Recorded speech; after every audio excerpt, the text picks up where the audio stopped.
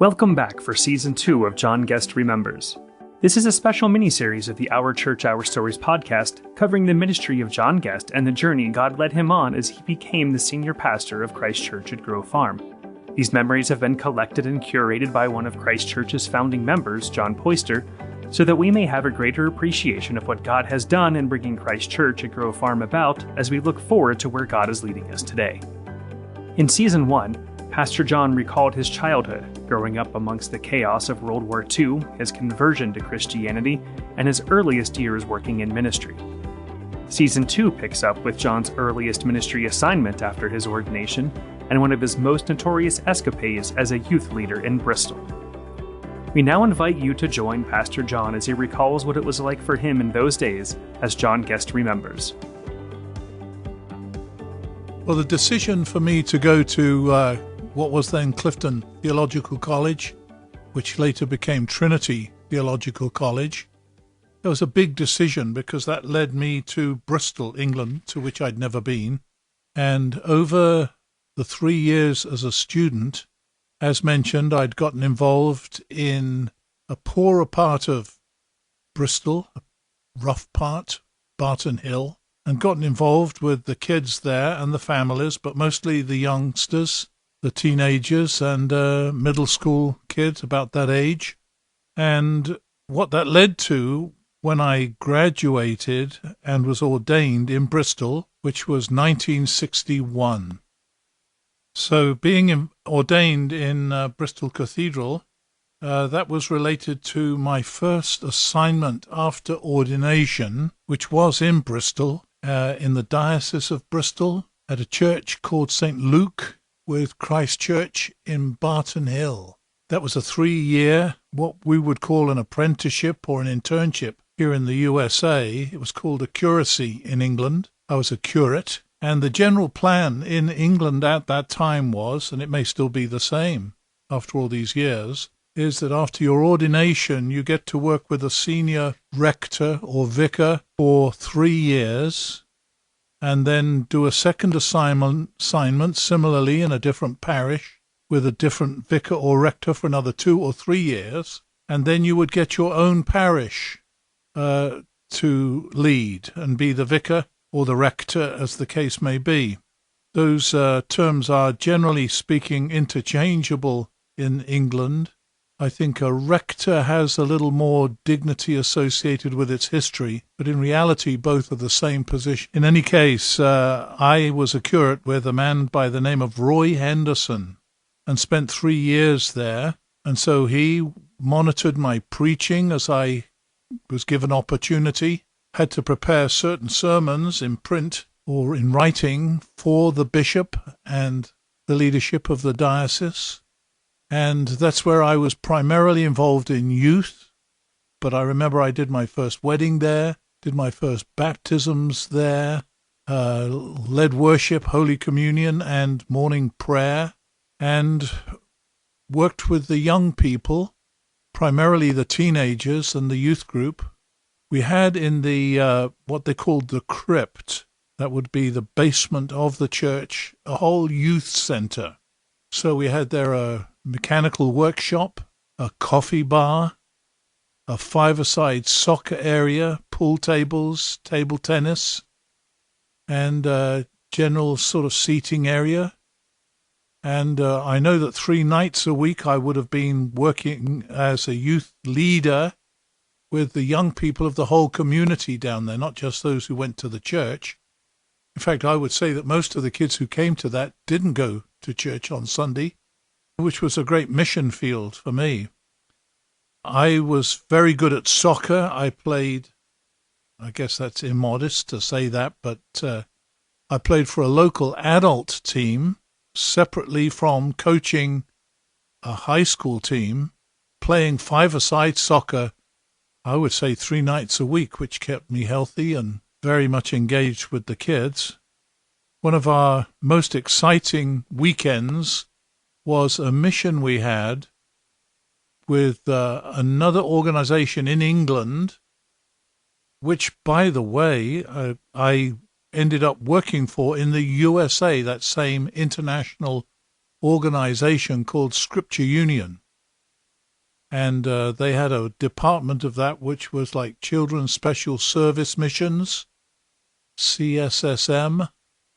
And we had a major weekend of evangelism when they brought in an evangelist.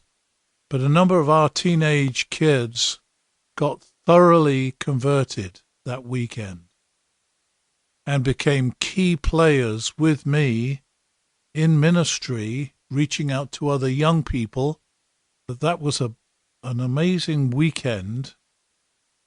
And since my heart was always in evangelism, having been one who got converted somewhat dramatically, having a real conversion commitment, that's what I sought for the other young people like I was at the time I got converted, and anybody else who would listen as well. So that weekend led to several of the young people getting converted and some other then brilliant initiatives in ministry. Along the way, I picked up a guitar and learned to play. And I didn't know how seminal that would become to the rest of my life and ministry. But I had an old guitar that I inherited from a younger brother, and it was very cheap and very difficult to play because the strings were so lifted up off the neck of the guitar. But that's what I learned on. And I had learned that there were 3 chords, that if you could play these 3 chords, you could actually play some songs and lead singing with young people. Well, culturally, across England, those were the halcyon days, the early beginnings of what became the English invasion. So here I am, ordained at 61, picked up the guitar that first year, started playing it, and began to write songs. I didn't know music, but I made up songs with the guitar in those 3 chords. I learned those 3 chords. What happened was I heard that there was a young lady, the wife of one of the students back at the college, my theological college, and she could play these 3 chords and lead singing. So I called her up on the phone and asked, could I come by for tea one day? Sounds very English. And would she teach me those 3 chords? And that's exactly what happened. I can't even remember her name or her husband's name, but I do remember the 3 chords. They were E, A, and B7. And those 3 chords, you could play anything that was basic, like What a Friend We Have in Jesus fits in with 3 chords. But I then started composing songs that had a rock and roll sound, and I was looking for Christian songs out of American songbooks that had more folk music-y songs, like What a Friend We Have in Jesus, more culturally relational than the classical hymns like Holy, Holy, Holy, or Praise My Soul, the King of Heaven. And I remember the first song I ever wrote was a driving rock and roll song about the second coming of Jesus. Jesus is coming to earth again. What if it were today? Jesus is coming in power and love to reign. What if it were today? That was my first song. And there were 2 young ladies and a guy. His name was Graham Hoyle. The girls were Elizabeth and Maureen. They all 3 had great voices, and we started singing together as a foursome, I singing with them, and learning these songs. And some of the other songs that were already becoming popular in a more contemporary vein in England. Because what I was doing was also happening even in Liverpool, where a group soon became recording artists called the Crossbeats. You can actually go online and find their music to this day. But I learned a number of their songs, and working together with these young people, we became an item in Bristol. So other youth groups began to ask us to come and play and sing. Years later, I sent a couple of young adults from Pittsburgh over to the same theological college, and one of them married a girl who remembered those days when, as she said it, there was John Guest with all these young girls trailing after him. Oh, Lord, thank you. Anyway, we were quite an item with this music and continued to develop it across those 3 years. We didn't have drums or anything else, just my guitar and the 4 voices. But we picked up on a Peter, Paul and Mary song and some of the Dylan songs, which are basically 3-chord songs. And so we began a piece of ministry which later became very influential here in the USA. Another drama had to do with this group of very rough guys, leather jackets, motorcycle riding guys in my community in Barton Hill, who became part of my youth group. And across those years, I got myself a motorcycle as well. About my 3rd year into my curacy, we decided, me initiating it and getting these tough guys with me, to kidnap the beauty queen of Bristol University and hold her for ransom. Now that sounds pretty rugged on the surface, like illegal and dangerous and could get you in jail.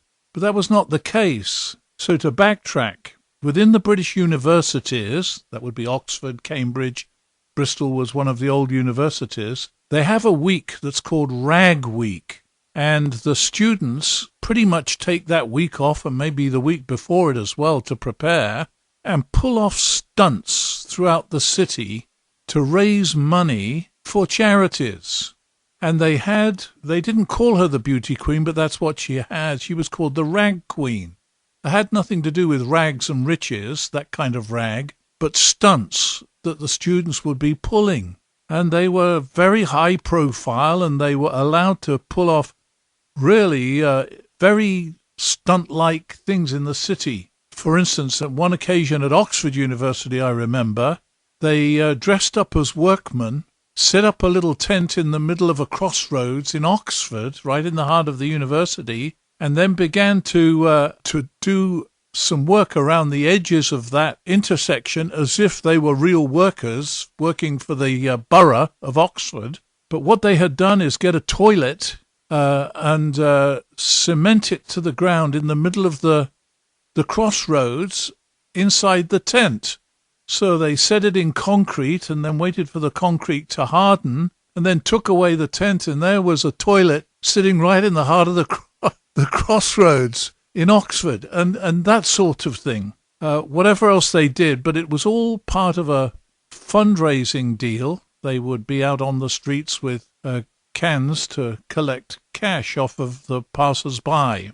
So the Rag Queen, the beauty queen of Bristol, we determined to hold for ransom. Now, other universities did this. What they would do to get some of the money that was being raised, say, in Bristol, would be that students from another university would come and kidnap the beauty queen, and so she was under guard all the time, because their ransom would be you'd have to take some of the money you raised and put it in their kitty for their charity. Well, I needed money for my youth group to pull off some of the stuff that we were doing. We were not a rich community. There wasn't a whole lot of money available out of the church. It was mostly just whatever I could raise. And so, amazingly, I put together the idea of a special day to raise money for, like, the RSPCA, the Royal Society of Prevention of Cruelty to Animals. I had posters made up. I had a special letterhead printed with that on, and myself as the chairman, the Reverend John Guest. And so it was a respectable charity in name. And I sent a letter with a phony address so that I couldn't be traced to the Student Union of Bristol University, asking if we could have the Rag Queen come and open this gala event to raise money for animals.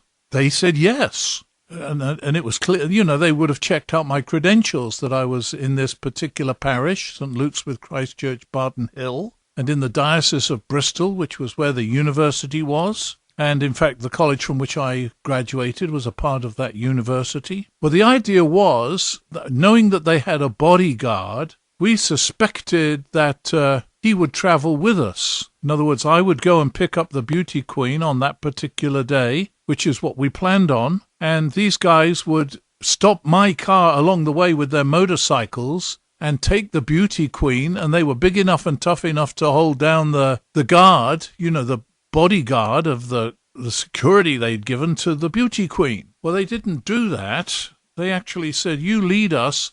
They had their own car, little sports car, and the bodyguard drove the car with the beauty queen. So we drove down to where we had set the site for this gala performance, like a fundraiser. It wasn't at my church, because I didn't want to incriminate my church at that point, and I'd actually put up a billboard outside advertising the event, and the beauty queen was going to be there. There was nothing going on at all, really, and I'd agreed with the pastor of that church to let me do it in another part of Bristol. So I ended up driving my vehicle with their vehicle following, and along the way, these guys with their motorcycles fell in behind us because it wasn't working out just as we thought. So when we got to the church where the site was, and there was the nice billboard outside, about 6 feet tall and 4 feet wide, and with the beauty queen advertised, we walked in through the gates and along the side of the building as if to go in. Well, my guys had cottoned on to what was going on. We didn't have cell phones in those days to communicate. And they moved in on the bodyguard and surrounded him outside this church. And it was my job, and I was there with my clerical collar on, looking as innocent as could be, was to inform the bodyguard and the beauty queen that she had just been kidnapped. Then we took them back. We took the beauty queen. The guy went back to the university and said, we're holding her for ransom for our youth group. So we would like you to contribute from your rag fund to our youth ministry. Well, he took off for the university and to the student union to let them know what had happened, which would have been very embarrassing for him. And we took the beauty queen back to St. Luke's with Christchurch, Barton Hill, where we had arranged a newspaper reporter to be there with a photographer, take the picture of me with the beauty queen, put it in the newspaper that day, and write up that we at St. Luke's with Christchurch had managed to kidnap the beauty queen and hold her for ransom. And having gotten that picture and all that information and off to the press, we took her to the suburbs of Bristol, where we had a home already prepared to hold her until such times as the university students came through with the ransom. Well, unbelievably, she escaped.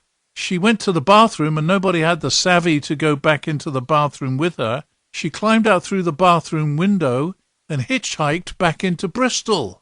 But in the meantime, this is very dramatic. This got the big time in the newspapers. They sent the bodyguard with a group of husky students down to my parish, St. Luke's with Christchurch, and kidnapped my vicar. They knocked on the door. The last he was seen that morning was a Saturday morning, was going out, being carried out, belly down, head first by these students, put in the back of a van and driven back up to the student union. And so the message was left with his wife that we would not get the vicar back until they got their beauty queen back. Well, that made headlines in the newspaper about a vicar now being kidnapped by the students and the circumstances of that kidnapping. Meanwhile, I went back to the vicarage and because I got that message via phone in the house where we were out in the suburbs. So I then shot back into town from the suburb and went to see the vicar's wife, Elizabeth. And so I knocked on the door and she came to the door and I said, do you mind if we don't get the vicar back? That we hang on to the beauty queen. I said, I can do the services tomorrow and preach if you don't mind not having your husband home. So she said, oh, that would be perfectly fine, and laughed about it, and that was that. In the meantime, the beauty queen had escaped, gotten herself back into town, so that when she got back, we got our vicar back. But, of course, now the reporters are calling up the bishop. The bishop is called a lord. So he was the Lord Bishop of Bristol and had a seat in the House of Lords, which is the senior governmental institution of British Parliament. You've got the House of Commons and the House of Lords. So he was the Lord Bishop of Bristol. And Oliver Tomkin, he was the bishop who'd ordained me, actually. And he was asked, what do you think of this, with your curate kidnapping the beauty queen, and now your vicar's being held, one of your vicars being held? He said, well, I think that's perfectly splendid, because it's all part of the game of getting money out of Rag Week for our youth ministry. So that was one of my memorable escapades to raise money for our youth ministry. We never got any money. We got a whole lot of publicity, which was valuable. We became kind of legendary amongst, church youth groups in the city. We pulled off a major coup in doing that. Sad to say we got no money, but what a story and what a memory. If you are enjoying this podcast, let us know on our Facebook page. You can find more episodes of John Guest Remembers and Christ Church's other podcast, Our Church, Our Stories, on our webpage, ccgf.org, or wherever you find your podcasts. Thank you for listening.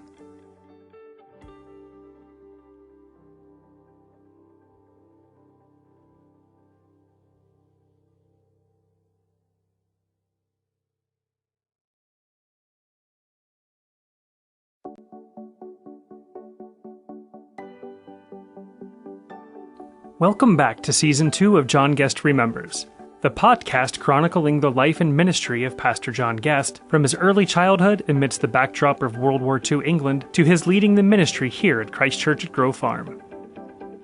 The stories in this podcast have been curated by one of the founding members of Christ Church at Grove Farm as part of our Every Member ministry effort, and is a mini-series of another Every Member ministry podcast, Our Church, Our Stories. You can find all of the episodes of John Guest Remembers and Our Church, Our Stories on our webpage, ccgf.org/podcast, as well as in all of the places you normally find podcasts by searching for CCGF Talks. This week, Pastor John recalls how his very busy ministry schedule led to some problems for him, which then led him to take his very first trip to America. We invite you now to join Pastor John as he recalls what it was like for him in those days as John Guest Remembers. I'd been burning the candle on both ends for years. Across all my engineering training, my adolescence thereby, all my teenage years, into my college years, I played soccer for teams. Actually, playing for a club team in London, we got to an All-England final. So that would have been when I was about 20 or 21 in those years, toward the end of my engineering training. And we got to an All-England final at the level at which we were playing, which was a couple of levels down from the pros that you see on television. But I was into soccer. I was into dancing. I would sometimes go dancing twice a week. Definitely into the movies of the day, and greatly influenced, as I have said earlier, by the American culture, movies, music. I remember going to see, I just recently saw it on TV, Elvis Presley in Jailhouse Rock. In fact, I took a young lady who became a good friend over the years. I introduced her to another young man, and they married. And she was really into Elvis. And so I took her to see Jailhouse Rock and was stunned that when Elvis turned up on the big screen, she whimpered. I was like, ooh, almost as if he were there and she's screaming in real life. But I was into the culture. I was definitely into young ladies, and that was my, those years. And then in college, I captained the college soccer team and cricket team, played in their tennis team, ran in a cross-country race, though it was I was one of the last guys coming in our team. That wasn't my gift. Very busy in that workaday parish that I've mentioned in Barton Hill with the kids there. I was off campus at least 3 times a week, involved in that. And then when I became ordained, I was doing the ministry stuff, running this youth group 3 times a week, running a soccer club, also playing in a soccer team myself. What it amounts to is, and this isn't, I'm sharing something that is not generally known, I had a complete emotional breakdown in my 3rd year, and I never let anyone know, but I became completely immobilized. So all I could do was sleep. I turned up for any meeting that I positively had to be present at. If I didn't have to be at the meeting or in the service at the church, I was in bed, completely wiped out. And that, I don't know how long that lasted, but it had to be 2 or 3 weeks. It could have been longer because it was like a blackout time for me. And I gradually regained my energy and capacity to work and got by all that without ever saying anything to anybody. I'd actually moved out of my landlady's house, she would have known about it, into an independent apartment in that 3rd year. So, and whatever it took to eat, I just got by. And that was complete exhaustion. And coming out of that, I still had my dinner with my landlady, who was just up the street from where my little apartment was. And one evening I came home. I was still living with the lady because I came in.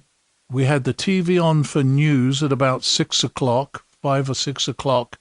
And that's where I first learned of President Kennedy being assassinated on the television. I remember that moment distinctly. And I remember another moment distinctly. There was a travelogue on English TV, and it was of a man going down solo in a little boat on the Jordan River, out of Jordan, down through Israel, into Galilee, which is where it pours into, and then it pours out the other side of Galilee and goes down into the Dead Sea. This was another piece of world history. He was doing this day by day, and it was being televised, and at the end of it, serialized so that week by week you'd get an edition of his travels, the things he saw, and this was on black and white television. We didn't have colour television in England in those days. I'm sitting watching that. So here he is by himself, making his way down the River Jordan. And the reason for his trip was this, that he was anticipating, so was much of the world, if they knew anything about it, the Jordan was threatened to be blocked off by the Jordanians so that the water wouldn't get through into Galilee and the rest of the Jordan and kind of cripple Israel, because that was a major source of water for all their irrigation. So this was touted as one of the last trips that anybody would be taking down the Jordan and into Israel on the Jordan. So that was the occasion.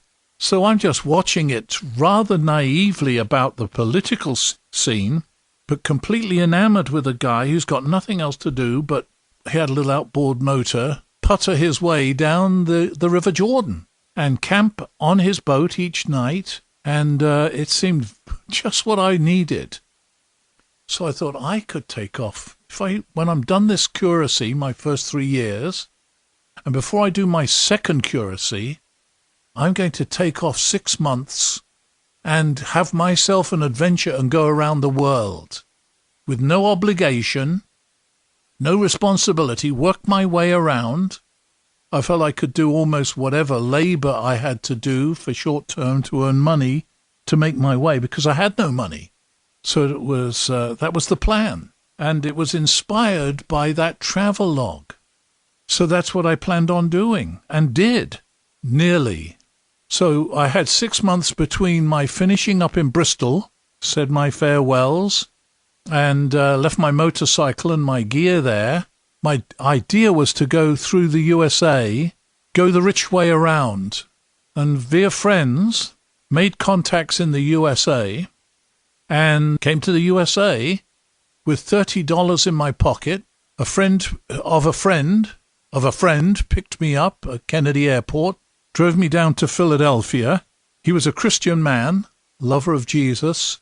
He was a salesman, and what we English, back in England in those days, thought every American was. Very loud, aggressive, sort of culturally obnoxious. And that's it. He picked me up at the airport in this fantastic vehicle, a 64 Chevy Impala, forest green, what we call British racing green. You know, when he sat against his half of the car with me on the other half, there was 4 or 5 feet between us, it seemed. And he drove very casually, leaning against the door, one hand on the steering wheel. I'd never had anything to do with power steering. No vehicle I ever drove in England. I had a driver's license as well as my motorcycle license, but no power steering, just little vehicles that were geared to be maneuverable. In any case, Tom Frierson was that man's name, and he changed my life in every conceivable way. They wouldn't let me into the U.S. because I didn't have any money, and they weren't looking for somebody else to become a dependent in the state. And via this friend of a friend of a friend, I got sponsored into the country. I'd actually gone to the American Embassy in London to get a visa to come into the country, and I wanted to come in on a visitor's visa. I was only coming for 6 months. They told me that I couldn't come in on a visitor's visa because I didn't have enough money to see me through the period of time that I intended being in the USA. And so I needed a green card. Well, via these friends, it was arranged that I could get a green card because the man who sponsored me into the country, who was the friend who got Tom Frierson to come and visit with me, he, via the friends of his in England, he was an Englishman living in the USA, was a very significant engineer. He worked for Haynes Hosiery, and he's the guy who invented the machinery that knitted pantyhose. And that was and he, by the way, had the similar engineering training to me, which was interesting, had similar qualifications, which we spoke of when we met later. But he earned big bucks. So he sent his information to the U.S. Embassy in England, and on the say-so of his promising to see that I didn't become a dependent of the state and that he would back my visit, cover my visit financially, I got a green card. But amazingly, this is just another little interlude, that cost me 2 of my 6 months. And for those 2 months, I lived with an aunt and uncle in London and drove a truck. I got myself a job. So here's the Reverend John Guest driving a truck around London, delivering different kinds of goods to restaurants.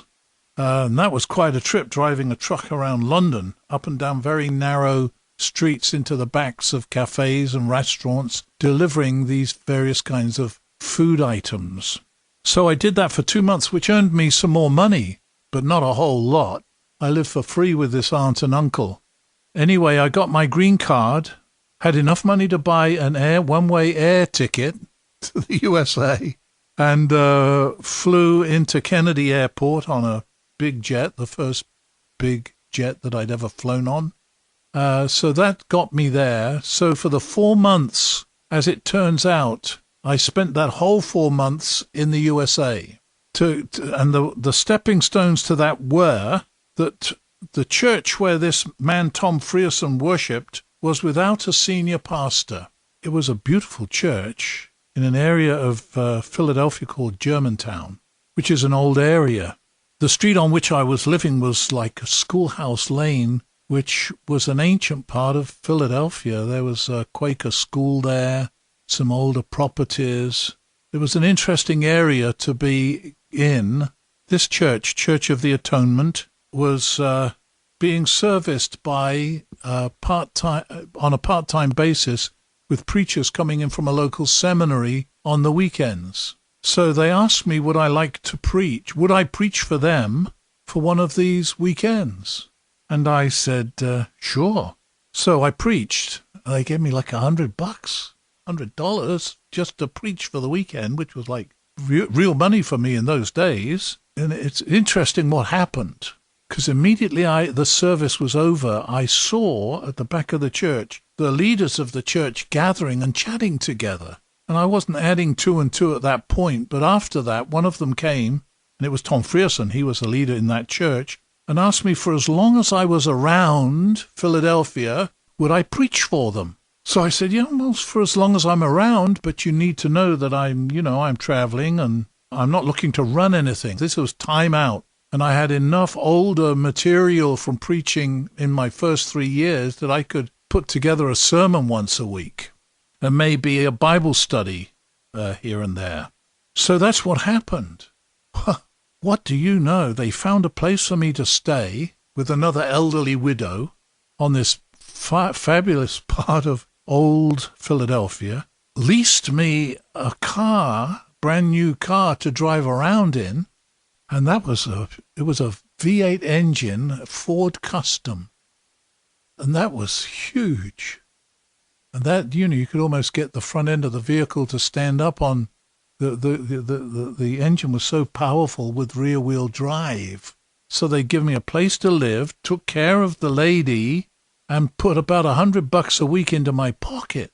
So that was working.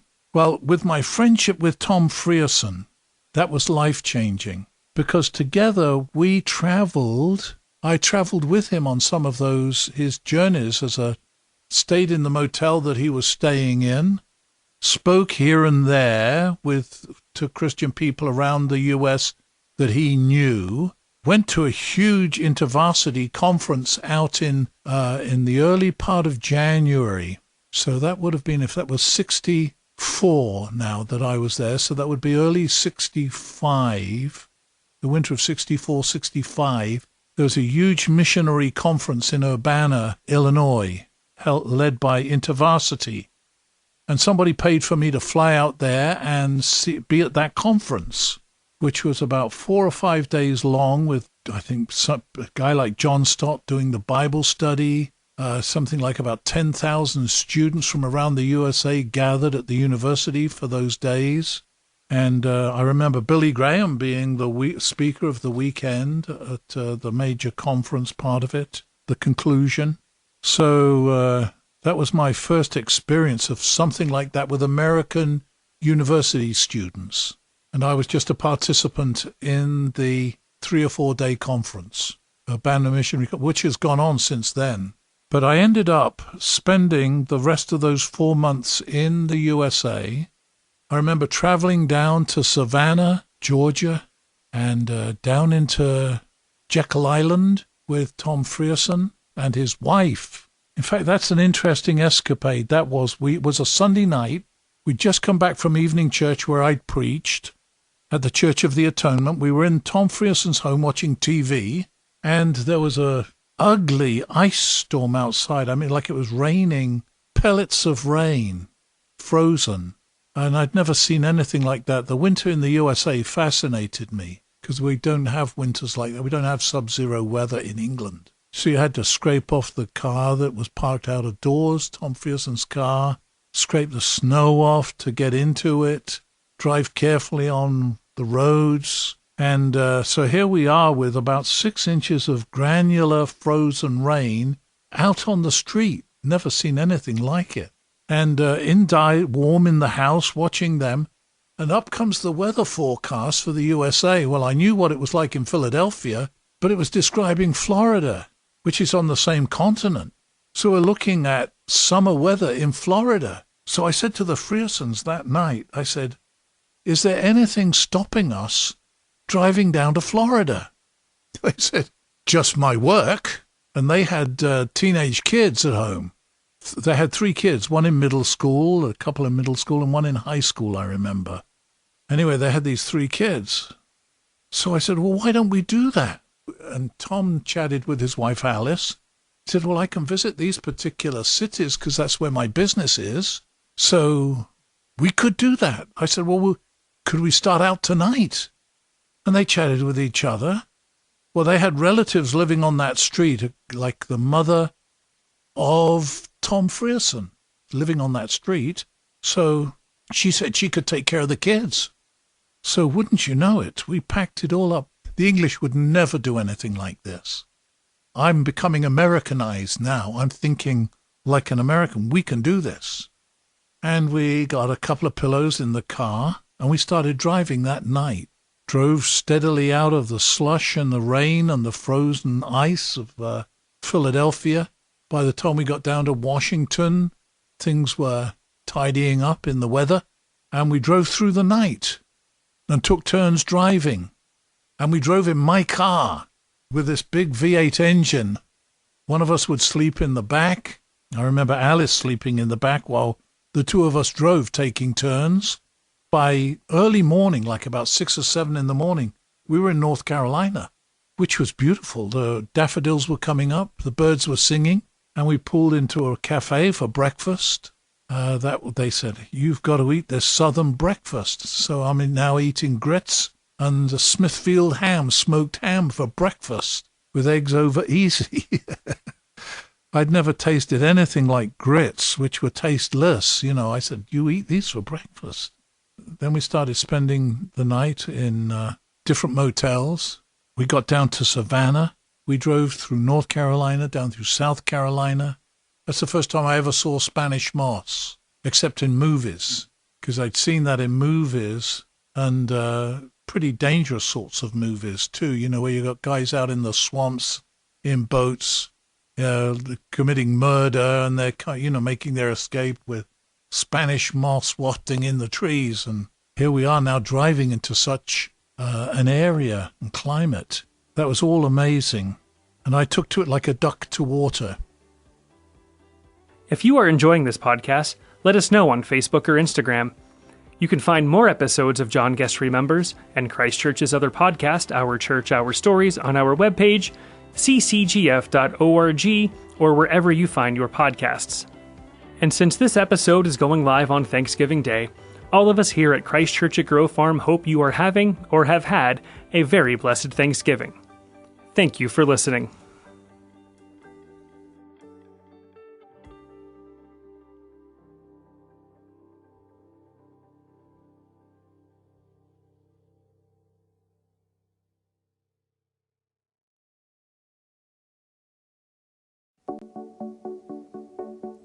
Welcome back to John Guest Remembers, the CCGF podcast chronicling the life and ministry of Pastor John Guest. We left off with Pastor John making his first trip to America. This week, John recalls some of his first experiences with American food, American cars, and American police.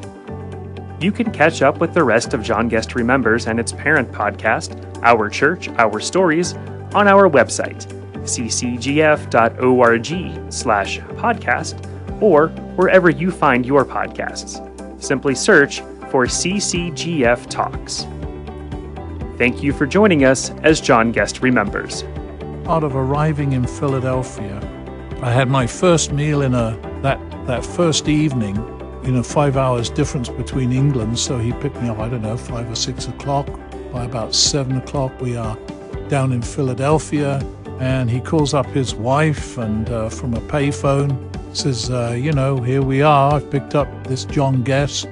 I think we'll go to a restaurant for dinner, and then we'll be home. So he took me to an American restaurant, and it was a Stouffer's restaurant in Philadelphia. I know that we had one here in Pittsburgh that I used to love to dine at down in the city. The first thing you get is a salad, and before you've even really gotten into your salad, your first meal, your first course is coming. That's really unusual. The salad course in England is all by itself. You don't get the next course till you've eaten your salad. Well, they delivered the meal. So I said to Tom Frierson, well, what do you do with your salad now you've got your dinner? He said, well, you kind of pick at it while you're eating your dinner, was his, exact phrase. So that's, I thought, oh, okay. But it seemed, awkward eating salad and a main cooked course. Anyway, we get back into Philadelphia, and they put me up at this kind of mission home on this schoolhouse lane, and that's where everything unfolded. But the next day, I go out onto the streets of Philadelphia, So I'm living in this 3 or 4 story building where missionaries home on furlough could stay.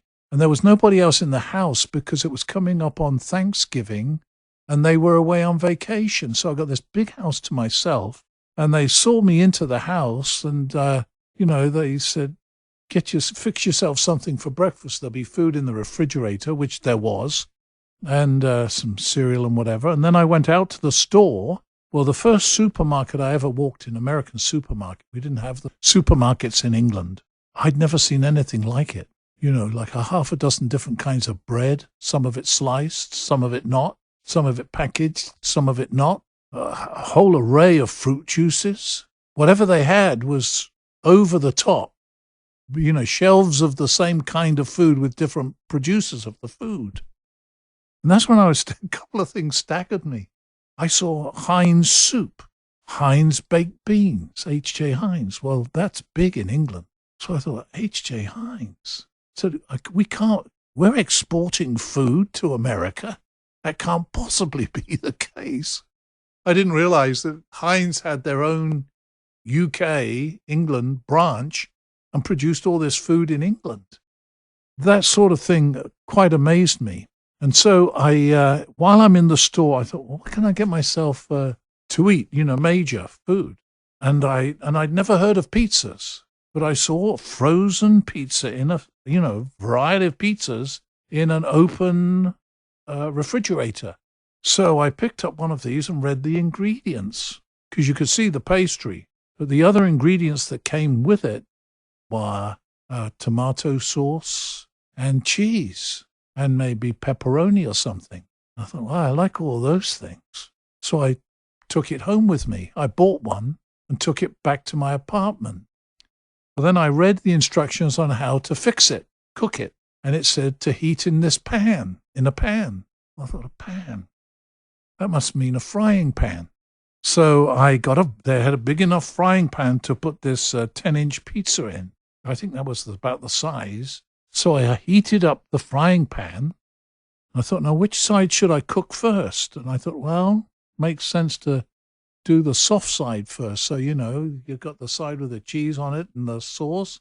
I put that face down in the frying pan and heated that up. Well, when it came to time to turn the thing over and cook the other side of the pizza, the dough, all the cheese and everything stuck to the bottom of the frying pan. So you lift it up and it's all, like stretching, stringy cheese. And I said, these dumb Americans. Oh, I really did say that to myself. What on earth do they think they're doing, having a cheese that sticks to the bottom of the pan like this? That was one experience. Another was this, going out onto the street, walking around the day line to go down to this supermarket that I found. I passed a policeman on the street, and he's got a pistol in a holster. So he looks more like a cowboy with bullets in his belt and a pistol in his holster. I said, whoa, this looks dangerous. He had a kind of casual saunter as he's walking around the street. It's not like he's stiff and starchy like an English cop.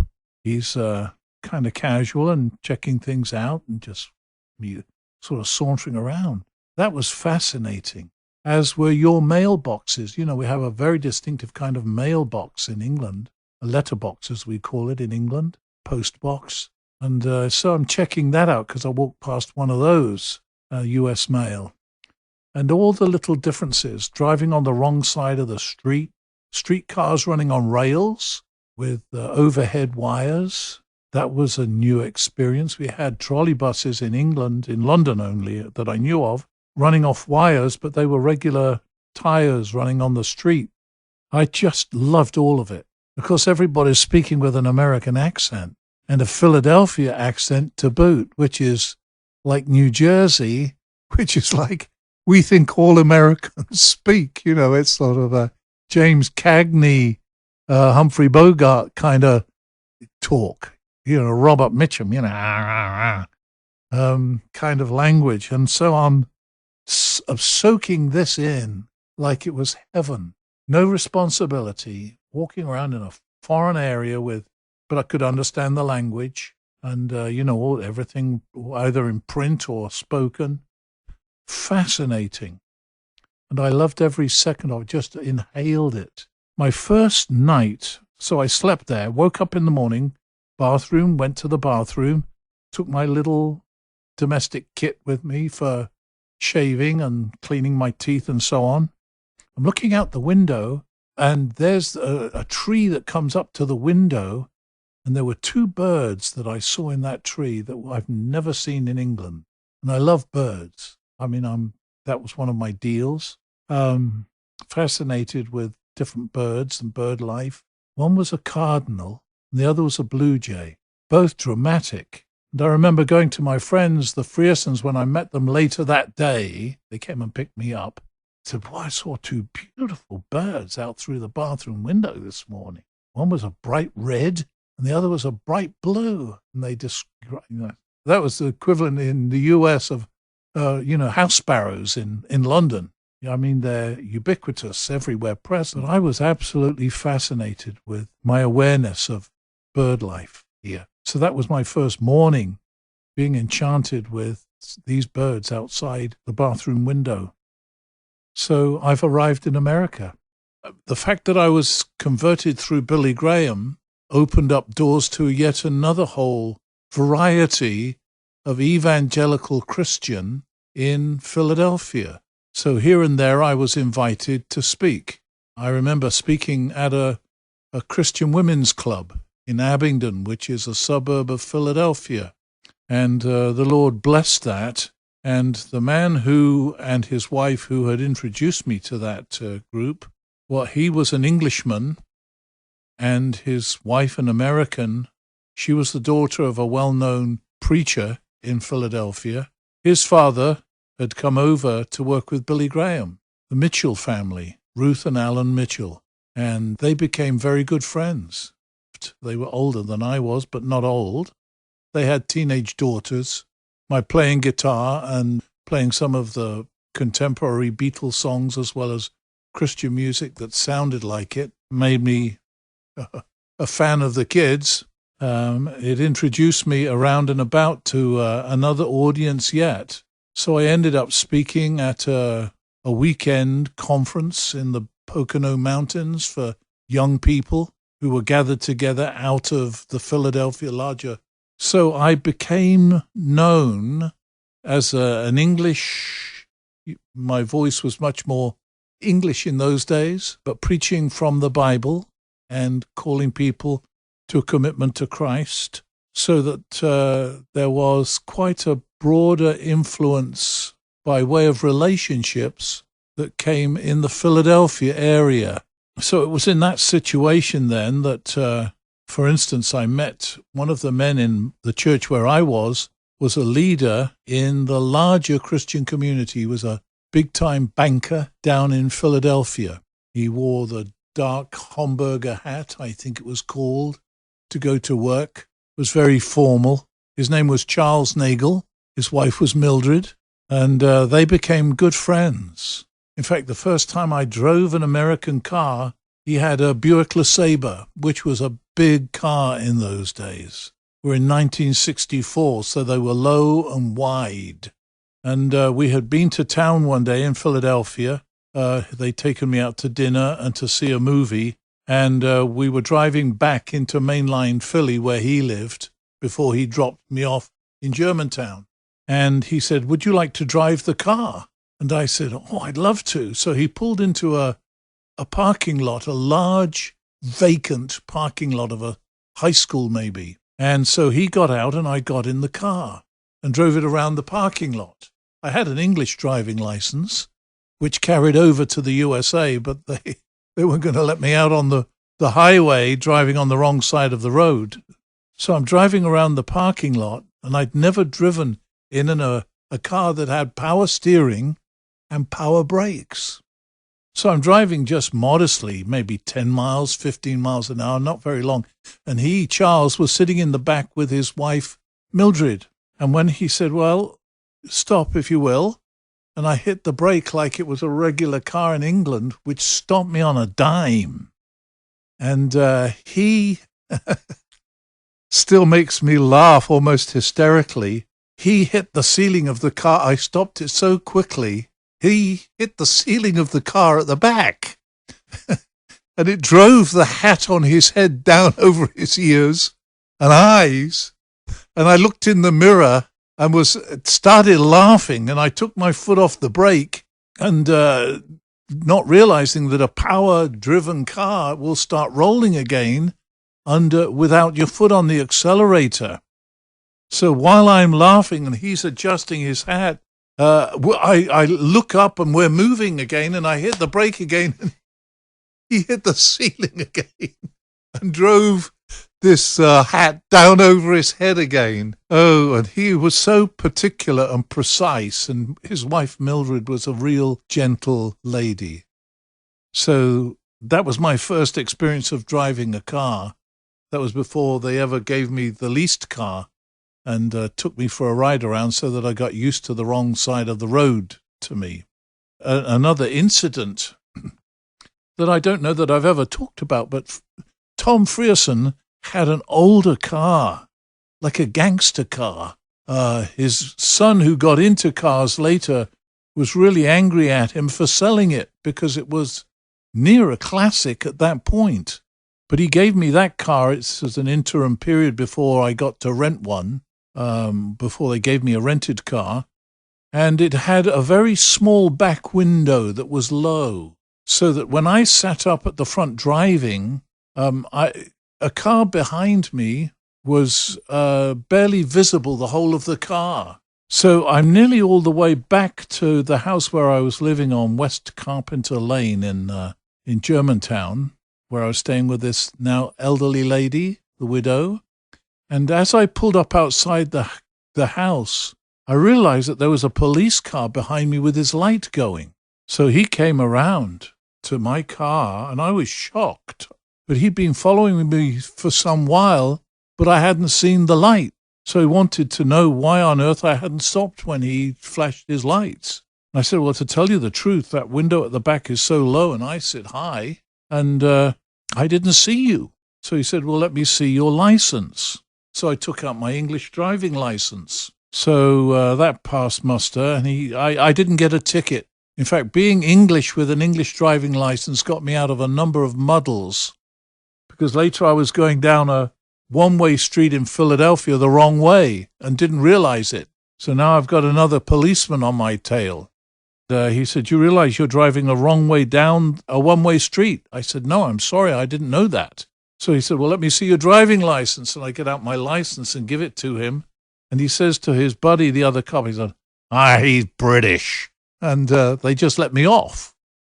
That trip that we spoke about, going down south in the rented car, coming back, we were going and coming, but we took liberties with the speed limit. In North Carolina, I remember getting pulled over for speeding, and we were going pretty fast. So the lights go on and the cops pull you over, and these were state troopers, North Carolina state troopers. Anyway, they pulled me over. Tom Frierson and his wife Alice were in the car with me, and so when they saw my English driving license, were very, very kind and said, you need to slow it down. But what was amazing, I had a camera in those days, old-fashioned regular camera with film rolled in it. So I had my picture taken with the two troopers, one either side of me, as if they were arresting me. You know, it was a lot of fun. So instead of getting a ticket, I got a photograph of myself with these state troopers in North Carolina. That British driving license was very useful. If you are enjoying this podcast, let us know on our Facebook page. You can find more episodes of John Guest Remembers and Christ Church's other podcast, Our Church, Our Stories, on our webpage, ccgf.org/podcast, or wherever you find your podcasts. Thank you for listening.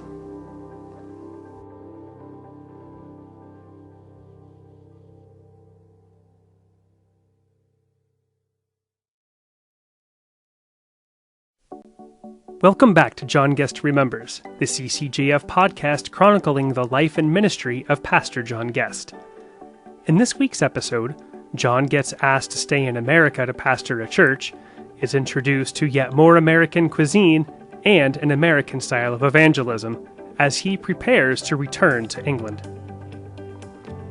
If you are just now joining us, you can catch up with the rest of John Guest Remembers and its parent podcast, Our Church, Our Stories, on our website, ccgf.org/podcast, or wherever you find your podcasts. Simply search for CCGF Talks. Thank you for joining us as John Guest Remembers. At the end of the 4 months, they being primarily Tom Frierson and Charles Nagel, to talk me into becoming their regular pastor, to stay. I had no intention of staying in the USA, and I had an appointment to go back to in Liverpool, already arranged before I left, and to do, as I've explained earlier, a second internship, which we called a curacy. So I'd done my 3 years in Bristol and was going up to Liverpool in a fairly rough area there, to spend 2 or 3 years. I wanted to follow through on that, but they, up like it seemed to me, out into the late hours one night, sat in with what became my little office at the house, trying to convince me that I should, go get my stuff and come back and be their pastor, and maintained. So the lovely thing was, and I saw this as a once-in-a-lifetime experience to come to the USA. It was time out. I loved the USA, had a wonderful time. So with the various places we went and the people we met, and even the food. And I was taken downtown to the Sunday Breakfast Association, which is a huge drunk mission. And alcohol was the major issue in those days. Alcoholics on the street and homeless. And they would go to the Sunday Breakfast Club, as it was called, association, for a place to live and work and detox and get themselves back together again. They had quite a warehouse where they took in furniture and sports goods and whatever that they sold or gave away. That's where I picked up my first set of clubs there, out of their warehouse. I went down there to speak, met the guy who ran the mission, who was quite a personality in Philadelphia, and we went out to lunch one day after to meet him and spend some time with him, and that's where I learned. He talked like an American, kind of almost like a gangster tough guy. He spoke about the least, the last, and the lost were the people he was ministering to. But we went to a very nice restaurant. Bookbinders, an old restaurant. Tom took us both there for lunch, and that was my first taste of an open-faced beef sandwich. They were ordering up food for lunch, and I said, "What should I order?" And so Tom said, "Oh, well, you should have one of these open-faced beef sandwiches. They're great." It came with mashed potatoes and a whole heap of gravy, and it was really, really good. You're eating cold beef, it seemed to me, cut, sliced, and stacked on top of the bread, and then the mashed potatoes and the gravy poured over everything, so the bread soaks it up. It was delightful. That was my first experience. Then he took me later to another famous restaurant, I think it was called Harvey's, where the Philadelphia cheesesteak sandwich was invented. So I had one of those and got addicted to that. And all the while, Tom and I would be talking about the Lord. It wasn't just about the food experience. I mean, meeting the man who ran the mission. I ended up spending, I think it was that trip, maybe it was when I came back again, a camping experience with kids from the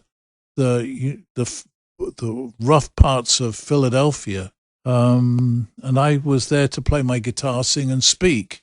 And all this was connected to, interwoven with, how Christ had come into my life. And, Tom would get me to talk about becoming a believer and why had I gone into the Church of England, which was much more formal than their style. So those conversations would go on in amongst all these other experiences. And Tom would always try to evangelize the wait staff.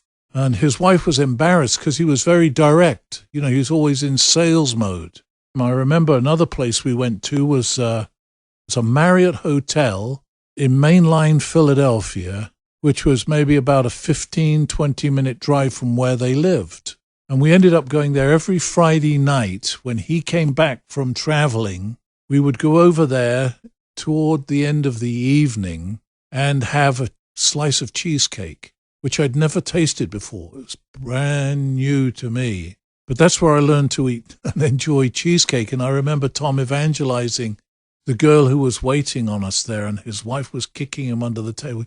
She was embarrassed at his desire always to share Jesus, you know, because the way he would chat to the waitress, she knew he was setting her up to be able to talk to her about the Lord. And all that was very impressive to me because I didn't know English people like that. And he was unashamed, unabashed, and very strong, articulate.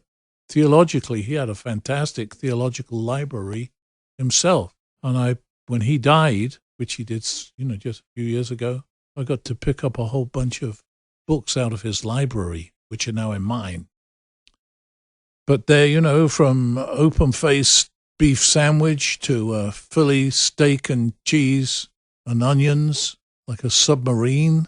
I asked, why do you call them subs? You know, submarines? That was a whole new language over here. I never did get an answer to that.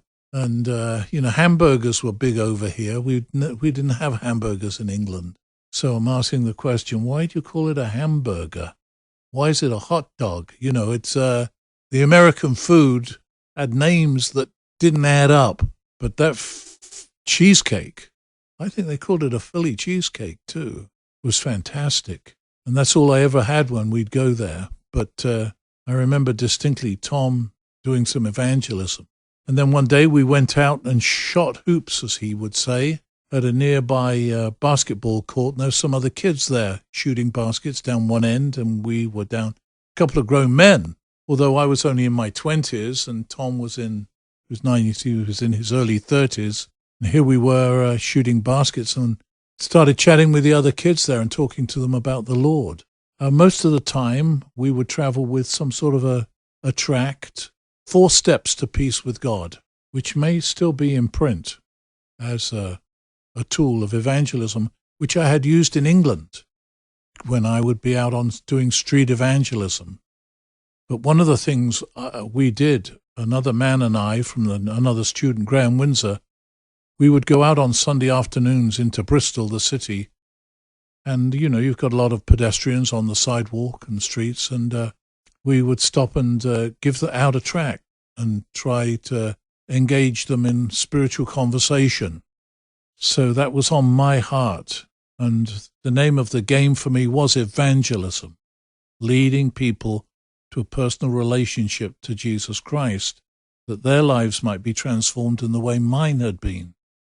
So those tracts were always somehow in my pocket or in my briefcase and would give them out. And so I remember with Tom Frierson evangelizing those kids on the basketball court. It was his lifestyle, and it taught me to be much bolder, though I thought myself, by English standards, to be quite bold. But by Tom Frierson's standards, I was in kindergarten. I did ask him on one occasion how it was he got serious about the Lord. Well, he had been raised to go to church, like a lot of kids. He knew about the gospel. He went into the army at 18, ended up with a nice soft job in the army, like in Bermuda or someplace on an airfield. And when he was flying back into the USA, for some reason he decided that when he got back and got out of the army, he was going to be serious about the Lord. And the major influence in his life was his grandfather. And he told me, and I've never forgotten, he said, my grandfather had a rocking chair, and I would love to climb into his lap and he would rock me in his rocking chair, and he would sing to me the old hymn, "There is a fountain filled with blood, drawn from Emmanuel's veins, and sinners plunged beneath its flood lose all their guilty stains." That's the first verse. And Tom said he would sing that to me. He said, it's etched in my memory. So that was a major influence, just his grandfather rocking him and singing that old hymn, which was written by an Englishman. That's how Tom became serious about his faith. So at the end of it all, when it came time for me to go back to England, it was in March. In fact, I know the date because it was St. Patrick's Day. And part of my adventure was this. I came over on the huge British Overseas Airways jet. And that's the first time I'd ever flown in a jet. I had flown in a small private plane prior to that, but I'd never flown commercially. So when I got on that jet, it was all a fascinating deal. Well, going back, I had planned to broaden my experience, so I had booked a passage on the old Queen Mary, which today is moored at Long Beach, California, as a hotel. But I'd booked a passage on the Queen Mary, and so they drove me up to New York to board the boat with my one suitcase of clothes. And it was St. Patrick's Day. Well, New York City goes mad on St. Patrick's Day, and he hadn't thought about that. So it was very difficult getting around New York, at least to get down to the harbor area where the boat was docked. So I experienced St. Patrick's Day on Fifth Avenue, I think it is, where the parade is, and saw something of that on my way to the boat. And so that concluded my American visit. And that was another whole experience. And it was a very rough trip, as it turns out. I mean, there were waves out there that washed over the deck of the Queen Mary. And I found myself getting seasick, which was another experience, going down the stairs into where my room was, and, with the boat rising and falling, it's like you almost had to run down the stairs to keep up with the stairs as it would go down, and then it would come back up at you. So I was able to get from the ship's doctor something to quell my seasickness. It didn't stop me eating. The food on the boat was fantastic, and, young, single, athletic guy, I could put it away and enjoyed it. And so we got back to England, and I remember catching the train back up to Bristol where my stuff was stored, and then to take it on up to Liverpool. And America in the winter gets so cold that when you come out of the winter into the springtime, all the grass has been like burned. It's almost like a hayfield color. Lawns are washed out yellow. And I'd never seen that before. But getting into England where everything is lush and green, almost wept to be back in England. There's a very famous poetic line, "If I should die, think only this of me, that in some far-off land, in some far-off distant place, is a plot of land that will be forever England." Anyway, it was lovely to be back in England, but to see the green fields, I took a train up from Southampton to Bristol. It was, I was almost in tears to see England again, to be home. If you are enjoying this podcast, let us know on our Facebook page. You can find more episodes of John Guest Remembers and Christchurch's other podcast, Our Church, Our Stories, on our webpage, ccgf.org, or wherever you find your podcast by simply searching for CCGF Talks. Thank you for listening.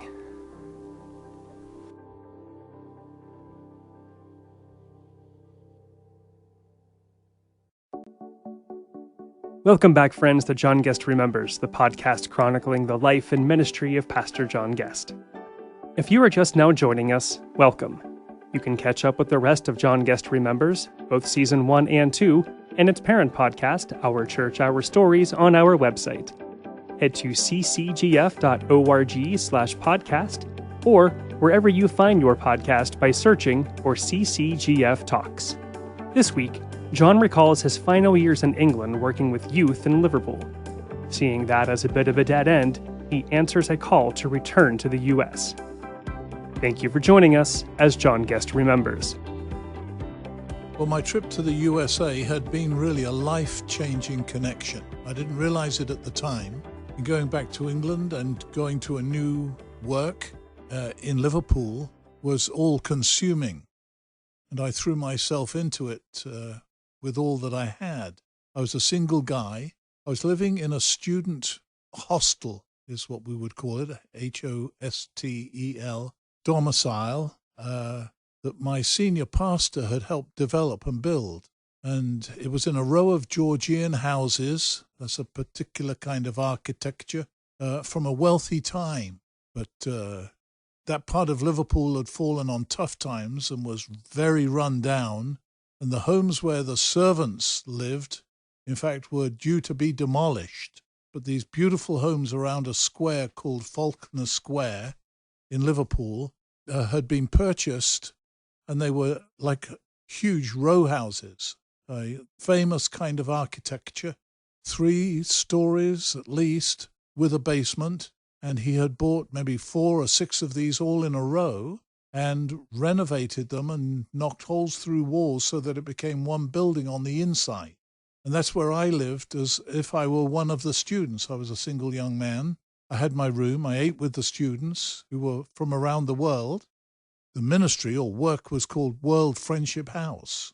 And Sidney Goddard, the Reverend Sidney Goddard, was the man who made that all happen. And he was my boss because he was vicar of the parish that I went to serve, which was St. Saviour's in Liverpool. And while we were there, I lived just like one of the students. I dined with them. They had a chapel service that was available to them. I worked with the parish. That was my responsibility. I lived with the students, but I worked with the community.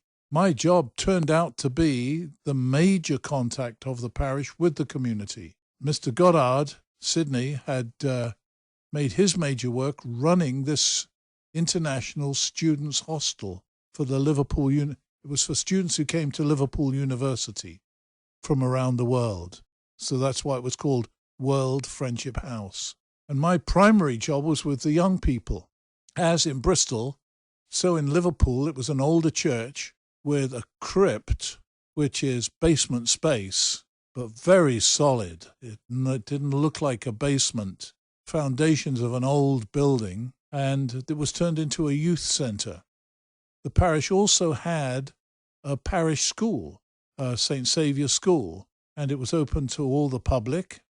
It really functioned as a school that belonged to the public, but we had Christian services there. And I would teach the kids. I would go into the classroom and speak about the Lord. And I remember taking some of my experiences from the USA and talking about them with the kids and using them as illustrations of God's influence and how they could have the Lord in their lives. And one of the things that happened there, apart from running this youth center ministry, and these were from kids off the street, we had a 5-a-side soccer area again. We had a coffee house. We had other recreational areas. It was quite an extraordinary venture. And I think, spent maybe at least 3 nights a week, 3 evenings a week with the kids, and then weekends and other times with them, going to see Liverpool play soccer. They were all Liverpool fans. There was a second Premier League team in Liverpool called Everton. So 2 big professional teams. The area where I was supported by the Liverpool team. So I remember driving with them to see Liverpool play. And this is Major League. And there was an area of the ground called the COP, C-O-P. And that's where you all stood. There were no seats. In those days, no seats. So it's like you stood thigh to thigh, belly to bum, crowds, nearly all men. And they would sing together and they would sway, and they had these crash bars to stop you all sort of crushing each other down to the field. They've changed that kind of format now because of the danger of it, as they became more and more safety conscious. But I remember taking the kids, and I had this, it was called a dormobile. It was a kind of van with seats. I was working with that. I could take a group of kids. Maybe we'd stuff. There was, again, no rules about the numbers that I recollect, but we'd put 10 or 11 or a dozen kids in the back of that, squeezed in. And that's, there are some other stories associated with that. But I took a crowd of these boys down to see Liverpool play Chelsea. Well, Chelsea is a London team. That's in the south of England, obviously. Liverpool, the northern team, in the north of England. So that was a kind of a needle game, one of those massive confrontations, cultural confrontations. And I was from living in London. I could talk like a Londoner, though that was not my style of speech. So I'm with the guys from Liverpool who all talk like the Beatles, like this. And we went to see them. And Chelsea beat Liverpool that day, something like 2-0. A very tight, close game, brilliant soccer. So driving home, I remember asking, I said, well, how do you like the game, lads? They say, a bunch of cockney pigs. That's how they described the Londoners, a bunch of cockney pigs. Anyway, they were not happy about the result, but we had great fun, many relationships. And I remember with other trips we would take, there was a song they would all start singing, and the van would start rocking as they sang it. It was like this: we're off, we're off, we're off in a motor car. 40 coppers are after us and they don't know where we are. We're off, and they just keep singing that in a cycle. Coppers being the police, don't know where we are. That would happen along the way. But that was one of our escapades. But my calling in my gut was to introduce these kids of the street to Jesus. And I had been to this Mayflower Family Centre in London. So I'd brought those same 2 rules to Liverpool. When we close down the club, you all get out. Rule number 1. Number 2, when I talk about Jesus, you shut up. You're quiet. But ahead of talking with Jesus there, I did the same thing as in Bristol. I would wrestle these kids on a wrestling mat, which was like a padded mat of, something about 20 feet by 10 feet, a biggish mat. And I would take them all on, and they'd pile in on me. Well, they can't really do you a whole lot of damage apart from their weight, but I was a young guy in my late 20s, and I could, there'd be 15, 20 kids on top of me. And I remember how I'd get the kid nearest to me fighting for me by grabbing a hold of the back of his leg and putting it like a real tough pinch on the back of his thigh, and it was killing him. But he had kids on top of him. He started fighting to get them off because he wanted to get away from the pain that I was causing him. It was a lot of fun, but, we'd work up quite a sweat in that. That would last only 10 or 15 minutes, but it was a lot of energy. Then we'd pile into the coffee bar, as we called it, and I would talk about Jesus. So that was a part of it. I played 5-a-side soccer with them 3 nights a week, and they were very good soccer players themselves. And I, as I think may have mentioned earlier, played for a team that got to an All-England final at the level at which we played, which is a couple of levels down from the pros, but very good soccer. So I could hold my own with these kids. And so it was a tremendous time of relationship building. But the area was due for demolition, redevelopment. Not the Georgian houses. They were classic and pretty well cared for at this point.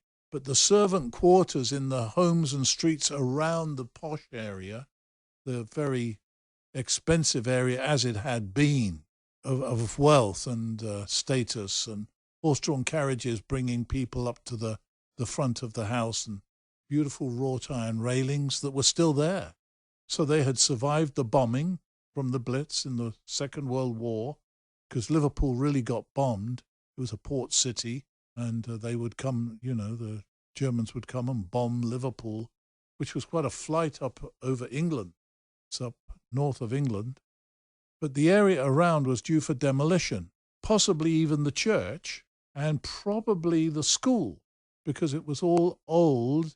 The word was, from some of the leadership in the city that I worked with in Liverpool, that when they redevelop an area, if you, like a church, had a youth ministry, a youth centre, and that got demolished, they would rebuild at their expense a new youth centre for you as part of the community. And so I went down to speak to the authorities. Now, it's hard for Americans to grasp that in England, the Church of England is the Church of England and has real status, even to this day, in England.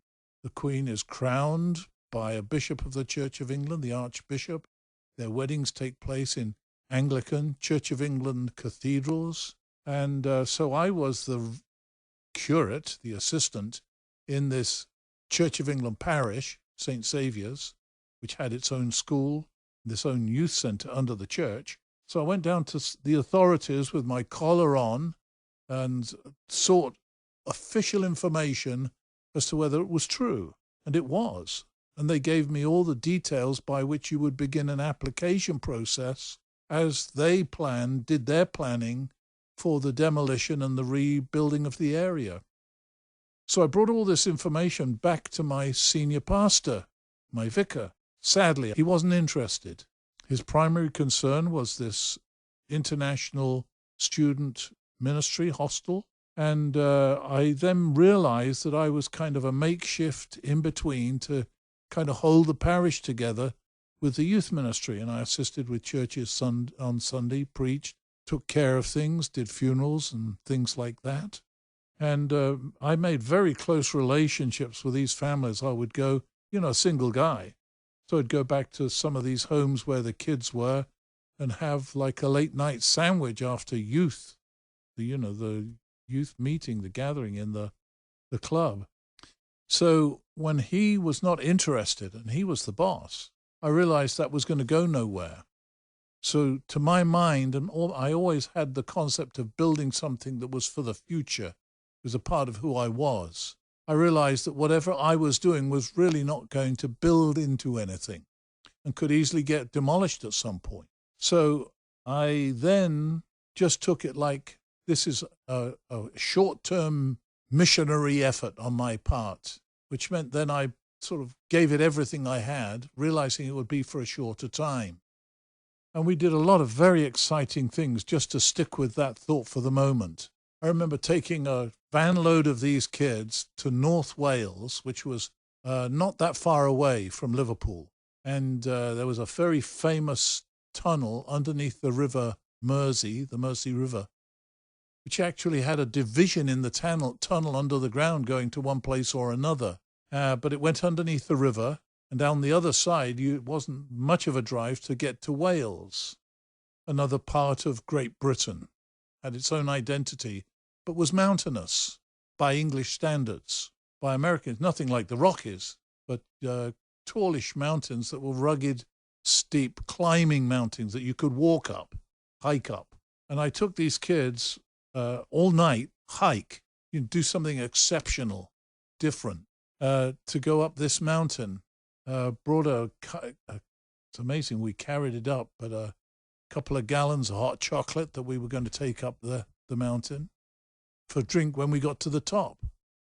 And the idea was to get to the top by dawn and see the sun come up at the top of a mountain in Wales.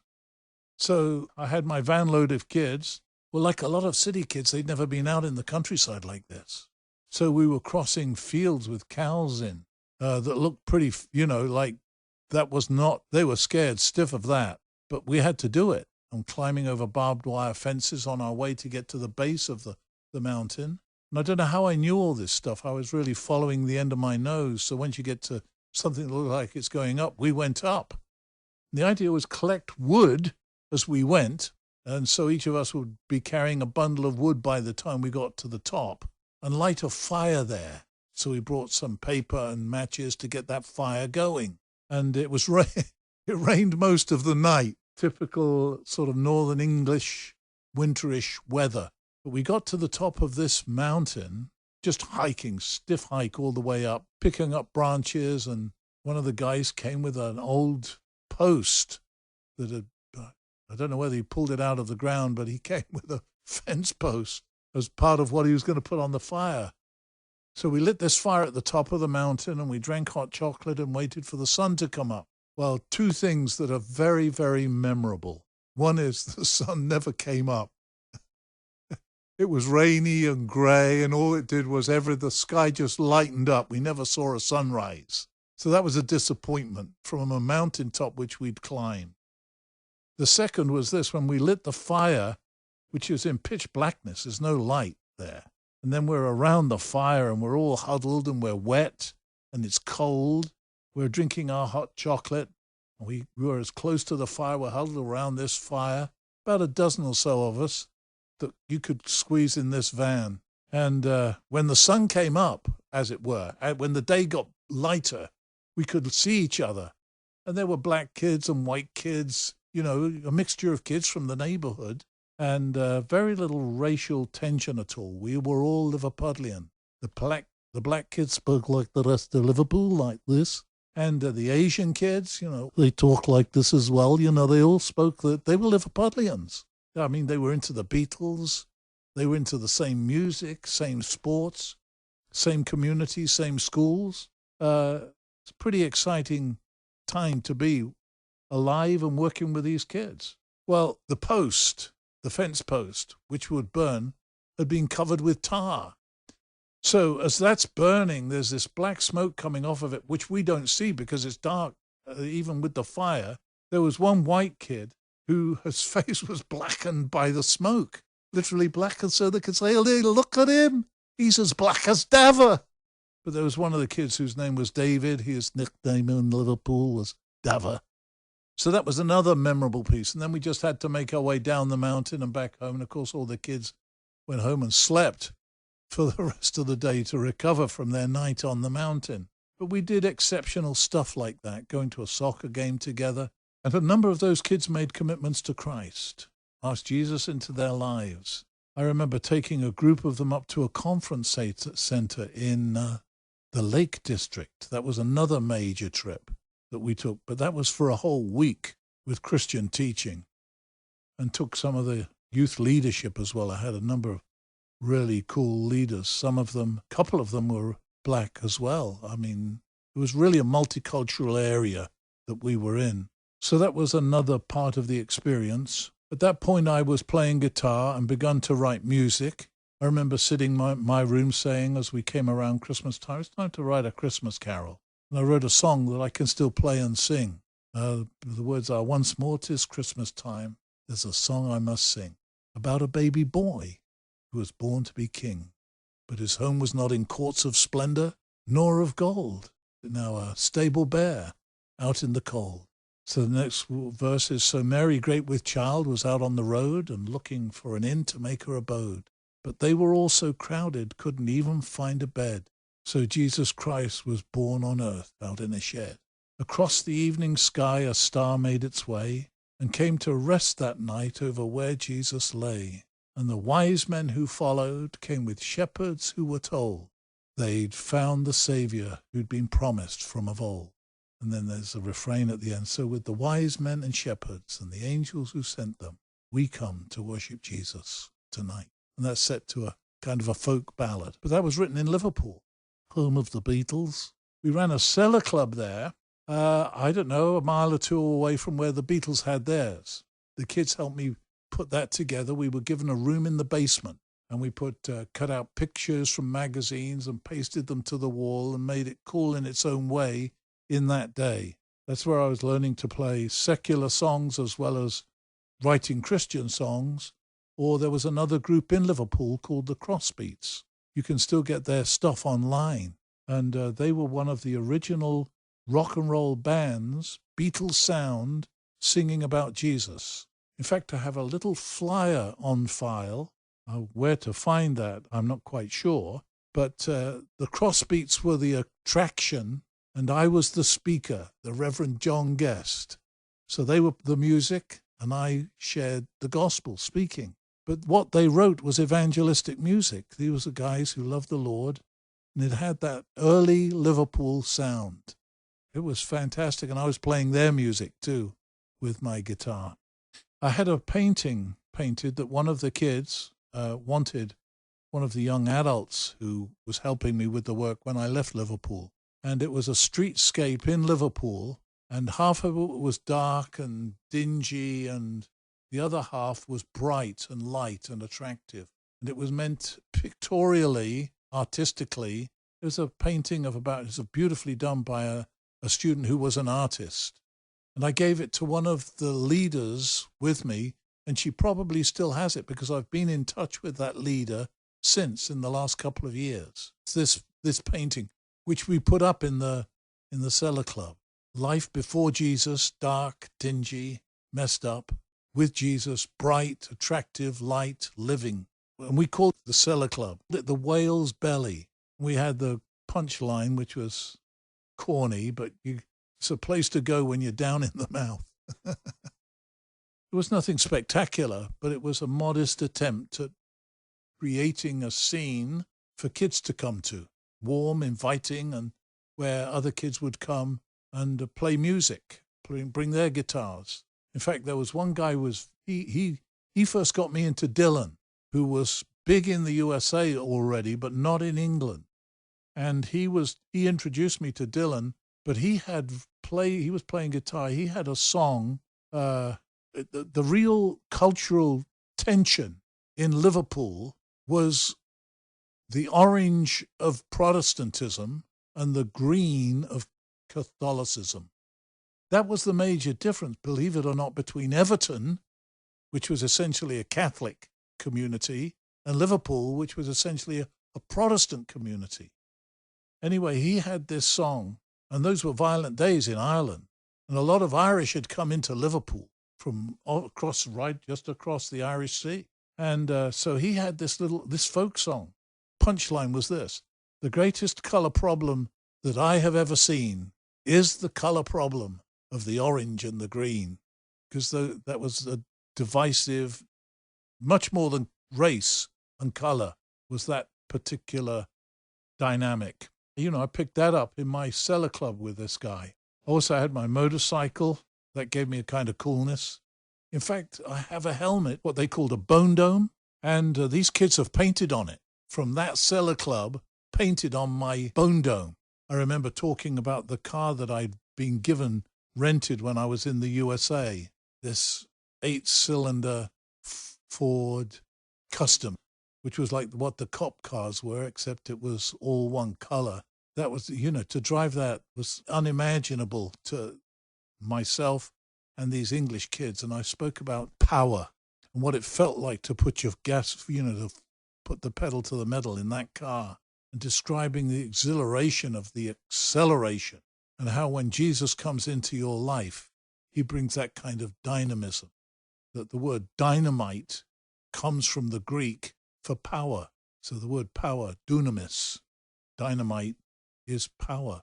And the power of God's Spirit in you is life transforming. So I remember teaching that and using that car as an illustration. Well, because I'd gotten into music and I started playing songs, the Beatles wrote a song for Peter and Gordon, maybe it was, Don't Lock Me Away. I learned to play that and that kind of stuff, but along with Jesus songs that sounded like that. So that music was everywhere. And there were so many other groups came out of Liverpool alone. Jerry and the Pacemakers, Freddie and the Dreamers, Herman's Hermits. Yeah, they were from around Manchester, but that part of England. And there was the guy who sang Ferry Cross the Mersey, Jerry and the Pacemakers. We used to ride the ferry boat for an outing. Cost you a few pennies.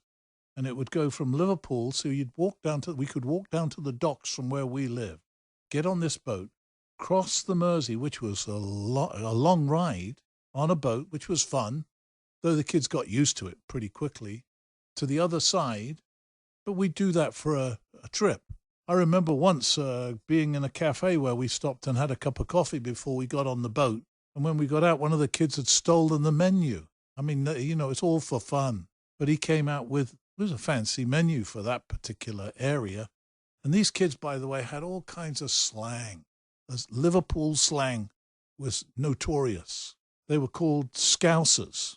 I wouldn't, you make up the spelling, but they were Scousers, which is not a derogatory term. So they had a meat pie that was called Scouse pie. And so, it was a snacking food. Like you get fish and chips. In Liverpool, you'd go and buy this Scouse pie, which was a walk along the street, eat the pie. It's a pastry-covered, pastry top with meat on the inside of some sort, ground beef with a bunch of vegetables. back alleys they called bondies, running down the bondi, hey la. And then they called each other la, hey la. In fact, one of the songs, hey la, hello, la, cha, cha, hey la, with one of the Beatles kind of rhythmic things. Well, that's hey la, hello la, which is Liverpudlian. That whole, just their slang tied together. And Penny Lane was close by. A bus used to come by where I lived. So that became one of the songs I sing. But Penny Lane was a real street. Like America was a different culture. Liverpudlian was a different culture. And I got into it. So I didn't talk like that with them, but I learned to talk like them because I didn't want them to think I was mocking them. But you got to learn, you pick it up very quickly. Because and what got me into that was the guy stealing the menu as we're walking down. So he whips it out from under his coat. He said, "Look what I got here, la." I said, "What do you take that for?" He said, "Well, it was, it's lying around. I brought it with me." It's meaningless rascalry. They called a sandwich a sarnie or a butty, like a butter. They take French fries and put them between two slices of bread, and that was a chip butty, chip sandwich. Sarnie was another word they used for a sarnie. Sarnie la. Fried egg sarnie when I go somewhere to, with some friends at night. Those were, you can see I enjoyed those days. It was the scoundrels. I'll tell you one thing I did, because I wanted to out-scoundrel them. We were driving down this alleyway, this Bondi, in my dormobile, and I had a kid with me, just on the front seat with me. It was like a bench seat at the front. And I said, "Here, take the wheel." And I said, so he leaned over and I said, "Now you're driving." And he was horrified. The walls were close down this alleyway, and he's got the wheel. And we actually scraped the wall before I grabbed it off him. My boss wasn't too pleased about that, but I didn't tell him how it happened. But they were proud of the Beatles. We would take Help when that came out, when that hit, big song, big movie, Beatles movie. We would change the words of it. We'd sing it. We'd turn that into "It's Jesus We Need." And we didn't make an album of that. So you'd need didn't print it or sell copies of it. But we used that kind of music, those kind of songs, like Eleanor Rigby. That's about a priest in Liverpool. And what's the meaning of her life? Well, I wrote a song about a Mrs. Chisholm, because there was this long, lanky kid in our youth group, Clinton Chisholm. That was his name. Sounds rugged. He wasn't a rugged guy. He had a rugged mother. And he said, "Hey, you got to come round to meet the old girl," which is come round to meet my mother. So I went around to his house, and it was a kind of run-down, squalid part of the house that was going to be demolished. So I met Mrs. Chisholm, and I ended up writing a song called Mrs. Chisholm's Weekend, which is about going to work to earn money, to buy food, in order to live, in order to get up and go to work to earn money to buy food. But that's on an album that's been published here in the USA years ago when it was vinyl. You can still get those albums, by the way. They're worth about $250 unopened now. But that kind of going to work to earn money, kind of, where does that all lead? What's that for? It's great to share Jesus with these kids. Recently, I get text message, email rather, through Christchurch at Grove Farm, and a girl who was in that youth group in Liverpool is now a grown woman here living near Dayton. And she had tracked me down online and sent an email.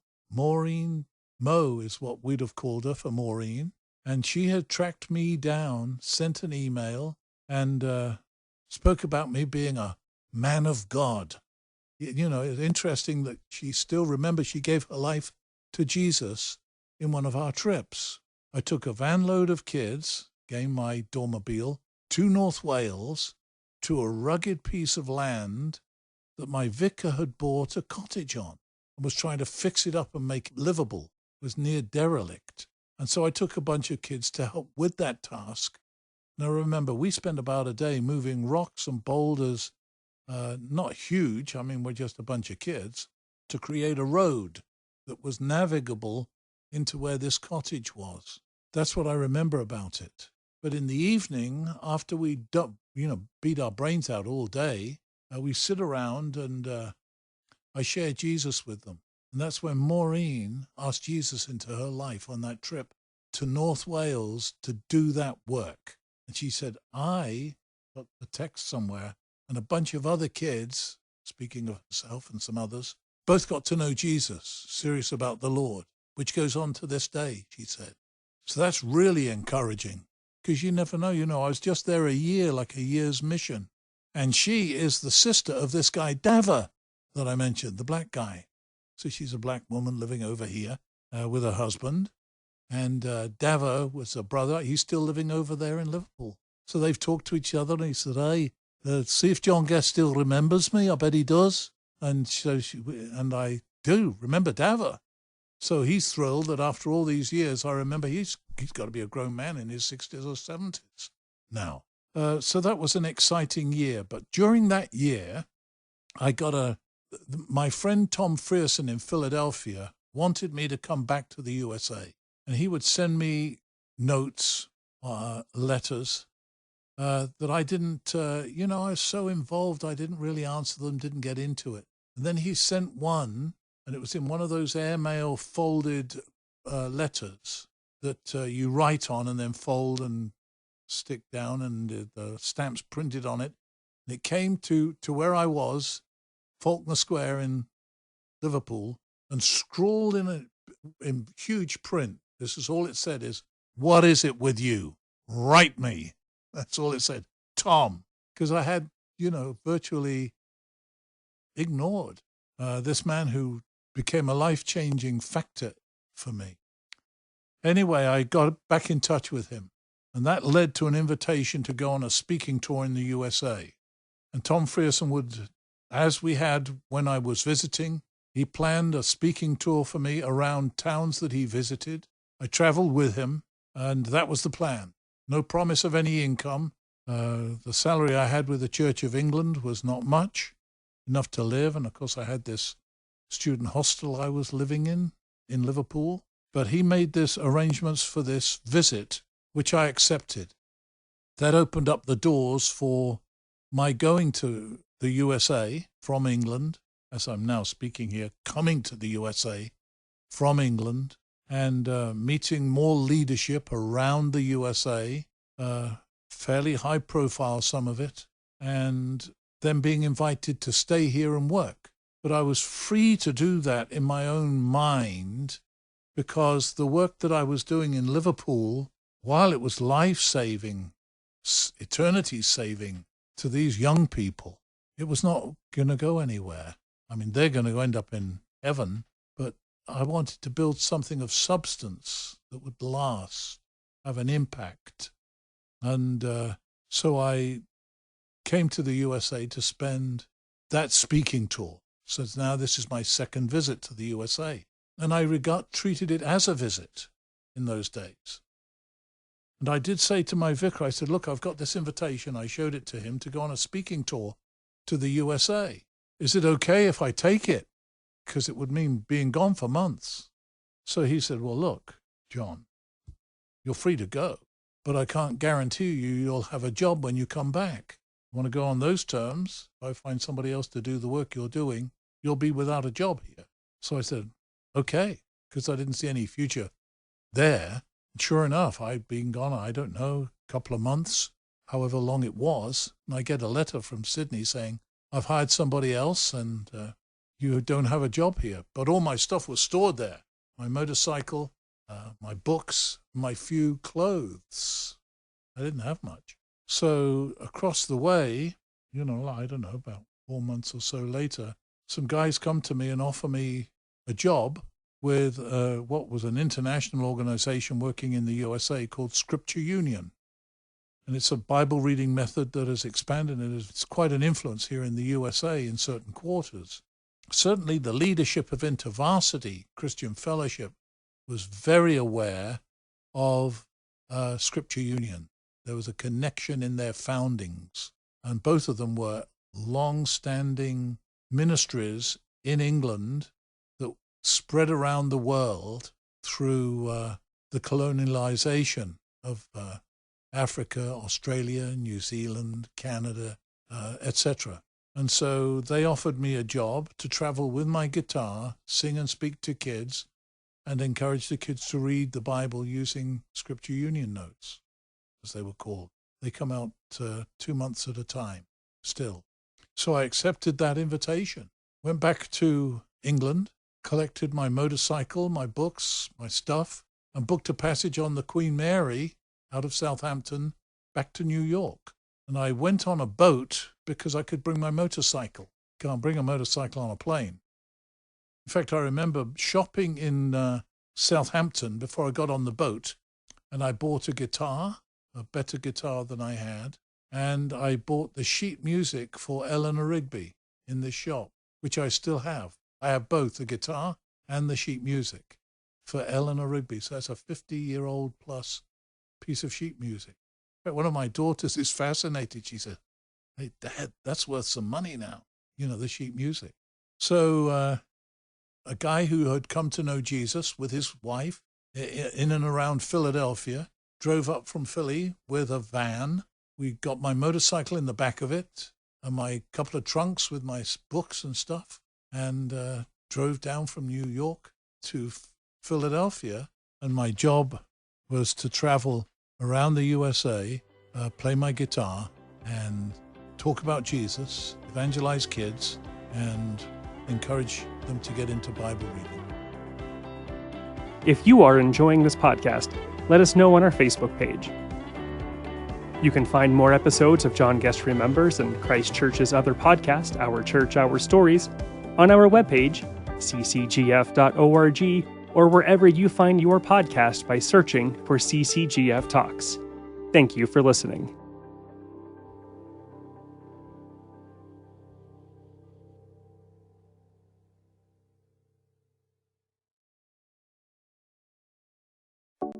Welcome back, friends, to John Guest Remembers, the CCGF podcast chronicling the life and ministry of Pastor John Guest.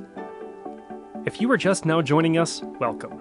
You can catch up with the rest of John Guest Remembers, both Season 1 and 2, and its parent podcast, Our Church, Our Stories, on our website. Head to ccgf.org/podcast or wherever you find your podcast by searching for CCGF Talks. This week on the pod, Pastor John returns to the U.S. Upon arriving, he begins a year of work that changes the course of his life and his ministry. Thank you for joining us as John Guest Remembers. Well, to arrive in the USA with my motorcycle, my books, and my few clothes on the Queen Mary in New York, having to get in would have been in the spring sometime of 1966.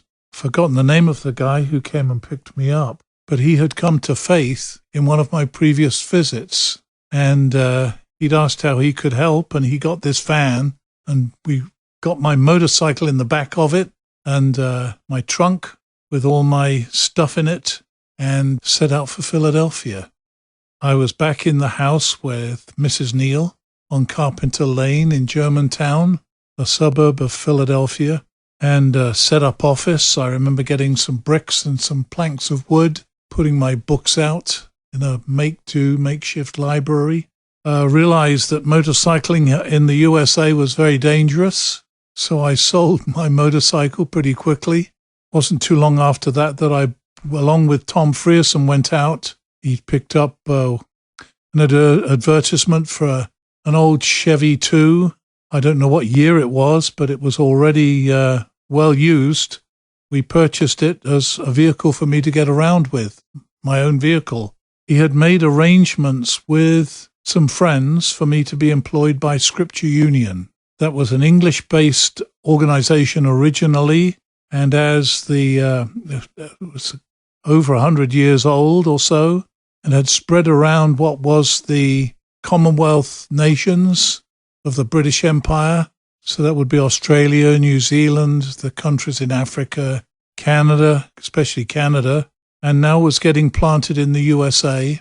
Scripture Union is an organization that encourages systematic Bible reading with some kind of devotional commentary that encourages inductive learning of the Scriptures, that is, asking questions, thinking through the teaching and what it means theologically and what it implies for you daily with your living. But I was also to be an evangelist to young people. So I have my calendar for 1967, which is quite extraordinary. It's absolutely piled up with performances, coffee houses, preaching, speaking engagements. But that became my life. And what really set that big time in motion, the year of 66, the year end of 66, 67, I believe that was it. There was a InterVarsity Christian Fellowship Conference in Illinois. It was known as the Urbana Missions Conference, and gathered thousands of American students primarily, Canadian students as well, at the University of Illinois in Urbana. And they had a huge arena there, wonderful dome, in which you could gather thousands, 10,000 up to 15,000 maybe people. And we were asked to perform, Jonathan and Charles, that we were asked to perform and sing there. And that was because of the connection primarily with Scripture Union and InterVarsity Christian Fellowship. Their roots go back to England, and both the Bible reading and the missionary enterprise of InterVarsity Christian Fellowship. Now, as I mentioned Jonathan and Charles, that demands some background information. As I was traveling around, playing guitar, singing, speaking to young people, doing kind of mini missions in churches. So in Roanoke, Virginia, I was asked by one church to come and do a daily vacation Bible school where each day I would do a talk amongst all the other things that they were doing for their vacation Bible school. And during the week, I was having dinner with a family by the name of Hess. Mr. and Mrs. Hess were having me to dinner, and they asked me to break out my guitar and play, which I did. And I played a couple of songs that I brought over from England, and they were about Jesus. We were using the guitar and music in England as a means of getting the gospel through to a younger generation that had really been captivated by the whole explosion of the popular music scene in England, the rock and roll scene in England, what became the British invasion here in the USA. In fact, it was in 1964 that the Beatles came and had their historic performance with the Ed Sullivan Show. And that was back in 64, and I had actually come on the heels of the Beatles, though I'm a nobody with a guitar. And what was controversial but becoming gradually more acceptable was the possibility of using the popular music sound of the day to communicate the gospel. That was so in England, and I think I was kind of introducing that here in the USA. I didn't know of anybody quite like what I was singing and doing, and neither did anybody else. So it was sort of controversial and a little radical, it seemed. So I played a couple of those songs with Mr. and Mrs. Hess. They immediately called up their son, Chuck, who was working at some kind of a Kentucky Fried Chicken stand. They said to him, look, you need to come home right away and tell the boss you've got to go home. Your parents need you at home. So I since talked with Chuck. He said, my dad actually told me to quit if I had to. Anyway, he came home, picked up his guitar, and we both started playing and singing together. It was quite remarkable. He was very, very gifted to pick up a melody and harmony and guitar. And by the end of the week, we did a mini concert together for the teenagers in that community. So he played some of his songs, I played some of mine, and some we worked out to play and sing together. Boy, that was like electrifying. Well, this was just John and Chuck, who we labeled, as we became more and more of an item, Jonathan and Charles. His father and mother gave Chuck permission to quit school and come and travel with me. And so that fall, we were traveling around and invited to play here and there. And we were singing both popular music of Simon and Garfunkel or the Beatles or other popular artists for the first half of our concert. And then the second half of whatever we did in generally a small-time coffee house setting would be to sing some of the songs that we had written about the Lord and talk about the Lord. So here we were, a performing duo. I was already theologically educated and ordained. He was a young man of university age, maybe 19 or 20. I was in my late 20s, and we had an amazing impact. In fact, people began to ask us how to start a coffee house, how to reach out to young people and create an atmosphere in which people could gather their friends and have an informal setting in which, like Jonathan and Charles, music could be performed that sung about the Lord, not singing hymns, contemporary sound, and blending that with secular music so that you really had an entrance into the thinking and the feeling and the lives of young adults, teenagers. That led to an invitation to sing at this Urbana Missionary Conference. And so one night we stepped out onto the platform with about 10,000 students. They had amazing speakers like John Stott from England and Billy Graham as the concluding preacher to this 10 to 15,000 student gathering from all around the USA and Canada. And we stepped onto the platform and I introduced us and said, this isn't merely for entertainment, but using music as a means of communicating the gospel. And I remember that first song we sang, weary and worn, I was moving on, it seems there was no place for me. Worn out and sad, things looked so bad. It seems that joy was not to be. But it had a kind of a melancholy Simon and Garfunkel harmony sound. And so we sang that song. When we finished, these 10,000 students went crazy, cheering and clapping. And boy, that got everybody's attention. We had no idea. And here suddenly, out of nowhere, we've got this large audience acclaiming what it was we were singing and saying and the way we were doing it. Well, we got to play another song each evening, and for 2 or 3 evenings we did that as part of the conference. Then InterVarsity Christian Fellowship asked us, have we got enough material to create an album? So we said we nearly had, and we wrote a couple more songs.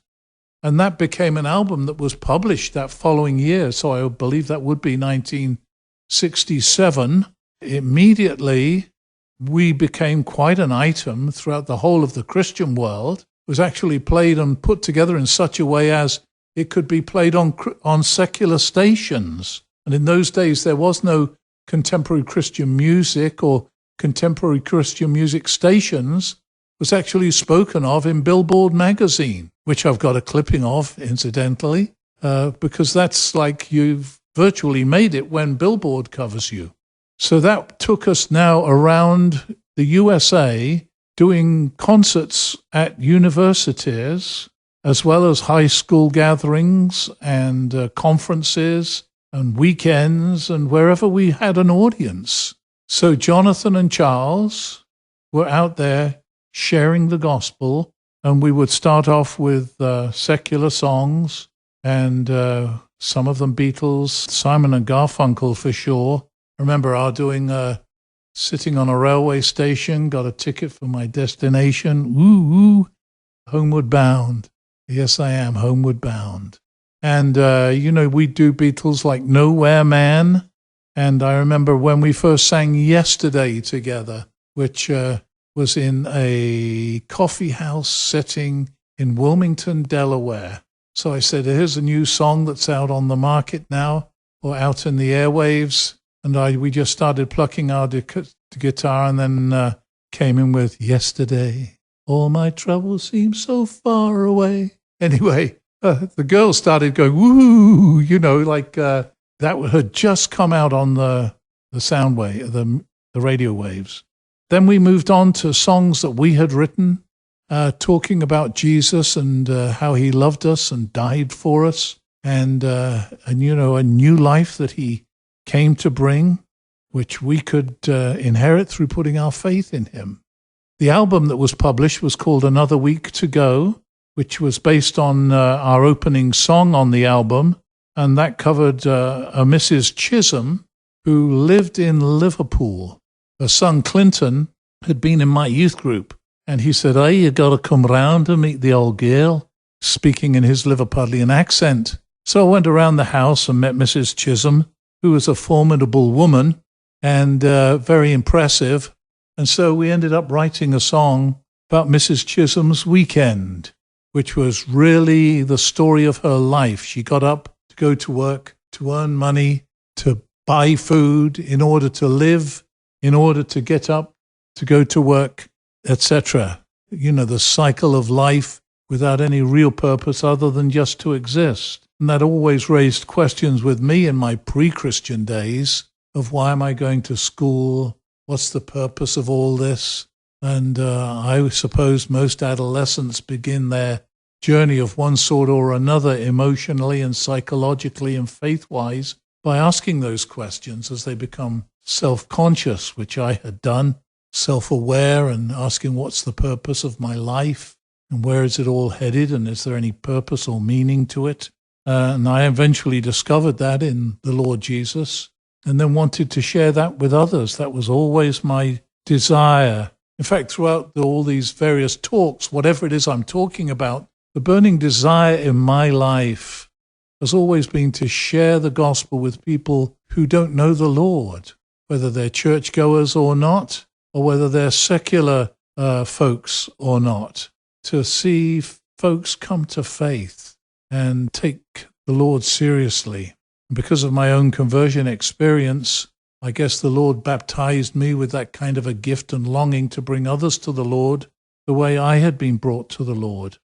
And so I was seeking out every means, and I ended up, instead of looking like this straight Anglican minister from England, growing out my hair and getting into the bell-bottom jeans and Hare Krishna shirts and the beads around the neck. And that led on to one thing or another. If you are enjoying this podcast, let us know on our Facebook page. You can find more episodes of John Guest Remembers and Christchurch's other podcast, Our Church, Our Stories, on our webpage, ccgf.org, or wherever you find your podcast by searching for CCGF Talks. Thank you for listening.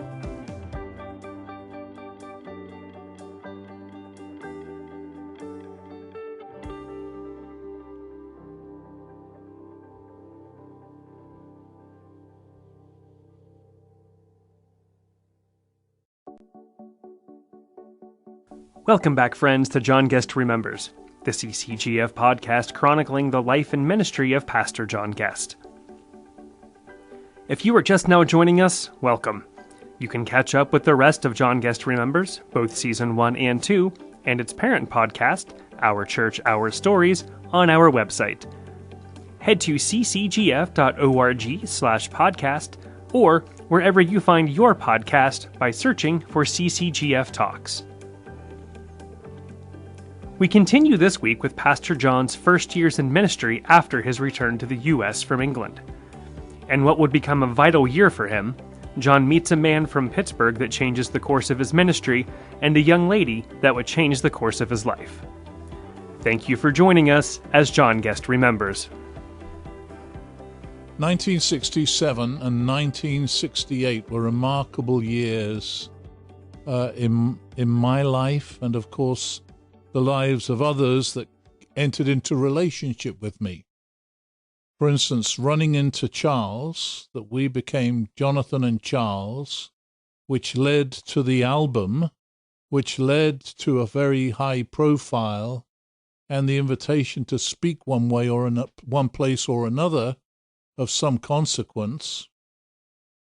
Secondly, one of the places I was invited to speak because of that album was at a college in Barrington, Rhode Island, where the other speaker, for these young men and women who were high school age, in a 2 or 3 day conference, the other speaker was from Pittsburgh. His name Reed Carpenter. And we were not responsible for anything other than to speak at this conference. In other words, we weren't running it. We weren't in on the planning or any of the other activities, which left us a lot of time between our talks to get to know each other. He told me of this vision for Pittsburgh, to make Pittsburgh as famous for God as it was for steel. He was quoting a Reverend Sam Shoemaker, who had been the rector at Calvary Episcopal Church in Pittsburgh. Prior to that, Calvary Episcopal Church in New York City. He was a very high-profile Episcopal preacher nationwide and was well published. Well, that vision for Pittsburgh caught my attention. And we spent time talking to each other, Reed Carpenter and I, which led to an invitation to come and interview in Pittsburgh later in '68, and our moving to Pittsburgh toward the end of '68. And that's been our home ever since. We joined ourselves to that vision. One of my invitations to speak was at a Young Life Ranch in Colorado, and that would have been in June of '67, early June of '67. That came about through my playing my guitar and singing at a Young Life All-City Club in Philadelphia, where I was living. And in that engagement, I played some songs and led them singing in some, and the leadership there invited me, they had the authority to do it, to come out to Colorado in summer of that year. And so I arrived at Silver Cliff Ranch in Buena Vista, Colorado. And my first evening there, I sat down at a table, and this pretty young lady came and sat across the table from me, who immediately had my attention. At that point, I was about age 30 and not looking for a date. I was really looking for a wife to share my life, and together we might do ministry. And I asked after this young lady from some of the other staff. She looked like she was still in high school. Kathleen Heger. It turned out she'd graduated from college, was on staff with Young Life, and was the girls' work crew boss that year at the ranch. Well, I began to find out more about her, and I didn't make any real moves other than to ask her if she could get time off and come and do evangelism with me at Rehoboth Beach later that summer in '67. She said her boss was going to be visiting her, the director of Young Life from Seattle in Washington State, was going to be visiting her later that month, and she would ask him. Well, I went around all the other significant leadership of the ranch that summer and told them of my interest in Kathleen, and also that she was going to be speaking to her boss about the possibility of joining me with some other young adults at Rehoboth Beach in Delaware to do evangelism. And she was going to ask, could she do it? I said, your responsibility, you've got to get to him, her boss, before she does, and be sure that the answer is yes, which in fact happened.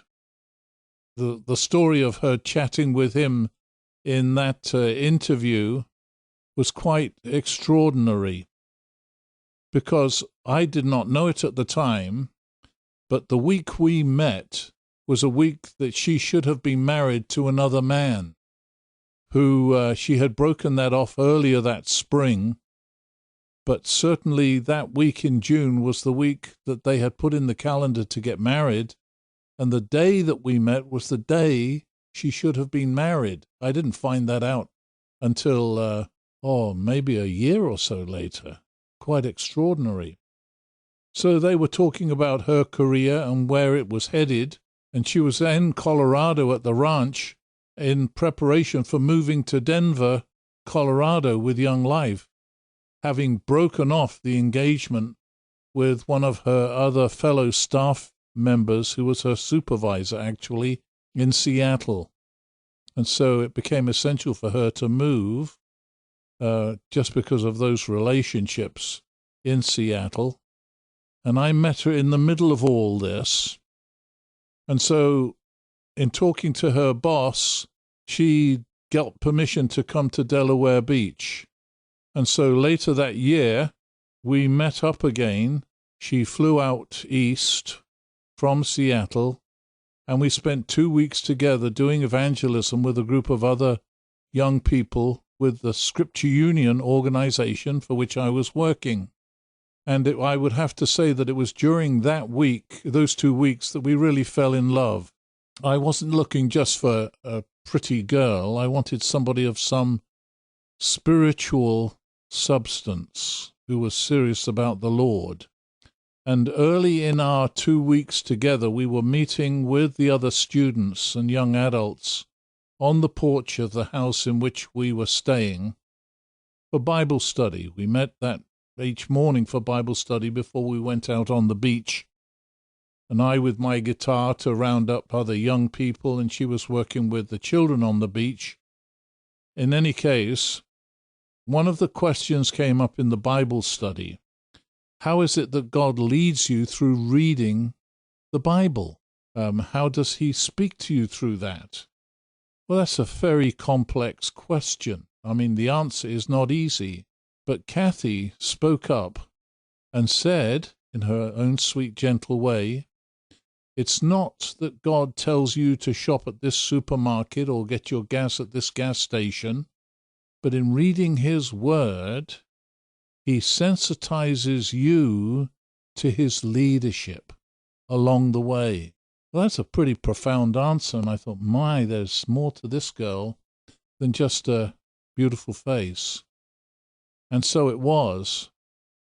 The weekend between the 2 weeks of ministry, I asked her if she would come with me to Philadelphia to meet my friends there, because we had the weekend off, and for them to meet her and tell me what they thought of her. And they gave me the thumbs up as well. And it was that second week of this 2 weeks of evangelism that we really kind of sealed our romance with a kiss, which Kathy has never forgotten, and neither have I. In fact, I remember asking Kathy in the car that day. We were sitting on a bench seat of my old Chevy 2 looking out at the ocean one evening after the day's ministry was done, and I said, would you mind if I kissed you? She said nobody had ever asked before whether, I guess guys in America just assumed that you would kiss the girl if there was something going there. And of course she said yes. I shouldn't say of course, but she said yes. And so we had that first kiss. And she's told me since then that she was gone after that. And amazingly, the follow-on to this is that she went back out west. So we had those 2 weeks together. And mostly in ministry. Not a whole lot of romance, not a whole lot of conversation, but enough that I was really getting to know her and she getting to know me. But she went back out west and then went to a Young Life ranch. It's not a ranch, it's a beautiful resort up in the northwest. It's called Malibu, and it's a couple of days sailing to get in there. On a ship. No, a 1-day sail to get in there from Vancouver. I've since been there, and it is a beautiful place in the northwest. Anyway, she was out of communication with me for several weeks because of that, because it was in the middle of nowhere, and there weren't cell phones and cell towers anyway in that area. The next step for me was to get her, sounds very manipulative, but was to get her back east to I was traveling all the time. My calendar for 1967 wears me out just to look at it now. But I was a young guy, footloose and fancy free, and so I just traveled, and I could be at 3 or 4 different major destinations in a week doing concerts or speaking. The calendar is jam-packed, but what had happened was this. Along the way, I was invited to go and be the soccer coach at Covenant College, a Presbyterian school on Lookout Mountain in Tennessee. There was this fellow, Stuart Briscoe, who was visiting here in the USA doing some speaking, later to become the pastor of this church in Milwaukee, which became a very large ministry. But he was speaking with the people at Covenant College, and they were looking for a one-season contract with somebody who could be a soccer coach. Well, Stuart knew of my being a soccer player back in England, and so he mentioned my name, and he thought I was in the USA and available, which in fact led to them finding out where I was working for Scripture Union, and they invited me to come down and interview to be the soccer coach. And so from September, toward the end of September, right through into early November, I would be in one place. I cancelled all my other arrangements and went there to be the soccer coach. My goal then was to try and get Kathy to come to Lookout Mountain, that we would have a couple of months really to get to know each other. And in fact, that's what happened. She realized in talking with one of her Young Life staff that moving to Denver, Colorado was not a good move because she clearly was in love with me. And unless she was prepared to spend 2 years in Denver, Colorado in ministry, it wasn't worth her while going to all that trouble, and especially Young Life going to all that trouble, to move her and for her to be there and then get married and leave. And so that set her free to come and spend those months with me on Lookout Mountain, Tennessee. And that's where I proposed to her. She stayed in the home of one of the female staff of the college, and I in the home of one of the male staff, 2 different families. But we had plenty of time for each other. She taught day school in the morning at a little school in a Methodist church.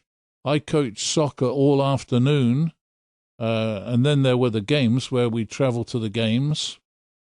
And that left us a lot of time for courtship, as we would call it in England.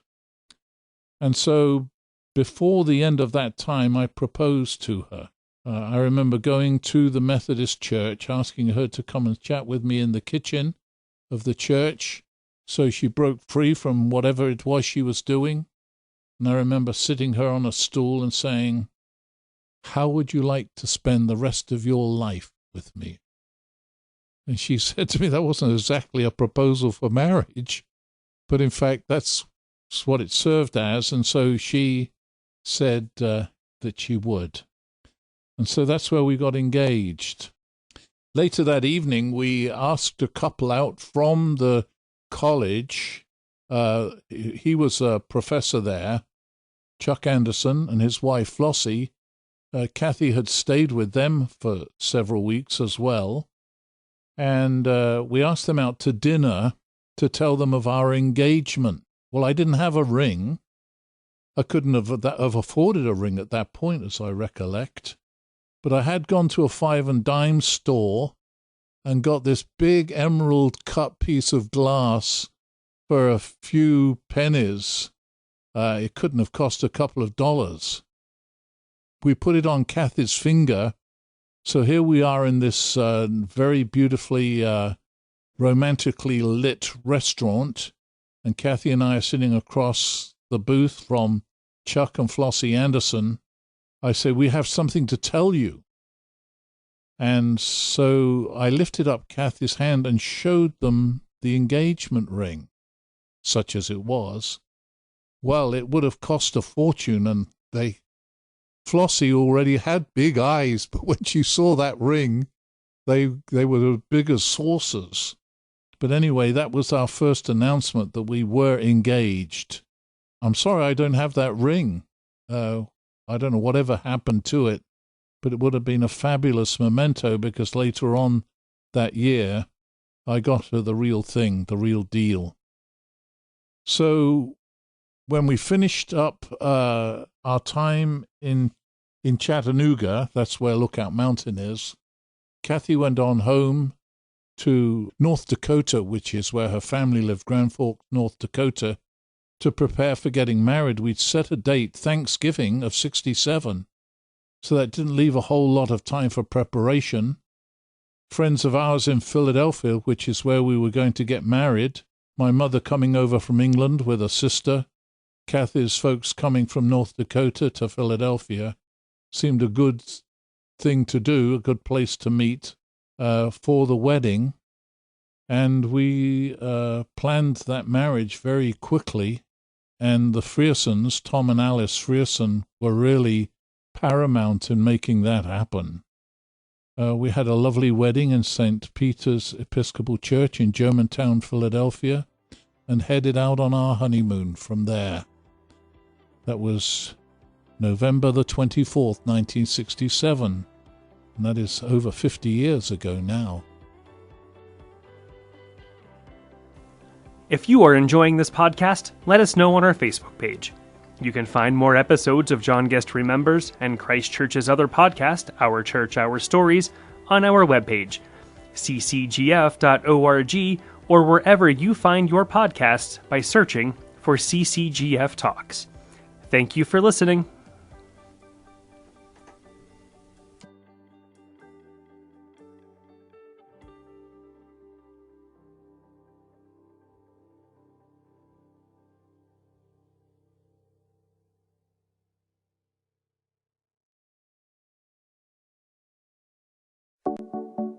Welcome back, friends, to John Guest Remembers, the weekly CCGF podcast chronicling the life and ministry of Pastor John Guest.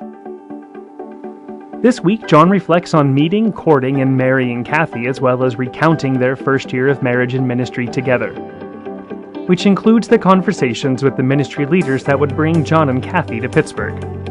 Thank you for joining us as John Guest Remembers.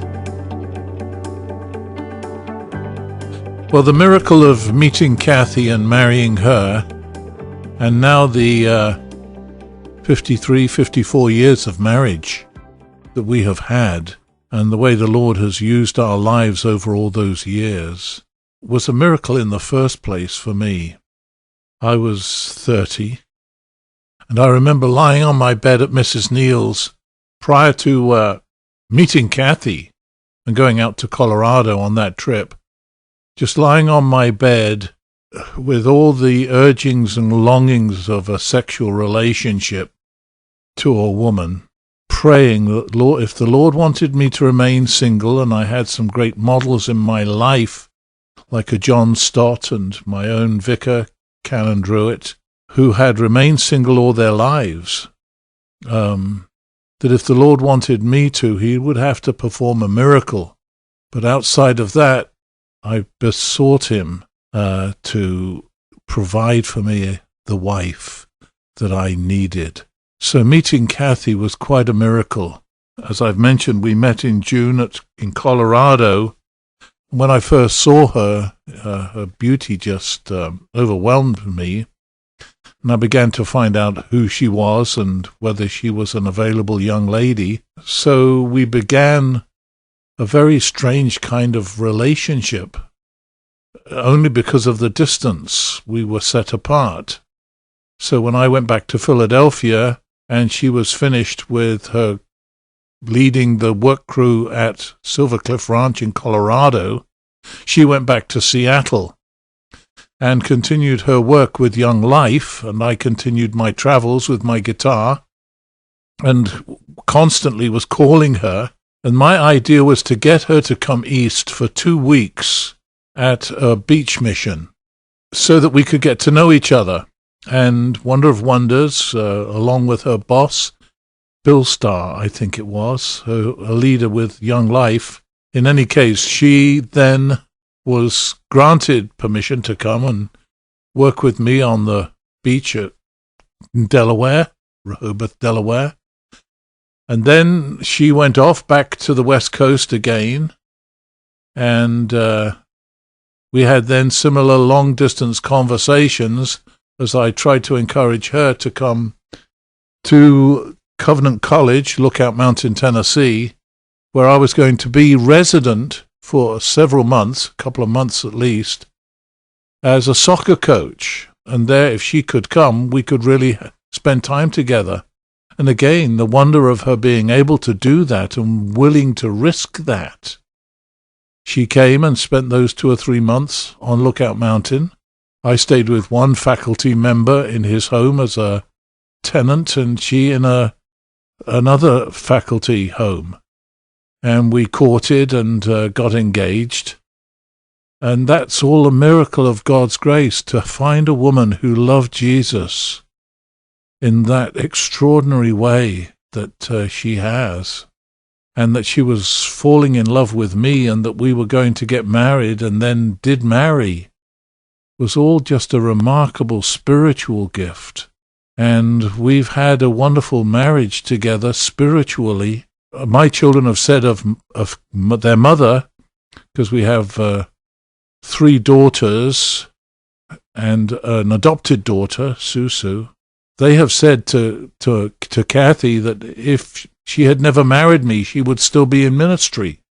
Kathy is a natural-born, gifted counselor and friend and prayer warrior, and an amazing gift to me.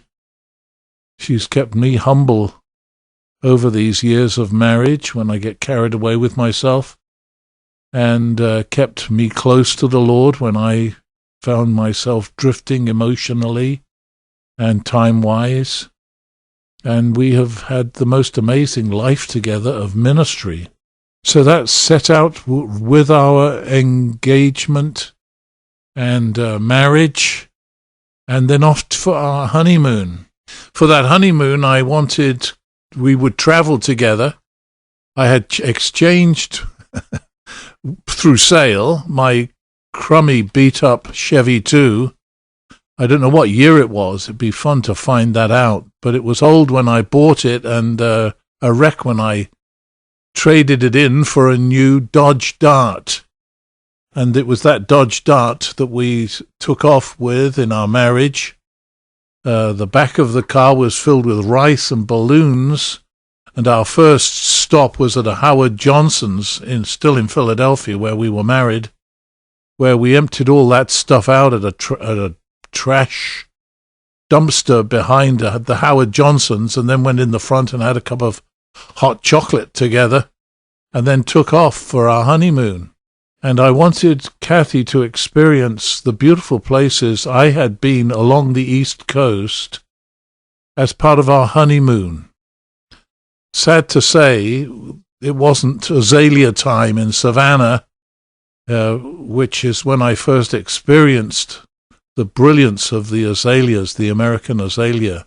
That was in my travels with Tom Frierson, when I was doing various kinds of speaking around the USA, and we had taken off one day down to the south in the middle of an ice storm in Philadelphia, and it was springtime in Savannah, and it's covered with azaleas in the squares and down the streets, and I was awestruck with that. And so on our honeymoon we went to Savannah, and then we went on down to Jekyll Island, just picking up a place to stay. We didn't even have that organized. We just went to a motel and rented a room each stop.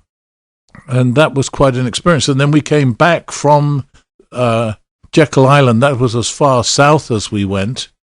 We were learning how to have a prayer time together each day as part of our marriage. We committed ourselves to that. As far as I know, that was always part of our lives, not just to say grace at meals, but to have a reading of Scripture and prayer time. So coming back, we went through Williamsburg, another amazing place that I had visited, and she got to experience Williamsburg, which is, again, for an American, quite amazing.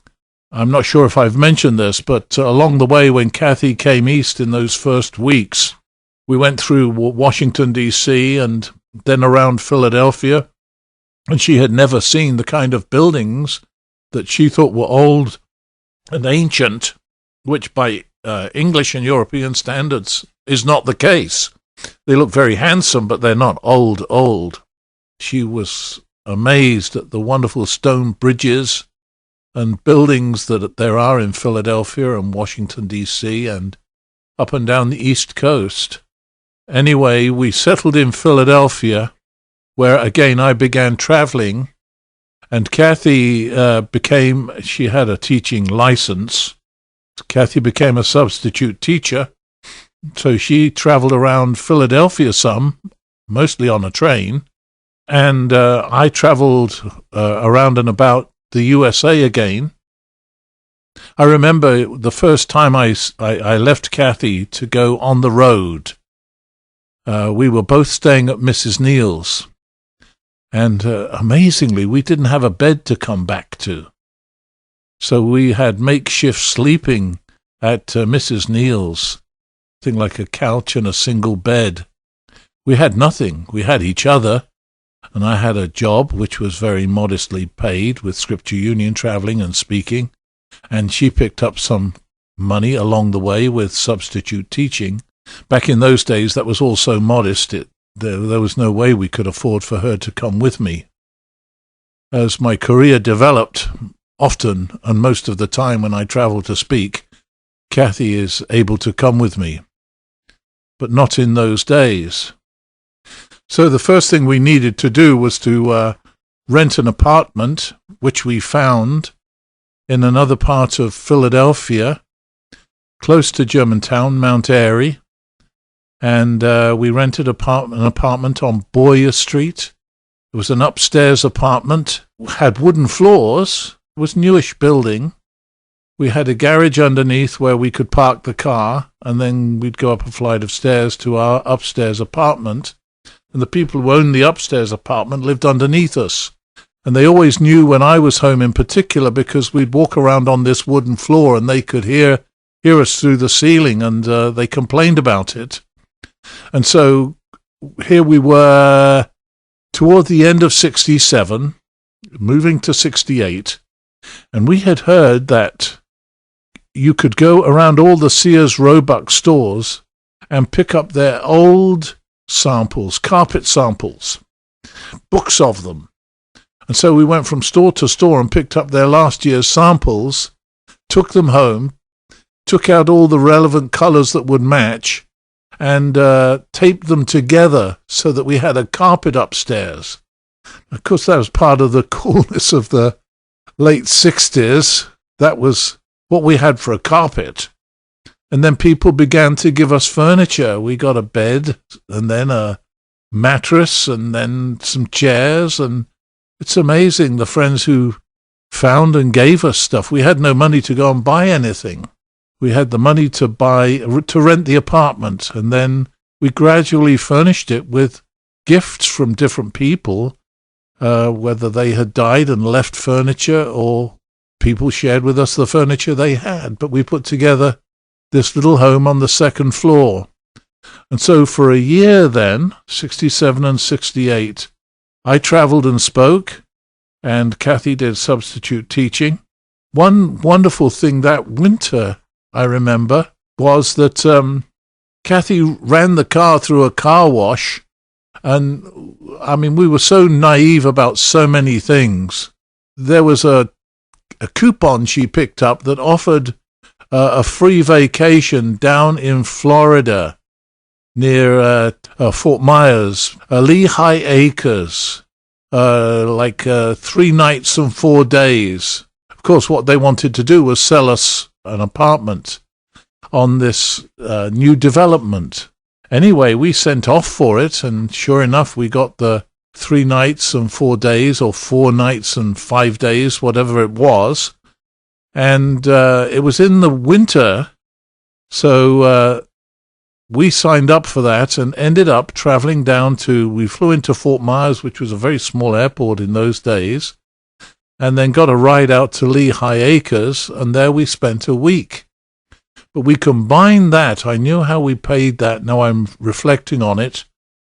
I had been invited to come with my guitar and speak and play in Fort Lauderdale, which was across the peninsula from Fort Myers, at what became a very famous church, Coral Ridge Presbyterian Church in Fort Lauderdale.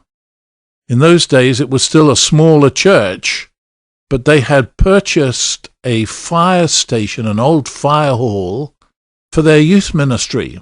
And they were bringing me there to play my guitar and sing and speak about the Lord.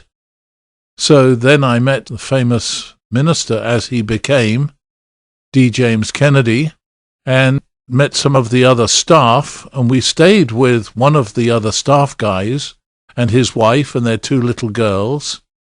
That's when I first experienced Florida, because that chap, whose name escapes me right now, took us for a boat ride on the canals that were around Fort Lauderdale. And then I saw the coconuts floating around in the water there, and I'd never seen coconuts before. Fascinated with the way of life, the palm trees that they all took for granted, and which was a wonder to me, having been born and raised in England. I was still new in so many ways to the USA. We were at Lehigh Acres primarily because there was a golf course there, which I got to play every day. For the first day or 2, Kathy walked around with me, and then she got fed up with that. She didn't play golf. And I was playing with a couple of guys.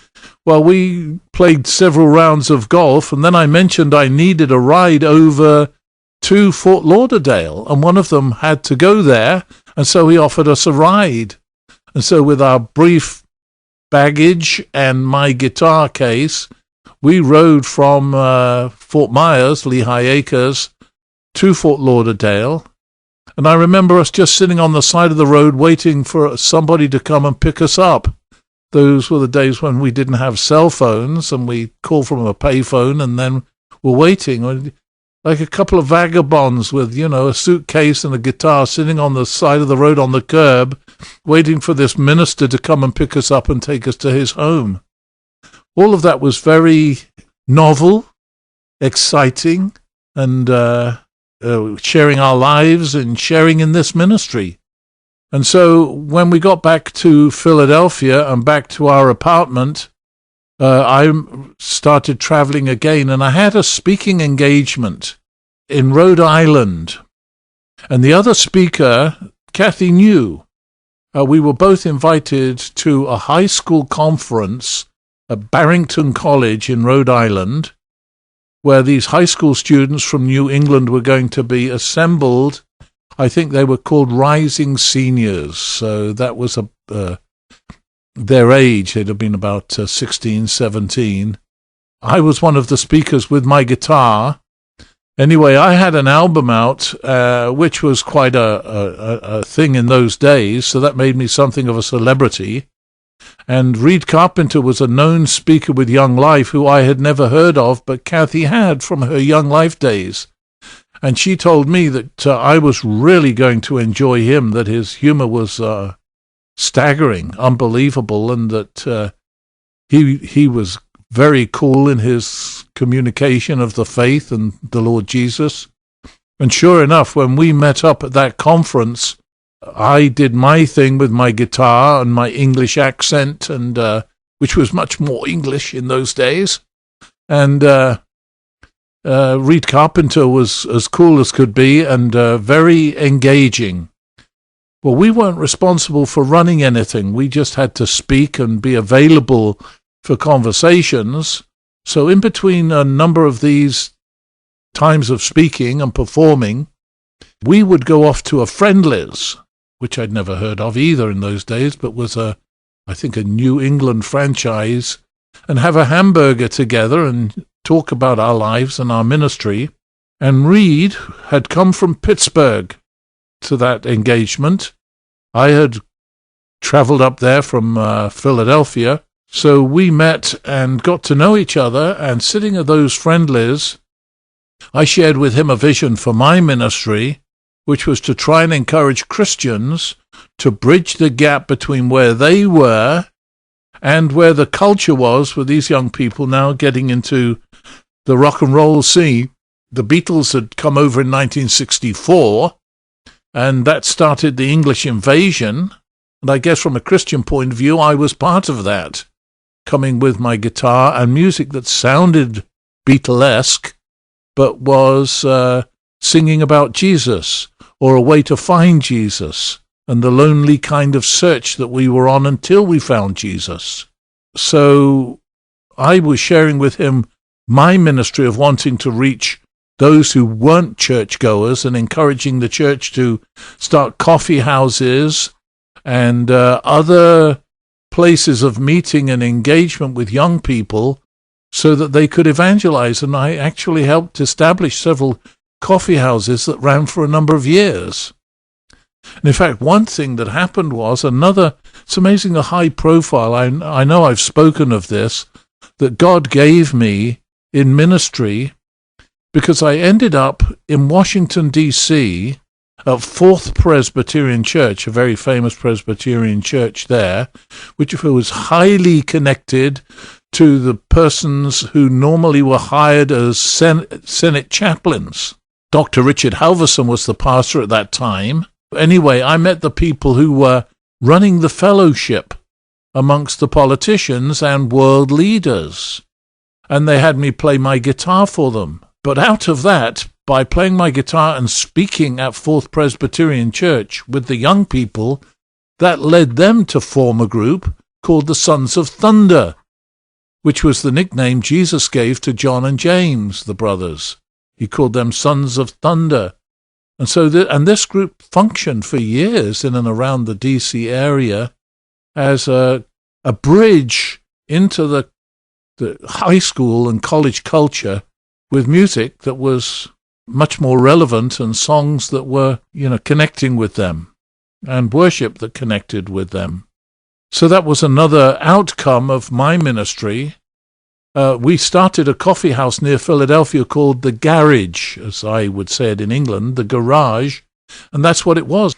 And I remember performing there. And our performances in those days had developed the technique of singing secular songs first.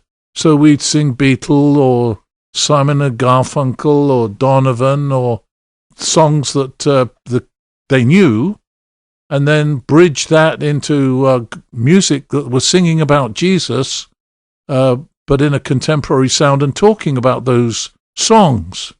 And the garage, functioned for years as a coffee house.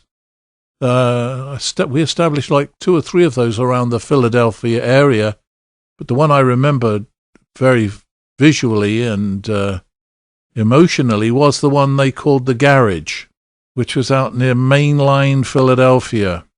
Anyway, Reed Carpenter, as we talked about our various visions, spoke about one that he had bought into, gotten connected to, in Pittsburgh. And it was that Pittsburgh become as famous for God as it was for steel. He spoke about an Episcopal minister who had brought that vision, developed that vision in Pittsburgh. His name was Sam Shoemaker, very famous American pastor who'd been at a large church in New York and then came to Calvary Episcopal Church in Pittsburgh. And he actually was one of the founding members, designers of the AA 7-step program. He had died by the time I ended up moving to Pittsburgh.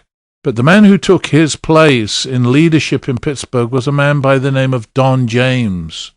Don had been a businessman who had come to faith in Christ through Sam Shoemaker, had gone from business into, did some training in theology at an Episcopal seminary in Kentucky, and then was ordained and working in Pittsburgh and heading up what was called the Pittsburgh Experiment. But this vision for Pittsburgh, which transcended denomination, culture, race, ages, Reed was into the high school kids. Don James was working with the business community. They were looking for someone to bridge that gap between high school and business. In other words, to reach into the university and college world to which these kids were graduating when they left high school. And I'd begun connecting with student ministry with my music and speaking about the Lord. And so when I heard about this vision for Pittsburgh, I thought I could give myself to a vision like that, because it wasn't denominational. It wasn't about one particular church on a street corner. It was about the city moving together, working together, transcending culture, economic levels of society, leadership in society, the various branches of leadership in society, from government to business to education to medicine, to capture the city for Christ. And the vision was this: to win these kids to Christ when they were in high school. That was Young Life. And at one point, Reed Carpenter and his Young Life volunteers had something like about 5,000 high school kids meeting weekly in Young Life clubs around the city, and were making their way into the urban setting as well, with the African American community.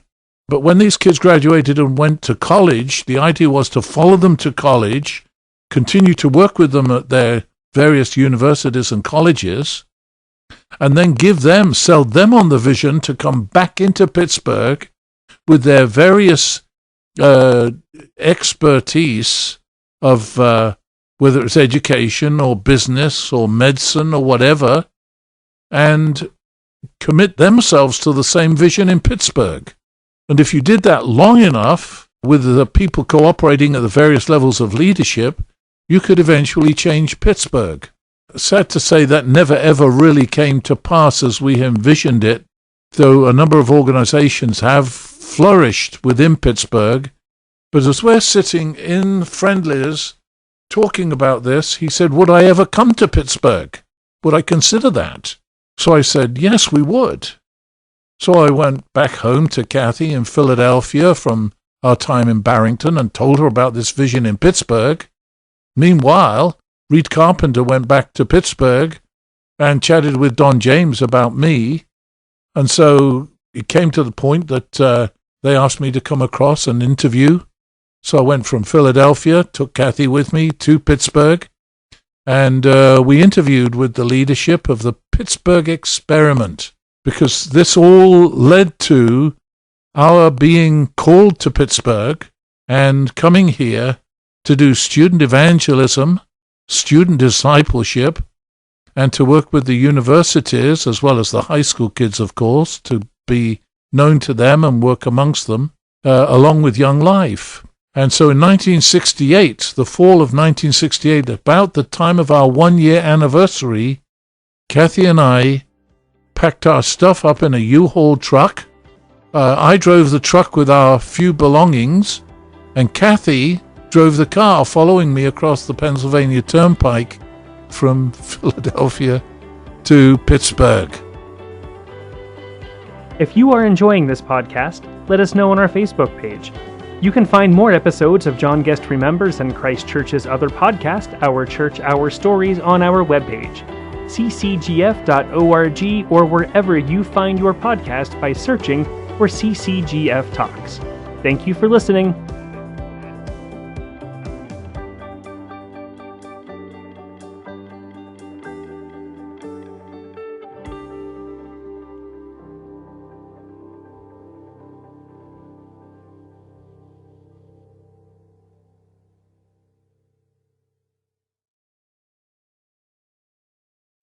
Welcome back, friends, to John Guest Remembers, the CCGF podcast chronicling the life and ministry of Pastor John Guest.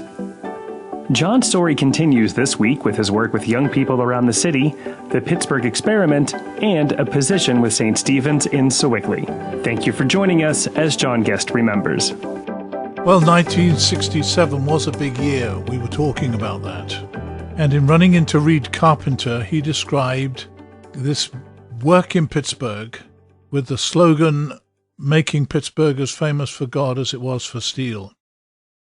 He was working with an organization called the Pittsburgh Experiment, and that demands some explanation. Back, I would think, in the 50s, there was a renaissance going on in Pittsburgh structurally, and they were building all kinds of new buildings and clearing off old ones down at the Point. So this was post-World War II Pittsburgh, endeavoring to renew itself, refresh itself. And Sam Shoemaker, this very famous Episcopal minister, who was a co-founder of AA, Alcoholics Anonymous, had come to Pittsburgh and was a clergyman at he was actually the rector of Calvary Episcopal Church in Shadyside in Pittsburgh. And he gathered some men at the Duquesne Club who were considering together this renaissance, this physical renaissance in Pittsburgh. And his challenge to them was profound. It really began this whole movement. Because he said to them, you don't just get a renaissance by changing buildings. You need a renaissance of the human spirit. And they asked him what on earth that was. He spoke about God being present in their lives and at work in their lives.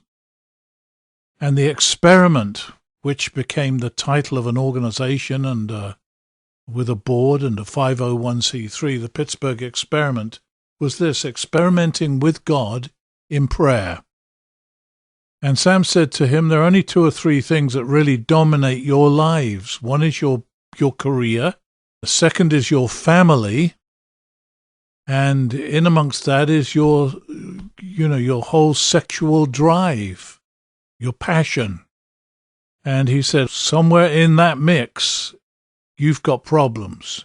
And he said, I'm challenging you to pray for 30 days. We'll come back here to the Duquesne Club. These were senior executives in Pittsburgh. Only men were allowed in the Duquesne Club back in those days, at least in the regular dining.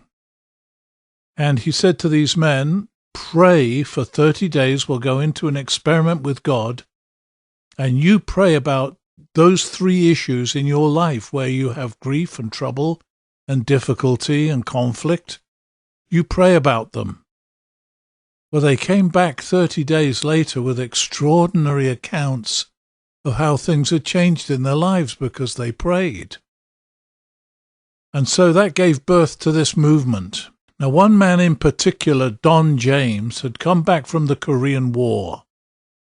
And he was in sales, I believe in insurance, in Pittsburgh. And he was thoroughly depressed. And what concerned him was he thought he was depressed because he wasn't killing people anymore.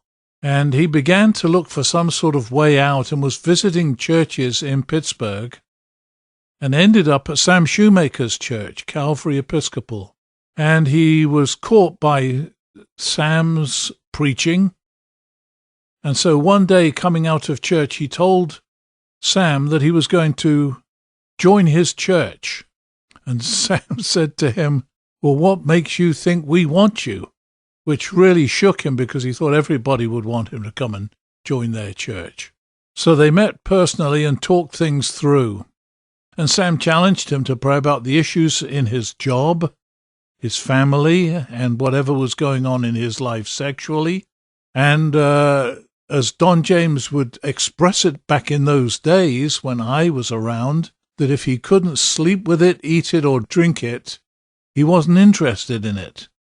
And Sam challenged him in one area because he had a boss he couldn't stand. Don James had a boss he couldn't stand. And Sam told him to pray about it. And Don was pretty profane about not praying for this particular guy, but then went away and did so. Not too long after that, his boss came into the room and said, what is it with you, James? You've changed.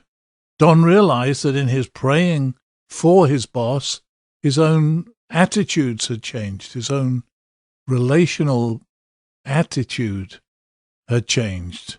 That was the beginning of a movement as well, because Don James quit business at some point, went to seminary, got ordained, and came back to Pittsburgh where Sam Shoemaker challenged him to become the leader of the Pittsburgh Experiment, which Don did. And so he became my boss when I came to Pittsburgh, because I came to work for the Pittsburgh Experiment. There wasn't a college ministry that they could put me into. So when Kathy and I came to Pittsburgh, it was arranged through financing for me to work for the Pittsburgh experiment. So I joined the group there, which included Paul Everett, who was an assistant to Don James, Reed Carpenter, and myself. And we began to meet on a regular basis to pray together, talk about our lives, and put into practice the same principle about praying for the issues in our lives. Now, along the way, Kathy and I came to Pittsburgh and were interviewed for this job. Don James, sad to say, had a heart attack along the way, and that slowed down our coming to Pittsburgh. But Don recovered from his heart attack, so it was arranged for me to come and move to Pittsburgh. Now, in talking with Reed Carpenter about where we might live in Pittsburgh, he said, "Why don't you go out toward Greentree and look for a place? We need somebody on that side of the town representing the team, and see if you can find a place to live." Well, my real job along the way was also traveling and speaking. That hadn't gone away, and they allowed me to do some traveling and speaking, and which was really part of the job. So Kathy and I drove out toward Greentree on that side of Pittsburgh, and we saw a road sign saying that it was the direction that the airport was in. Well, we went on past Greentree toward the airport because I was still doing a lot of traveling, and the airport would have been convenient for us if close by. And we got to Moon Township and went around a strip mall there and went into an Isley's, I believe it was. I remember you could get chip chop ham there and some kind of a lemon drink, lemon blend, which were quite famous in Pittsburgh. It's interesting talking about what is now faded from the scene, but we went into Isley's to get a snack, and in the doorway was a little brochure about the local things in Moon Township, and that's where we found an advertisement for a place to rent. So that shopping mall became like one of the markers in our lives. So we went and checked this out, and sure enough, on the other side of the airport in Imperial was a kind of an old-fashioned gathering of cottages, very commonplace dwellings, where there had been a farm. There was a woman there who organized these cottages, cleaned them up, fixed them up, and put them out for rent. Kathy and I rented one of them, and it was there that we moved when we first came to Pittsburgh. Amazingly, the very next day I was to get on a plane and fly out to Akron. I was due to fly. I missed the plane and drove out there like the wind and made the appointment. It's amazing because when we came to Pittsburgh, and this is another radical step, we had already engaged a band to work with us called the Excursions, two of a three-man band out of Chicago. I had met them up in Michigan at a conference, an InterVarsity conference, and asked them to come and work with me that following summer, where we were going to Virginia Beach and setting up shop in a coffee house. Well, they had come with me, and we spent that July in a coffee house that we set up in an old bar at Virginia Beach. Had about a dozen or 15 students working with us, hanging out on the beaches and talking about the coffee bar. And then we moved on from there to Grand Haven, Michigan, took another group of students that we had set up as a team, and we spent a month at Grand Haven. And in that time, the two guys in the band, Mike Johnson and Phil Johnson, not brothers, we really gelled as a working unit. We found another guy to join us who was a bass guitarist, Leon Wilson. He was a North Carolina guy. And we became John Guest and the Excursions. They were very, very gifted musicians, all three of them. Phil was the drummer, Mike was the lead guitar, and Leon bass guitar. And then I played my guitar, and we sang together as a group. We did two kinds of music. One was really hard rock. That was not the scene I was into. And those guys performed that, and then I stepped in halfway through, and then they backed me up in my kind of music, and along the way we were talking about Jesus. Now, here we had come to Western PA to work with the university students, so we began to major in the colleges to which most high school students from Pittsburgh go. And it's amazing how the Lord blessed us in this work. We worked with InterVarsity and Campus Crusade and United Campus Ministries and whoever was on a given campus. In fact, they would be the people who organized the invitation for us to come and then mobilize things on campus so that we had an audience.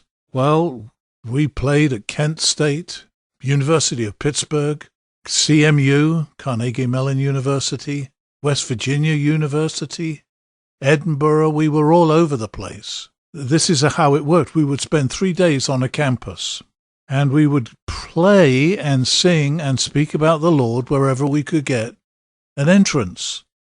In the warmer weather, it could be open air. I remember doing an open air concert at CMU. We did the same thing at Pitt, and we just set up on the one side of the student union there, facing out toward the Heinz Chapel, and all the students, it was Greek Week, and we performed in Greek Week, so they were doing all their stuff. The Lord really blessed what we did. It made the newspaper, made print in the Pittsburgh Post-Gazette, because that was radically new. And in fact, I remember we performed at the base of the towers. There were dormitories in a couple of towers. And when we played at the ground level, that sound traveled up the elevator shafts, all the floors. We had a couple of very big speakers, and the music was fantastic. These guys were great musicians. They were new in their faith and were expressing their commitment to Christ along the way in all this.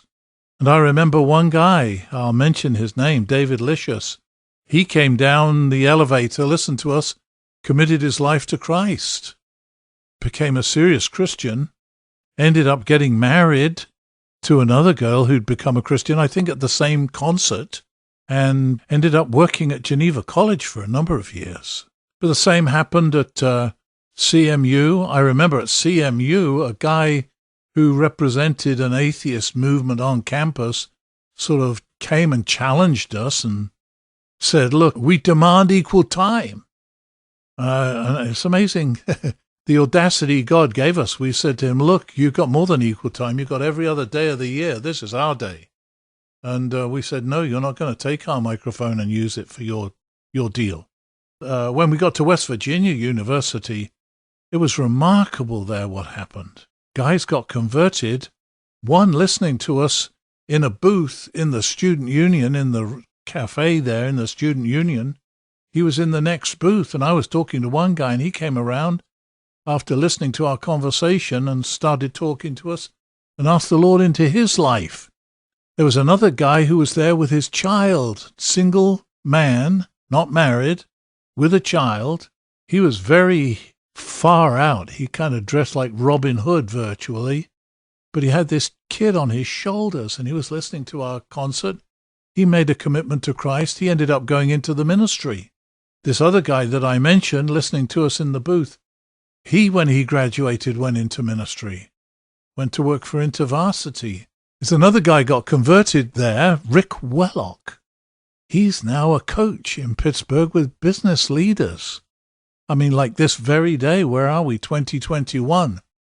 So this is like 40 years or so ago, 50 years ago, he got converted. So he's a mature man in ministry now, but that's where he came to the Lord. This began a movement. The hand of the Lord was on us in a remarkable way. When we were at Kent State, it was but a week or so before the students were killed there. Was it 1970? Well, but the Weathermen, who were a violent group on campus, were taken with what we had to say. Those were remarkable days, and people came to Christ. There's been a remarkable ministry at Kent State over the years since then. A guy who came to Christ at Indiana University ended up coming on staff with us, went to Kent State. He's put a lifetime in there. His son's now ministering there. Ted Schumacher. He was a basketball player. Great young man. He married and went into ministry as well. The net result of all this along the way was our need to hire more staff to follow up, to help on these college campuses. And it was clear, along the way, how could I forget this? I was out mowing the grass that had grown long at my little farm house in Imperial. So now we're like a hippie commune. I mean, we had the look. Other people who'd come to faith since who lived on that street. It was a dirt road. Were told not to have anything to do with us because we were hippies. They found out later we were Christian hippies. What was going on was kind of the front end of the Jesus movement, because all across America the same thing was going on. California in particular, on the beaches, the sort of cool hippie guys were coming to faith and staying in their mode with the hair and the bell-bottoms and Hare Krishna shirts and whatever else they were wearing in those days, but talking about Jesus. And that began a whole movement, but we were part of that scene. So when we went on campus, it wasn't like we looked as radical as the most radical on campus, but we were singing and talking about the Lord Jesus. Now, the first half of our concert was always secular. So whatever was top 40, whatever was, in the part of the musical action in those days, we would play for half the concert, and then the second half of the concert would sound the same. The music didn't change, the style of music, but the lyrics changed. If we were doing the Beatles, like Nowhere Man, or Fool on the Hill, even Penny Lane, Eleanor Rigby, songs that were very hot, but we played Stones and The Doors and Hendrix and others, and then we composed music with Christian lyrics talking about our story. And you could move from one to the other, because in those days there was a lot of confrontation on campuses. There were students for a democratic society, SDS, the Weathermen. Those were very radical days. In fact, when the students were killed in 1970 at Kent State, we were doing a concert. We'd gone up to Cornell University to do 3 days. And we were on campus when that happened, and the immediate strike, immediate violence on campuses, shutting down campuses. Same thing happened at Cornell. We were mobilizing Christians as the secularists were mobilizing their forces, SDS in particular. Those were very lively, virile days on campus. And what was amazing was we would leave a campus after 3 days with something like close to 400 students signing a card saying that they would like to know more about Jesus and what we were talking about. People were coming to faith in Christ and taking him seriously. And so it gave rise to the need for more staffing to keep up with what was going on and to help mobilize the movement. And about that time, something dreadful happened. Don James died of a heart attack. Paul Everett took over the Pittsburgh experiment. And I remember talking to Paul about the need for us to get more staff. We already had more staff than the experiment just with the band, because there were 3 of them and 1 of me. And then we hired an administrative assistant, somebody to help us, manage us, and so on. And we were looking for more help. And there were guys who were working with us in the summers, people who'd come to faith in Christ and looking to now work with us, become part of the movement. But it was clear at that point that the Pittsburgh experiment did not want to hire more people in student ministry. Their primary deal was the business community. And Don James had died. That raised questions about what the future of that movement would be, even with Paul Everett taking it over, which he did, and took the leadership for years to come. Very significant leadership. My disappointment must have been visual, because I walked out of the office that day and realized there was no future for what we were doing with the Pittsburgh experiment. Meanwhile, I had become part-time in Sewickley at St. Stephen's Episcopal Church. So they're like, this is another thing that was happening simultaneously in those earlier years. Kathy had asked Reed Carpenter where was the nearest Young Life Club, because Kathy had been Young Life out on the West Coast. And Young Life was a high school ministry operating outside the church in homes as a parachurch ministry. That was a big, big movement in Pittsburgh with Reed Carpenter's tremendous leadership. In fact, very shortly after we got here, I know one of the numbers that was touted was there were 5,000 Young Life kids meeting weekly in Pittsburgh in a variety of homes all around the city. And these kids were going off to college as they graduated, and part of my job was to follow them through to the colleges and universities to which they were going, picking off a 150-mile radius of Pittsburgh. So that's roughly speaking from Kent State to Penn State, and then south into West Virginia. So that was, we drew a circle around Pittsburgh, and that was our major market with the band, going around those colleges and working with high school students. Well, Kathy, having been told that they were in need of a girl leader in Sewickley, which was across the river from Moon Township and Imperial, went over and volunteered with Young Life in Sewickley. So she got to know Pete Weaver, who was the leader of the Young Life group, and another guy by the name of Bob Hetherington, who was the assistant minister and responsible for youth at St. Stephen's Episcopal Church. And he would hang out with the kids. He would go and sit on the floor with the kids in the Young Life Club. Also at that time, St. Stephen's started a coffee house called the Id. And that became a significant work because the young lady who ran that, Happy Hazard, had gathered the names of different groups and bands around Pittsburgh and had them come in. They weren't Christian. They were, young groups and bands, and it was a way to get the kids in community, at least on church property, while the excursions went down there and performed. As well, once Kathy got involved with Young Life. And that led to us coming over to worship together at St. Stephen's. Well, along the way, Bob Hetherington was called to another church up in Buffalo as a senior pastor then. But he recommended to Ben Williams, who was the rector of St. Stephen's in those days, recommended that they hire me as their youth minister. Well, I had a full-time job traveling with the band and doing college ministry. But I said I could give them Sunday and Monday, which were kind of dead days on a campus. And that was the terms on which I came to work. So I did the high school Sunday school class Sunday morning, helped with worship on Sunday morning, being an ordained Anglican minister.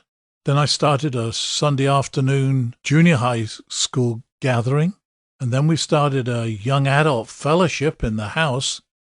They gave us a house to live in exchange for those 2 days a week of ministry. It was on the St. Stephen's property, and so we moved in there to live. It had been the old St. James rectory, or what did they call it, a parsonage or a manse, but it's where the priests used to live from St. James, and that all moved off-site. St. Stephen's bought it, and we lived there. In fact, there had been a Catholic church on site at St. Stephen's in those days, which was torn down and turned into parking because the Catholics built a new church on the next block toward the High River Boulevard. In any case, the impact of our presence in Sewickley was pretty dramatic because of the band and our looks and our popularity. And then when I would preach, I'd preach about coming to know Jesus, which got a lot of people's attention at the Episcopal Church. And then we had this young adults fellowship. And I remember one of the things that was remarkable when everything shut down in the colleges and the kids came home on strike because of the killings at Kent State, Ben Williams, the rector, asked me to gather those students and talk to them about what was going on in their lives, which was a natural for me. But out of that, we came in contact with other now Episcopal high school kids who'd gone off to college, some of them to pretty fancy Ivy League schools. And they came to faith in Christ. I mean, we built a relationship, started a fellowship for young adults, and these families were profoundly impacted by these young people coming to Christ, a living faith in Jesus. That's all miraculous. I mean, the whole thing was like a revival, an awakening in Sewickley, and it was like out of my back pocket. It wasn't like that was my primary job, but the impact of these young people coming to faith. And I remember we did a concert at the junior high school that had a great auditorium for it, and we packed the place out with kids from the Sewickley area. So all this was going on when it was clear that there was no future for the ministry, the college ministry, with the Pittsburgh experiment. So at that point, and we're a couple of years now into the work, in my discouragement, I thought, well, there's no future here then, and I may as well move on from Pittsburgh.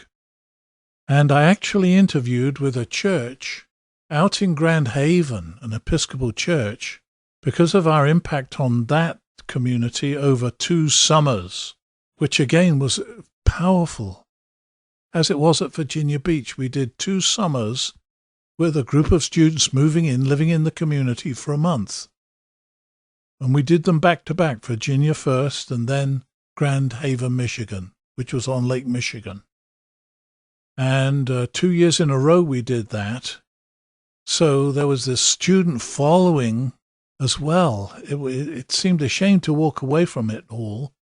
But the Episcopal Church in Grand Haven, when they heard that I might be available, interviewed with me and called me to come and be their senior pastor, their rector.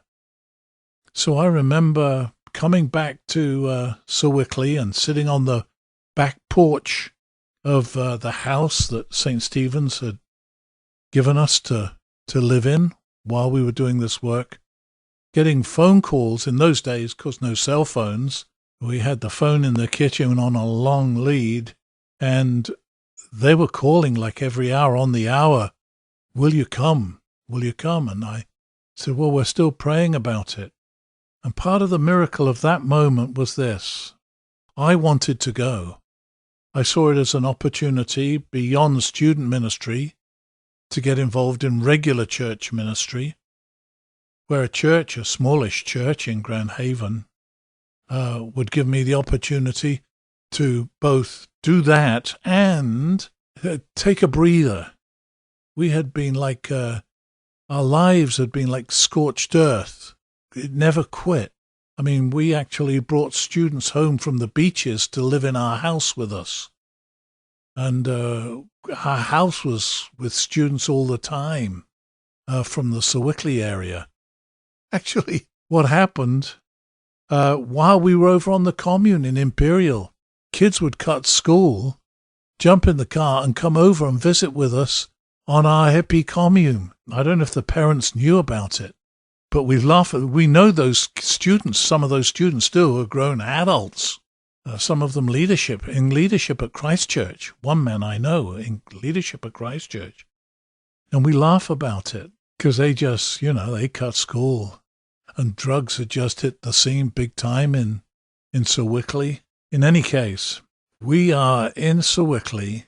There's this major movement going on in Sewickley. There's this major movement going on in the campuses. And we were exhausted, quite frankly. We were exhausted. So to go to disband the band, step out of student ministry, take this little church in Grand Haven would be a breather. We had made good friends in Grand Haven. It would have given a new birth to the church with, my presence there and the popularity we had in the community. I wanted to do it. I wanted to go. But Kathy, my dear wife, said she'd been praying about it and she had absolutely no peace about going there. And as I've talked about it with her since, because we do go back to those moments on that back porch sitting there praying over whether to leave Sewickley, leave student ministry behind and go to Grand Haven.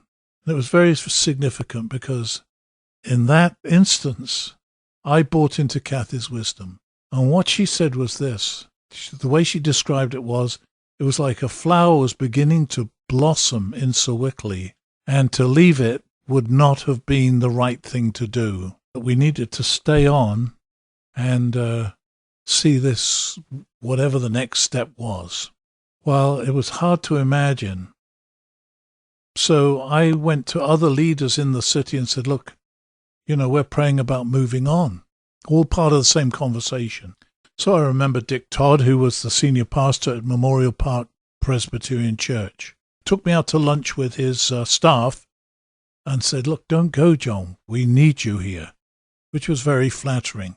I remember meeting with Bob Long, who'd come back to Pittsburgh, having graduated from Gordon Conwell, and he was helping in the student ministry. He was on the staff of Belfield Presbyterian Church, which is across the street from Pittsburgh University.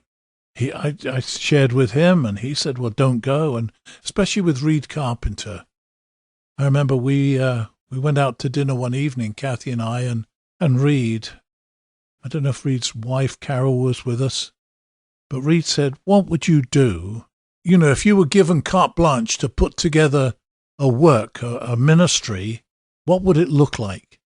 And I remember drawing on a napkin on the table what became the Coalition for Christian Outreach. Because I'd been thinking about that, and how do you mobilize a movement like this? So as difficult it was as it was for me, leaning on Kathy's wisdom and prayers, and she was very strong, adamant that we not take the job in Grand Haven. I called them back and said no. So that left us open then to, well, what's next? And in talking with other leadership around the Pittsburgh area who had become close friends in ministry, Reed Carpenter in particular, Dick Todd at Memorial Park Presbyterian Church, and Bob Long at Belfield Presbyterian Church, I was looking for some wisdom and a way to do whatever we should do. And it was out of that the Coalition for Christian Outreach was birthed. If you are enjoying this podcast, let us know on our Facebook page. You can find more episodes of John Guest Remembers and Christ Church's other podcast, Our Church, Our Stories, on our webpage, ccgf.org, or wherever you find your podcast by searching for CCGF Talks. Thank you for listening.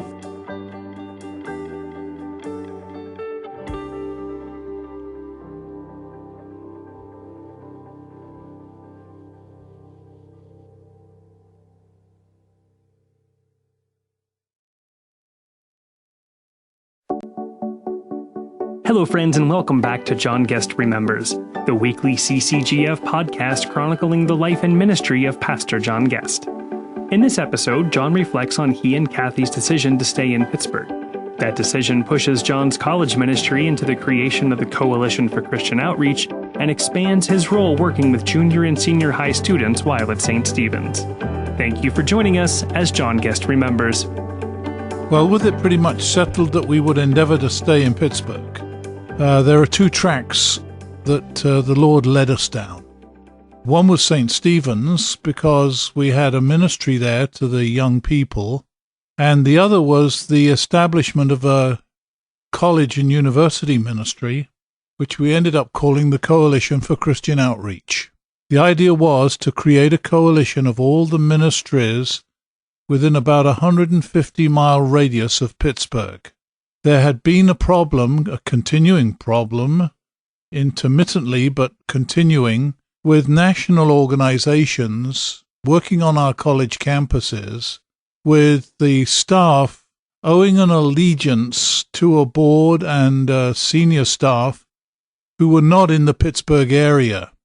And so whether it's InterVarsity or Campus Crusade or Navigators, while they come and operate within a given university and may stay for 2 or 3 or 4 years, their allegiance is not in the first place to the university, but to the organization for which they're working. So I was working with a man by the name of Neil Rendell, and he was the InterVarsity staff man. He was a very close friend. He was an usher and in our wedding when Kathy and I got married in Philadelphia. And because of my ties to InterVarsity Christian Fellowship through the making of the Jonathan and Charles album, it was a natural to work primarily with him, but we went by campus and by one campus or another, working with all the Christian ministries that would cooperate on campus. So that was, at least in the evangelical stream, InterVarsity Christian Fellowship, Campus Crusade for Christ, and Navigators.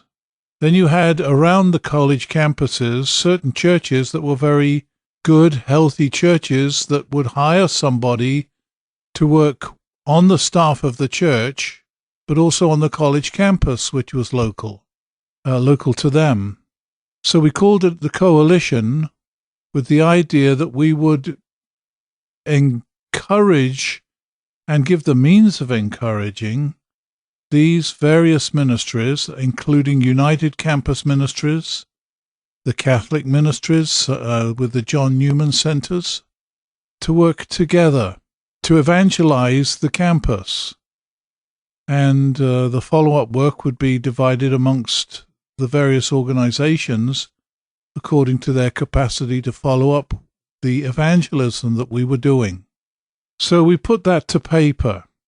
We put together a board of leading Christian men, whether in ministry or in business, and some women, but mostly men, as I remember. We incorporated under the title of the Coalition for Christian Outreach and sought to establish a 501c3, which is a non-profit tax-deductible standing with the IRS, so that donations that would come to us would not be taxable to the donors. And we began to talk with other ministries and churches and colleges which had a Christian base about this cooperative effort.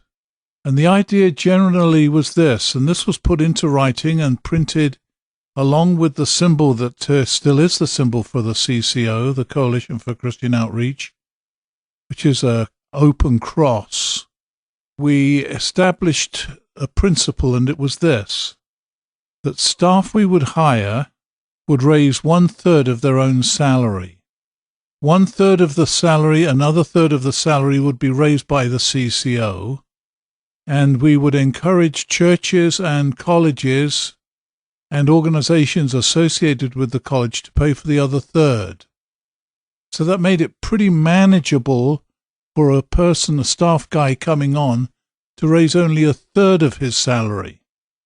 Whereas with InterVarsity and Campus Crusade, they had to raise all of their salary if they were going to go on staff. And it also had us working with either churches near campuses or the campuses themselves, whether it was the sports department, the housing, the dormitory support for the students, resident dorm assistants, whether it was working in the chapel if there was one at the school, for them to hire our people for a third of the cost, which was a very attractive offer, with CCO, Coalition for Christian Outreach, raising, which was primarily my responsibility, to raise the other third of their salary. So we began to employ and expand quite a large staff very quickly. We opened up an office in Sewickley for the CCO.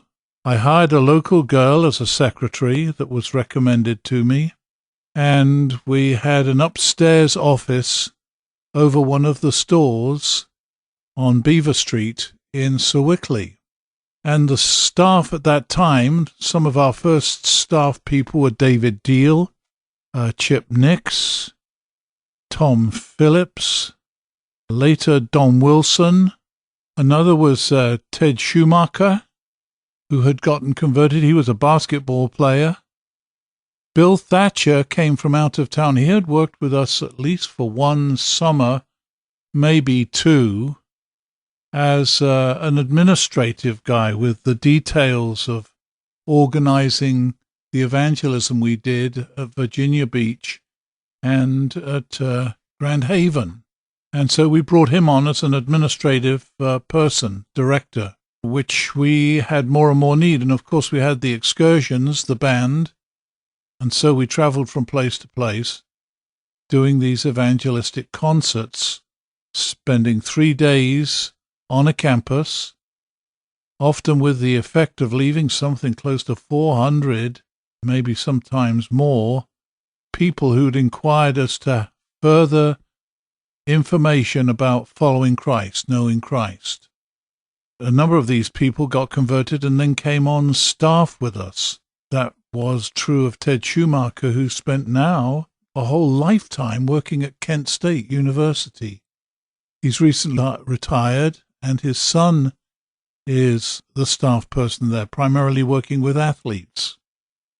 Sally Cheney came to work with us, who had been a Presbyterian education person from Fox Chapel, and she became director of housing. Certainly she was a resident dorm assistant at Geneva College. But Grove City was a big school for recruiting students. Westminster, some colleges, all of these close to Pittsburgh. A guy by the name of Dave Licious, amazingly, got converted, D-Licious, and his wife-to-be at the University of Pittsburgh, which was one of our early stops. Chip Nix went to work at Allegheny College, halfway between here and Erie. Tom Phillips, who had been a student at Syracuse when we visited there a couple of years before, he came on staff and went to work at Worcester College. There were other schools like Carnegie Mellon University and University of Pittsburgh that were natural, with already staff associated with churches close by. These staff folks would come together weekly to support one another, pray together, and we met at the office on Beaver Street and had a day of fellowship and planning and talking about how things were going. So that was the CCO, and that just continually began to expand. That was one track that began to flourish with this college evangelism and going from school to school. The other track, St. Stephen's, was remarkable. I got to preach as the youth minister there, ordained in England. I had my letters transferred from the Diocese of Liverpool, where I had worked for a year, to the Diocese of Pittsburgh with Bishop Robert Appleyard. And so my letters de missouri, as they were called, brought me under the authority of the Episcopal Bishop of Pittsburgh. And so I began to associate with the leadership of the parishes in the Diocese of Pittsburgh, of which St. Stephen's Sewickley was one such parish. Actually, one of the, what they call cardinal parishes, lead parishes. Another such parish was Calvary Episcopal Church in the East End, which is where the dream all began with Sam Shoemaker. But at St. Stephen's, I ran as part-time youth minister, living on site in a house that had previously been the Catholic manse, which had about half a dozen bedrooms, each with its own bathroom. St. Stephen's re-equipped the whole thing.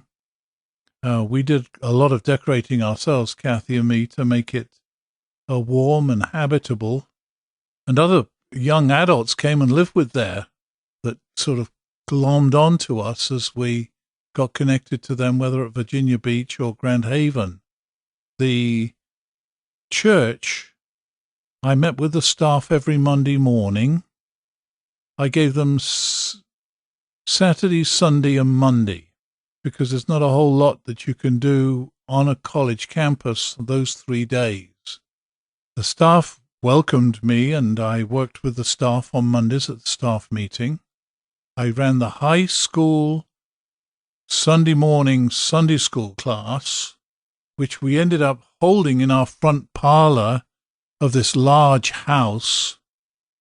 And I recruited 2 or 3 of the young adults around me, Chip Nix, who ended up coming on CCO staff, Tom Phillips, who'd moved into this area and ended up coming on Young Life staff, another fellow by the name of Leroy Thompson, who was the son of one of the Sewickley families, and Steve Nash, who was a son of another one of the local families.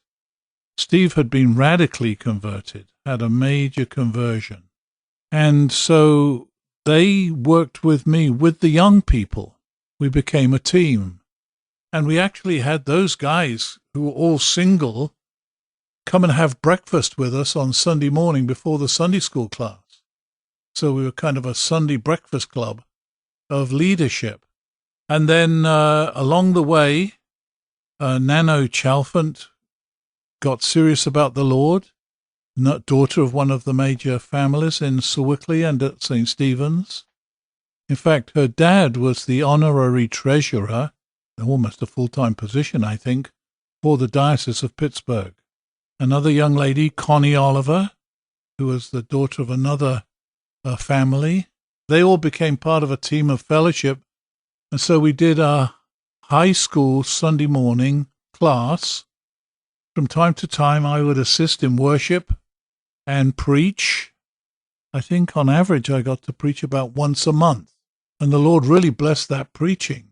But my primary job was on college campuses with the band and these new staff people as we began to build a ministry within a 150-mile radius of Pittsburgh. At the church, however, we did start an afternoon middle school recreational event, 4 o'clock on a Sunday afternoon at the church, in the church hall.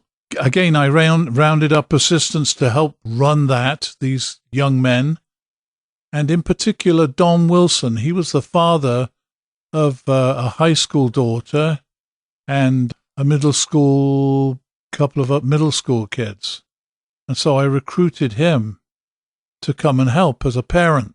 What we did was kind of run the stink out of the kids for about 45 minutes with some pretty hearty recreation, and then sit them down, semi-exhausted they would be, and take 10 or 15 minutes to talk about the Lord. I would play my guitar and sing maybe a popular song and then a Christian song, and then just talk about knowing Jesus and having a personal relationship. And it was out of that class that the first major young person convert came. Gigi Skapik came to talk with Kathy and me after one of those middle school events and prayed with us and asked the Lord into her life. And she was the first of a long chain of young adults. Well, she was a child in school at that time, of course, who came to know the Lord. And then we started a Sunday evening fellowship for young adults who were beginning to come around. We were young adults ourselves. Kathy had our first child about a month after we moved into Sewickley. So the kids would come around and hang out with us as well. And so we started a Monday evening supper club for the high school students, and they would come and help cook. They would cook in our kitchen, and that became another event for high school students. So our weekend looked like this. Saturday was kind of loosely relational. Sunday morning was church with high school and services. Sunday afternoon was middle school. Sunday evening was a young adult fellowship. And Monday evening was a high school supper club. Monday morning, I had staff meeting with Dr. Ben Williams, who was the rector, Sam Odom, and those were the clergy staff. And then Lee Kohlenberg was the music director. He was new, as was I. I think they were our ministerial staff, and then there were some administrative people. Betsy Schenk was one, Laura Robertson another. So that was our life together for about a year or 2 or 3. If you are enjoying this podcast, let us know on our Facebook page. You can find more episodes of John Guest Remembers and Christ Church's other podcast, Our Church, Our Stories, on our webpage, ccgf.org, or wherever you find your podcast by searching for CCGF Talks. Thank you for listening.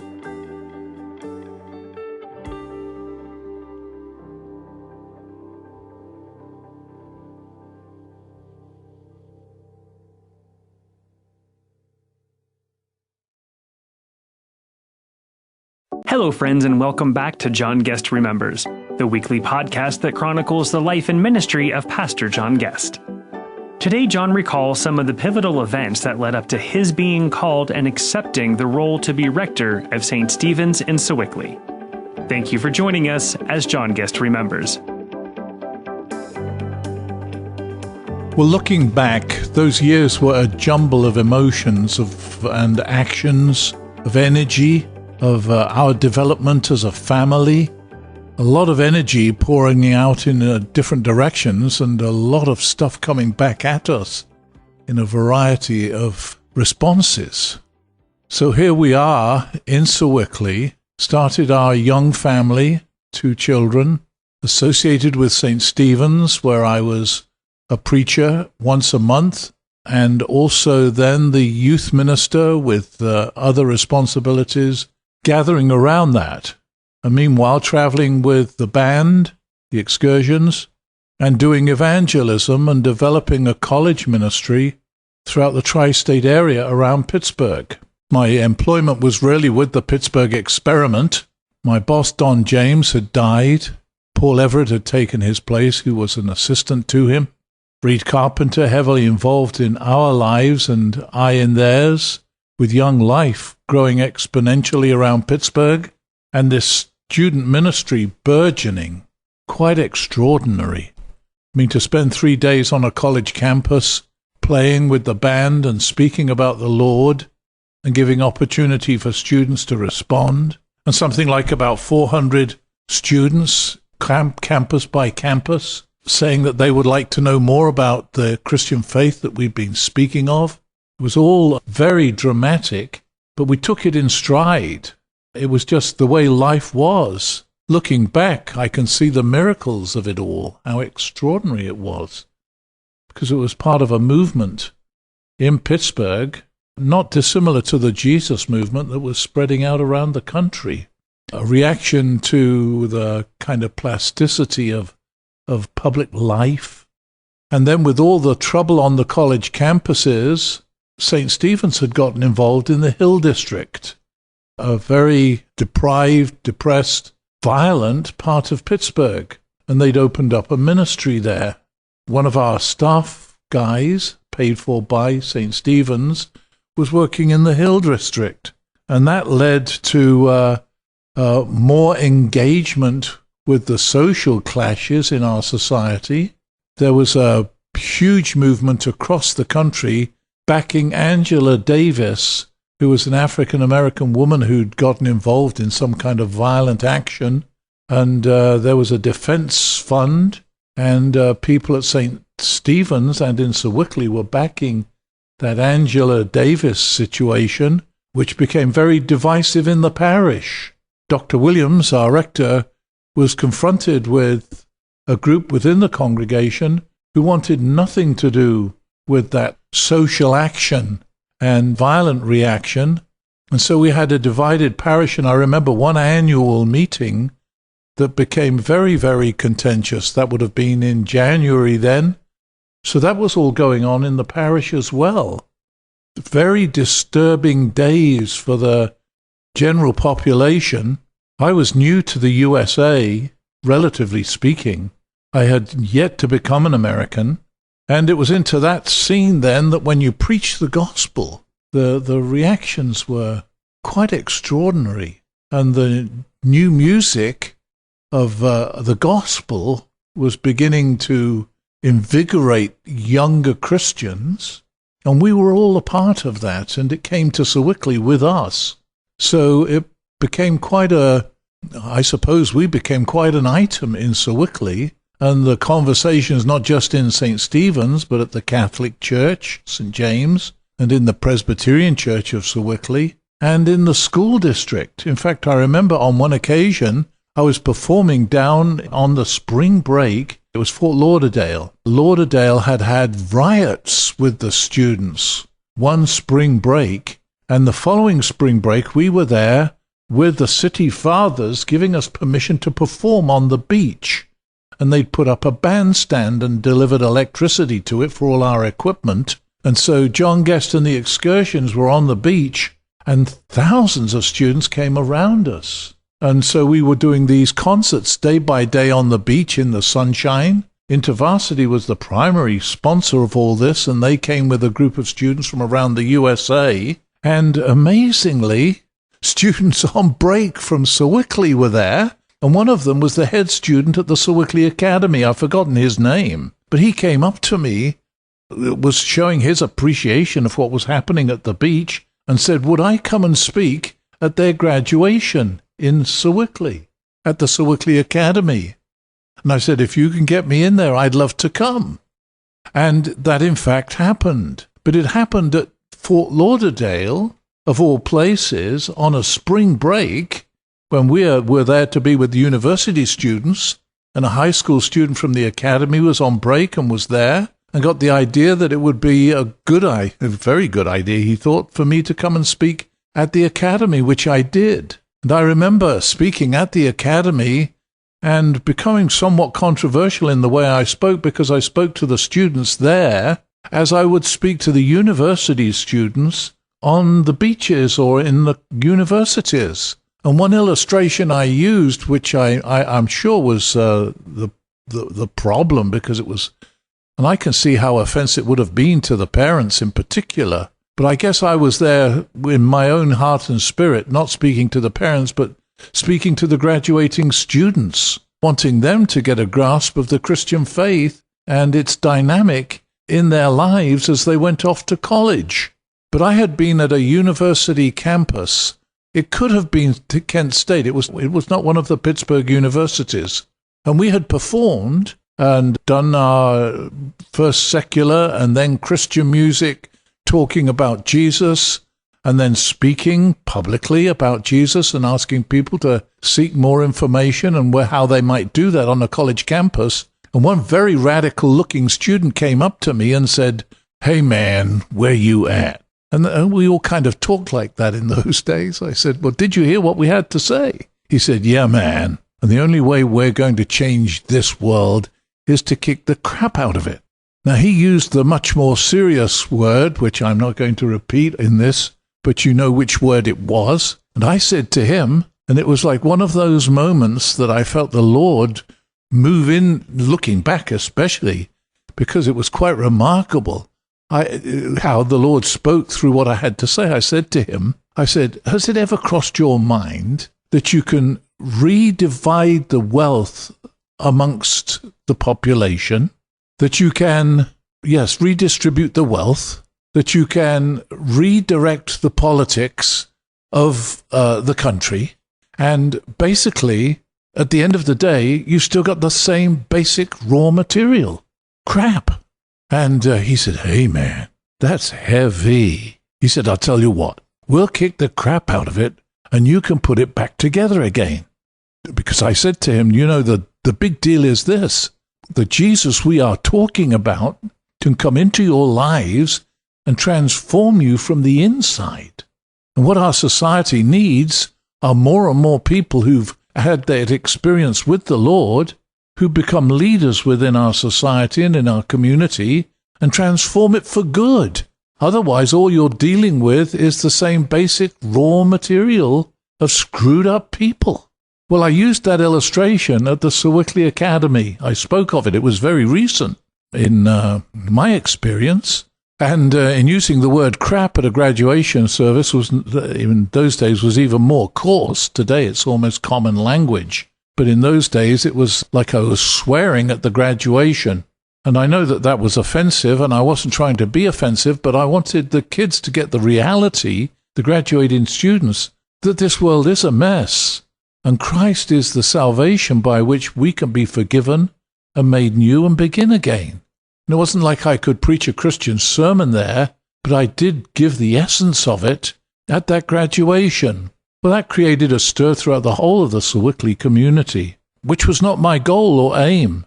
And I saw my life here really as a part-time life. My real life was out on the college campuses. My employer was the Pittsburgh Experiment, with the backing of Young Life in the area and other churches that were getting involved in this student movement. So that was our life in Sir Wickley. We were day and night burning the candle both ends in the lives of kids coming. I remember students would come and stay with us, come and spend time with us. Others who'd gotten converted came and joined themselves to the movement in Pittsburgh. It was a spectacular spiritual movement. And since we were just a part of it and watching it happen and others were gathering around it, we didn't see how dynamic and dramatic it was. But looking back, and as I'm talking about it, it seems very exceptional, and so it was.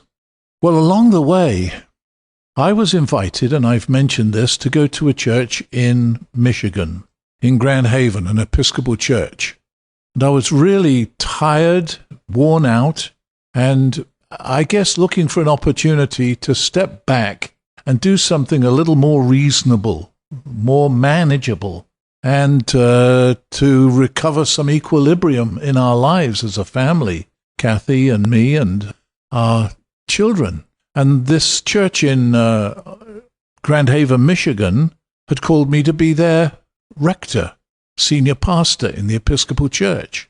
And I really wanted to go, and we've spoken of this and Kathy's desire to stay in Sir Wickley because she saw, as she called it, a bloom that was budding but hadn't yet opened up and blossomed, and that we needed to stay and be a part of that blossoming. And so I went along with Kathy's sense of that very reluctantly, because I really was looking for a break. To tell the truth, to be honest. It's hard to be honest with myself in that, but I was really exhausted. But we stayed on and continued the ministry, and then out of the blue, Dr. Ben Williams, announced that he was planning his retirement. Well, that was a shock to me. Now, there were two things really disconcerting.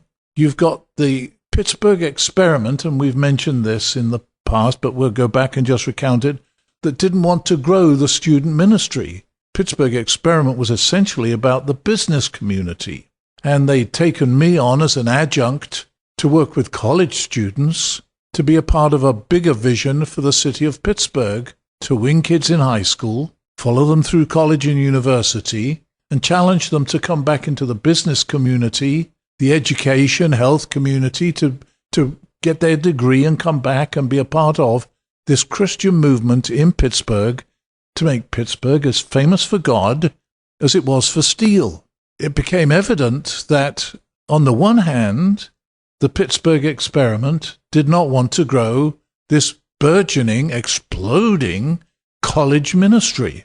And so I'd gotten that message kind of obliquely from Paul Everett, who was directing the Pittsburgh Experiment, and it's perfectly understandable. His responsibilities were to the business community and to the small groups of businessmen and to the church leaders who were in business in Pittsburgh, to mobilize them and encourage them and inspire them in their work in the city. And we already had more people working for the experiment in this college ministry than were on staff in the business aspect of the ministry. And now on the other side of things in Sir Wickley, Ben Williams is announcing his retirement. And I tried to talk him out of it because he was a perfect leader in the community. He'd been here forever, and he was giving cover for me with the more radical ministry that I was involved in. And I could see that I was something of a healer between the element that did not want us involved in the radical politics of the left and the African-American community, that struggle, and Students for a Democratic Society and their kids out on strike from school, and drugs becoming more and more an item and an issue in the high school community as well as the college community. And Ben was a perfect foil. He had his own life and ministry and credibility. He'd been a strong leader in so many ways in the Sir Wickley scene and in the Episcopal Church, and in St. Stephen's in particular. So for me to be his youth minister and assistant was a great foil behind his leadership to do all these other things. And my read on this, just knowing humanity and the way things work, that when he retired, they would call somebody else to be the rector, and that rector was not going to want me and what I was up to with my band and this other more radical youth and student ministry to have to manage that, coming in fresh off of whatever his calling was to be the rector. So I tried to talk Ben Williams out of retiring. I said, "You're still a young, strong man. You're still vibrant. You need to stay here." Well, his heart was set, and he and Lucy, his wife, the plans moved ahead. So they announced their retirement. The church put together a search committee. The search committee brought in a national agency, a headhunting. I don't know if it was just for Episcopalians. I have an idea it was. They knew the Episcopal scene very well nationally, and they interviewed the staff and other members of the congregation and came up with a report of the sort of person that the church should be looking for, which they bought into. Well, staggeringly, that outline looked remarkably like me. You know, they wanted a good preacher, and God had blessed my preaching. Whenever I was the preacher at St. Stephen's, I feel a little awkward saying this, but the church was nearly packed out when I was the preacher. So once a month there was a large congregation. I do remember, I'm smiling to myself even as I talk about it, the staff saying, there was a crowd in church Sunday. What's going on? Well, I'd been the preacher. My read on it was that whenever I preached, people turned up. So along the way, they interviewed all kinds of very prominent Episcopal rectors around the country. One of them, actually, that they interviewed, I found out later, had become the Bishop of Pittsburgh. And he told me that he'd interviewed for the same job that I had taken, the rector of St. Stephen's, because that's what happened. A couple of people put my name in, and so I went through the process as if I were coming in from another congregation. I put together a resume. Amazingly, one of the men I had spoken for up in Rhode Island had become the Bishop of Western Massachusetts, and he sent a very warm, glowing report about my capability. My credentials from England had been moved from the Diocese of Liverpool, and Bishop Appleyard, who was the Bishop of the Episcopal Church in Pittsburgh, had received my letters demissory, they were called. So he was my bishop, and I was a member of the Diocese of Pittsburgh, and so a credible person within the Diocese of Pittsburgh. In fact, I had played and sung at the diocesan convention and in one or two of their parishes along the way, as I had a wider ministry than just at St. Stephen's within the Diocese of Pittsburgh. So a couple of the folks on the vestry helped put that all together. Dick Means, George Stinson, who was the senior warden, Bud Harvey, who was a lawyer in town, and on the vestry, And George Oliver, who was one of the leaders of the community in Sewickley and was on the vestry of St. Stephen's. So they kind of championed my nomination. And what was extraordinary was this. Ben Williams put together the search committee. It was his choice. They were his people. They were his men. And he saw them as leaders in Sewickley and in St. Stephen's. I suppose in those days, St. Stephen's was the prominent church in the Sewickley community, with the business leadership of Pittsburgh worshipping there. That group had been selected by Ben to be the search committee, and so one day we, as if we were visitors to the parish, were interviewed by that group of people with their wives at a dinner at the home of David Oliver, who was on the search committee as well, along with, I remember, Leroy Thompson, another leading family in the community.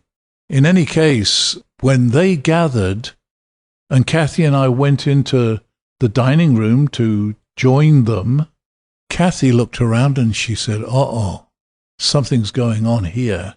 Every one of the families, every single one of the families that had made up the search committee had either a college or high school student who'd been influenced by our ministry to the point of what we would say being converted, born again spiritually, and enthusiastic about their relationship to the Lord, and looked to me as their mentor and spiritual leader, not just to me, but Kathy as well. Kathy had an amazing influence. Our home was an open home. And the girls came around Kathy, and the young adult girls, college students, and even some who'd graduated and were married, whose marriages maybe were even in trouble. And I remember Kathy having an amazing counseling and relational influence for those young women. And as we gathered in the home, it became apparent that it was a very positive meeting, because each one of those families had been touched with the gospel. And as a result of that, it made me a very likely candidate to become the rector, because one of the things the church was discovering in its assessment of the need for leadership was to reach into the younger families and the younger community, because that was the absent group in the church becoming more absent. And so Kathy and I became a kind of a youth leadership, student leadership, Episcopal minister leadership in the community. And so as a result, when it came down to it, they did call me to be the rector. And I remember George Stinson coming and asking me but he said, look, we've got a vestry meeting on Monday night, and I don't know whether it was a Friday or a Saturday he was speaking to me. He said, but we would like you to come and attend the vestry meeting. So I said to him, well, I know I've got something else on Monday night. And I remember his words. He said, I think you might find it very advantageous to your career to change your plans and come to the vestry meeting, which I did. It was a 9-person vestry. They needed 2/3 majority, and that was the bylaws. And that's exactly what they got. 6 votes for, 3 against me becoming the rector.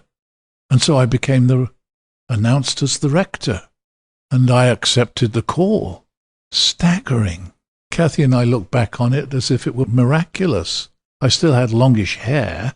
I still wore jeans and casual look, my Hare Krishna shirt, and was hanging out with the kids and had my guitar and was doing concerts around university campuses. That they called me to be their rector is miraculous, because in those days it was just radical. If I'd been radical at the graduation of Sewickley Academy with my comments, they're calling me to be the rector of St. Stephen's. I just put that together in my mind, chatting with you here right now. That was even more radical. And I remember the morning that they called a staff meeting, the next day, my having accepted the call. So the staff were assembled, and I was there as one of the staff. George Stinson came in as the senior warden, that's a senior layman in Episcopal terms, and he said, I want to introduce you to your new rector. And he said, John Guest. And as silent as I've just become, the room became silent. The staff could not imagine that they had called me to be the rector. I mean, I'm smiling as I say it, but I don't know, I've described it, it couldn't have been more quiet. It was just like beyond belief. And so it was. And then it was announced to the parish, and then to the Sir Wickley community and to the city. And I remember, Dr. Lamont, who was the head of the First Presbyterian Church in Pittsburgh, which was like the big church. He was on the radio every Sunday evening on KDKA, the flagship station of all broadcasting, first commercial station in the USA, KDKA. And his sermon was on the radio every Sunday evening. Dr. Lamont called up. He'd backed me in my student ministry and put money into our student ministry. He congratulated me. He said, John, I've just heard you become the rector of St. Stephen's. And I said, yes, isn't that amazing? He said, it is. Congratulations.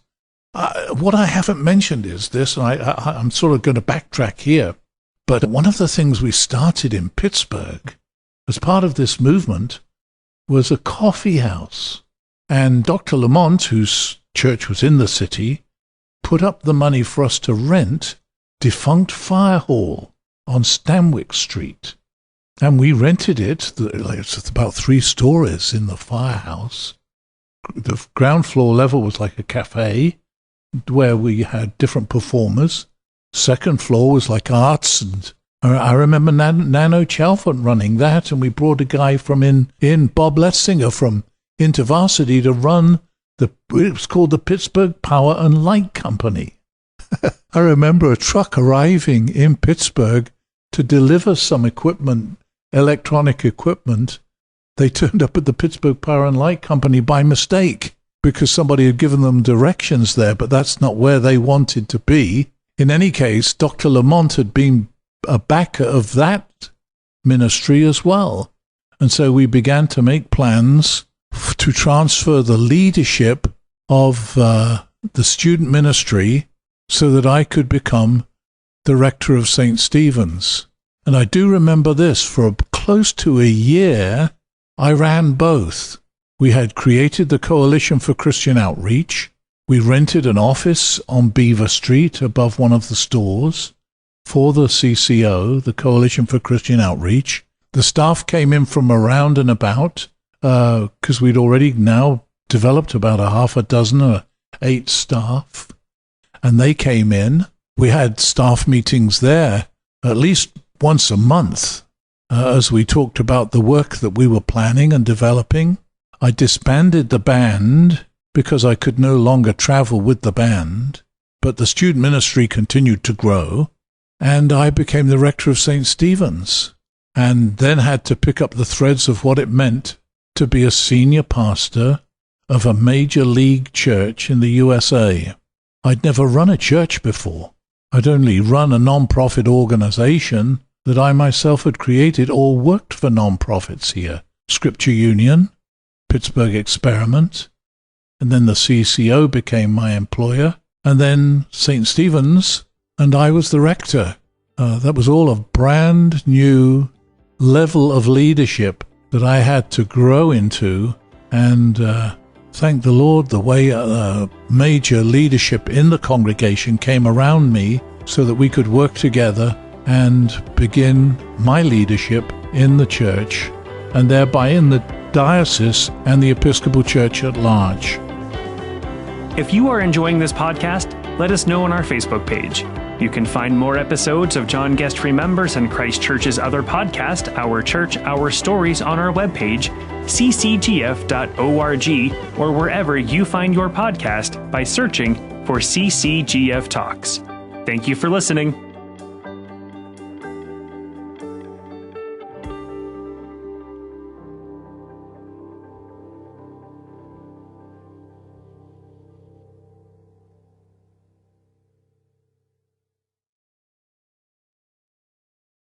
Hello, folks, and welcome back to John Guest Remembers, the weekly CCGF podcast that chronicles the life and ministry of Pastor John Guest. This week's episode picks up with John having been installed as rector of St. Stephen's and his process and thoughts for building the team that would minister alongside him. Thank you for joining us as John Guest Remembers. Well, as I assumed leadership right at the end of 1971, having been installed early in December, with Bishop Appleyard coming to conduct that service, which was a special service of an evening. My goal was to preach the gospel, taking the regular scripture readings as they came with the lectionary, but they are dynamite going through the church year. So right after Christmas, it was Epiphany, and then Lent, and then Easter, and then through Trinity Sunday, and then Pentecost, and going through the readings of that summer, which pretty much coursed their way through the life of Jesus, until you get to Advent again in late November. The staff we worked with together, and though I was not declared, I knew that I was going to have to build a new team of people who were younger, vibrant, ready to preach the gospel. And so who I was looking for in the first place was a new assistant, an assistant rector. I inherited Sam Odom, who was a dear gentleman and was close to retirement himself.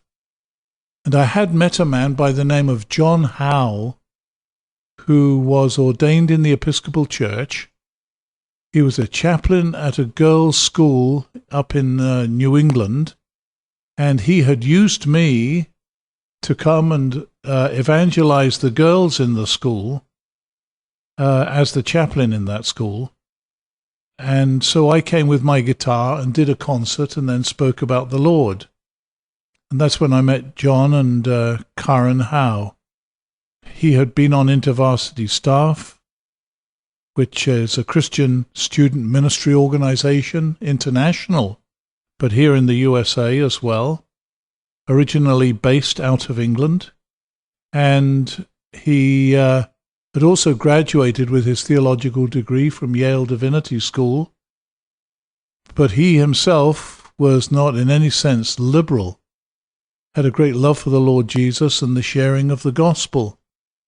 And so, having met him, I asked him would he come and be my assistant in Sewickley. They prayed about it and deferred and said no, they didn't feel like they should leave their chaplaincy. But I continued to pursue him, and he and his wife, praying about it, said, if John Guest calls us one more time, we'll take it that the Lord is calling us to go to Sewickley. Well, that's what happened. I didn't know that, of course. That was their own agreement, their own fleece, as we would say, that they had put out. But I did call again, and so they decided to come. And along the way then, Sam Odom did move on into a kind of retirement, and with him his dear wife Polly, their two daughters. Margie was, I think, in college at that point, and Mary Van, as Sam called her, was maybe in middle school, high school. In any case, they moved along, and John Howe came and took up residence in what is the Christie House at St. Stephen's. It was the house for the assistant minister. And so we began to work together. I shared the pulpit pretty much equally with him, and his wife was very much involved in the Sunday school, directing the Sunday school. And so we began a new regime at St. Stephen's. I had started Sunday evening fellowships. That was to invite people who I would meet at the church door who were new, and anybody who was showing spiritual interest. And as people came to know the Lord and make a commitment to Christ, so they'd be invited into that fellowship. I was still doing the youth ministry and thereby the children's ministry at 4 o'clock. But we started this Sunday evening fellowship, and it became very, very important to the development of the church. It was where people really got to know me and my wife Kathy. At that point we had 2 little children, and we got to know them. It became a time of informal singing. John Howe put together a great songbook of some secular folk songs and music, and some Christian songs. And so we would lead the music and invite people to come to this gathering, and as part of the gathering ask them to talk about themselves a little bit.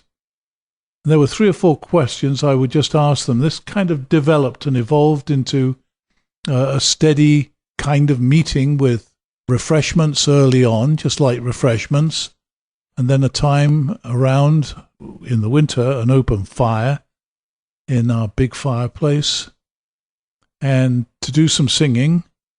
And then people who were new to us, and even if somebody had made a commitment to Christ, I would coach them in how to talk about that and share their faith. If they were new, these were the questions I would ask them to answer. Then give their name, give where they live, tell how they found St. Stephen's, and then one thing about themselves they cared to share. But that often turned into quite a spiritual conversation. But Sunday by Sunday, every Sunday we did that for a number of years.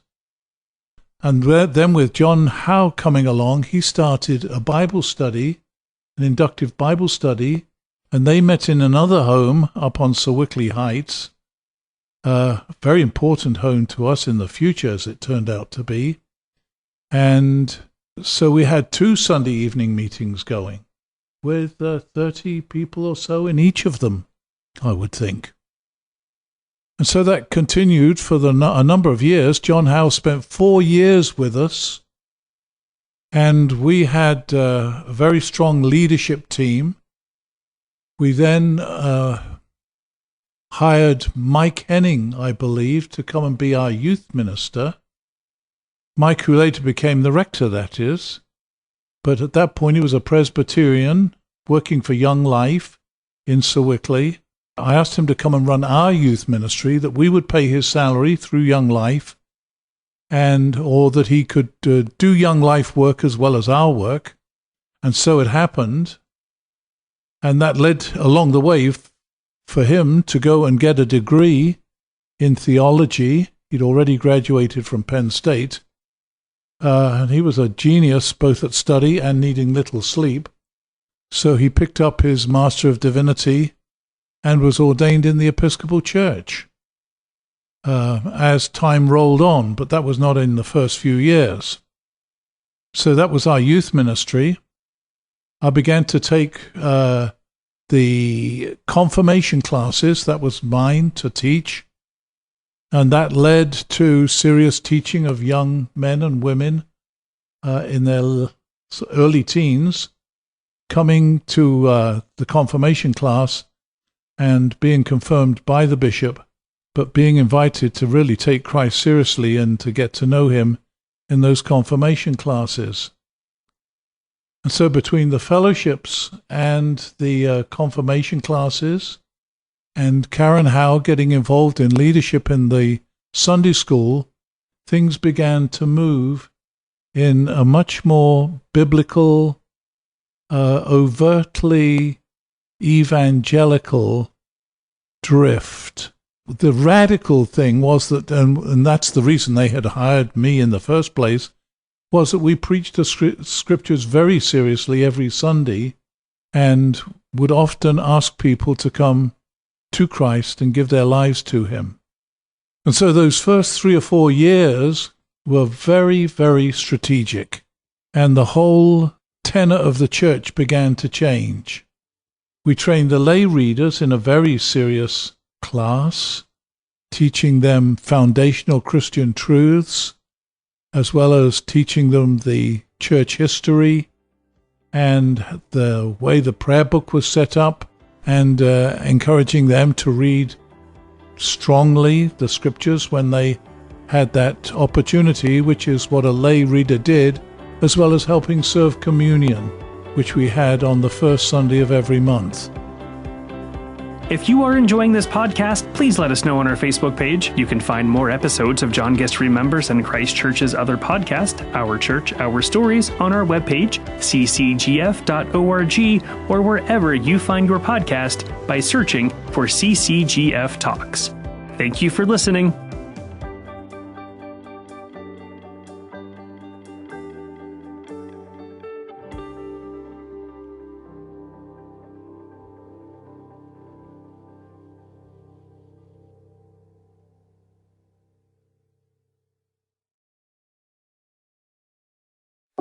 Hello, folks, and welcome back to John Guest Remembers, the weekly CCGF podcast chronicling the life and ministry of Pastor John Guest.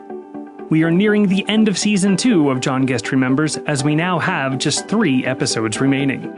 This week we continue with John's remembrances of his installation and the forming of his team as he assumes leadership at St. Stephen's.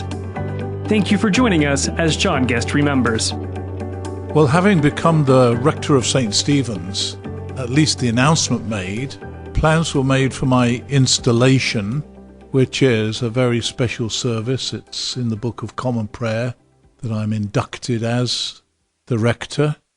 Bishop Appleyard, who was the bishop in those days of Pittsburgh, came and spoke at my installation and conducted that. At one point, they give me the keys to the parish. That's one of the ceremonial acts.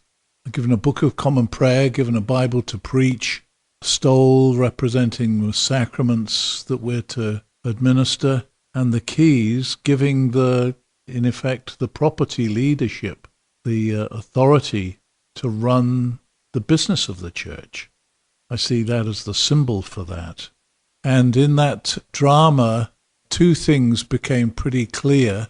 One is that I had never ever run a parish before and was still in many people's eyes the youth minister and the kind of student evangelistic radical.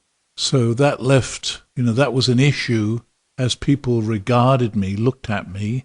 And the second was this, that it was clear I was going to need to build another team, another group of people around me who would support what I felt should be the ministry of the church. Although I had a lot to learn, I knew what the heart and soul of the ministry needed to be, and that was the preaching of the gospel, a clear presentation of the need for Christ in our lives, and in receiving him to be born again spiritually, to be made new, and in that then to have a mission in life to serve Christ. And that would radically, one person at a time, change the life of the church. I did not seek to change anything by way of the worship service at that time, just to continue to preach the kind of preaching that had landed me with the job. Very early on, and the vote, by the way, was a 6-3 vote. It was a 9-person vestry and a 6-3 vote, which was the bare minimum of a 2/3 majority by which I was elected. And the 3 men, it was an all-men vestry in those days, the 3 men who had voted nay came in one at a time across the space of my first week into my office, where I was now ensconced as the rector after I'd been inducted, and resigned, saying that they had voted against me and they thought it right that they should resign. And I said to each one of them, that's not fair. You've got to give me a chance. And I directly sought the changing of their minds to stay on the vestry. And that worked with 2 of them, Lou Favourite and Tom Pangburn. The 3rd man, John Hutchinson, said no, he needed to resign and he was going to leave immediately the parish, and did, and went down to worship at the cathedral in the city of Pittsburgh. the Cathedral Church of the Episcopal Diocese. The other two men stayed on. One of them became my junior warden, and Dick Means, who was on the vestry at that time, became my senior warden. And he was my selection. The people's warden, the junior warden, was elected by the vestry, and those two men were the senior authorities of the vestry, with myself chairing it as really the senior partner as the leader of the vestry. And I immediately initiated a Monday morning breakfast with Dick Means and Lou Favourite, senior and junior wardens, to talk about the life of the parish, what I was thinking about, issues that they were aware of, and to seek their wisdom and advice in my leadership. And that turned out to be an amazing decision and a God-given wisdom by which those men became very much my friends and encouragers and supporters, because what it amounted to was I would talk with them about things I thought we needed to do. They gave me their particular wisdom on it, but then worked with me to get them done. And I remember Dick Means, who was president of the Oliver Tyrone Corporation in downtown Pittsburgh. Lou Favourite was a senior vice president with Alcoa. So these were men of real leadership in the city. But Dick Means came with always seemed to have a used envelope that he took out of his pocket and jotted on the back of it the things that he was going to get done, maybe reminders of things that I said I was going to get done. And so for the then foreseeable future, down through the years, that was always my policy, to meet on Monday morning with the two wardens, the rector's warden, the senior warden, and the people's warden, the junior warden, and have those kind of discussions. And all down through those 20 years at St. Stephen's, and now 25 years all told here at Christ Church, that has been my policy in leadership, to meet with the key players on the parish council, as we now call it at Christ Church, and talk through the issues, staff, politics of the parish, the things that were going on, needs, finances, and so on. I remember my first vestry meeting that I was to turn up to, and in effect chair, which was like a standing start. It seemed to come very quickly, and that was held on a Monday night. And that first Monday, I was still the youth minister running the youth program, and we had a meeting in one of the homes, the Monday night meeting, and I forgot that the parish council meeting, the vestry meeting, was going on. And suddenly, in the middle of my talk, I realized I was going to be late. Thankfully, it was only about a block and a half from the church, but I said, I've got to go. And I shot out, still dressed like a youth minister, and ran to the meeting and arrived at the meeting late. And Dick Means, senior warden, said to me at our next private meeting, don't let that ever happen again. And it never did. And of course, I became more and more well prepared for those meetings as I got into the leadership role of the rector. Now, the Lord gave me the wisdom not to do anything radical in terms of changing the Book of Common Prayer worship service, whether the way we vested, which was always very, very traditional, with a cassock and surplice and either a tippet if it's morning prayer or a stole if it's Holy Communion. We had a Holy Communion service, 8 o'clock every Sunday morning, always communion. Always, in those days, there was only the 1928 Book of Common Prayer. There weren't any other advances in that field. And then we had morning prayer the other Sundays of the month, except the first Sunday, when all services were communion, the first Sunday of each month. So once a month, at what was the 9:15 service and then the 11 o'clock service, we had Holy Communion. And I left that all very much the same. It's a beautiful service, and it's the one that I had been raised on once I became a believer in England. And they didn't sing the psalms. They said the psalms, but they sang the canticles. which are really psalms set to chant as part of the worship service. So one was called the Venite and another the Jubilati. The Venite, we praise thee, O God, we acknowledge thee to be the Lord. And that was sung in a kind of Anglican plain song. Similarly, the Jubilati, O be joyful in the Lord, all ye lands, serve the Lord with gladness, and come before his presence with a song. And occasionally, too, what was normally an evening prayer canticle, now lettest thou thy servant depart in peace according to thy word. In Latin, the Nunc Dimittis. Anyway, those are the opening lines of each, and they were sung. We always said the creed, and the communion service was said. We were a fairly low church compared to many of the Episcopal churches in the city or around the country.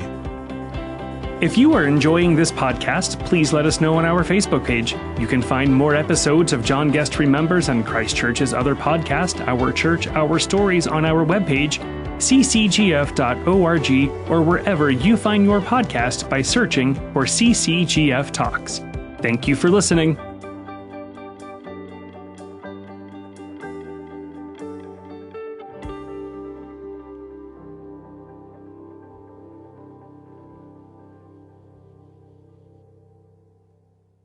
Welcome back to John Guest Remembers, the weekly CCGF podcast chronicling the life and ministry of Pastor John Guest. With just 2 episodes remaining in this season, be sure to look out for the next season of Our Church, Our Stories, and all that Christ Church has planned for the upcoming Lenten season. This week we find Pastor John learning some important leadership lessons as he experiences friction within the community of St. Stephen's. Pastor John also recounts the path that led to the founding of the Trinity School for Ministry in Ambridge. Thank you for joining us as John Guest Remembers.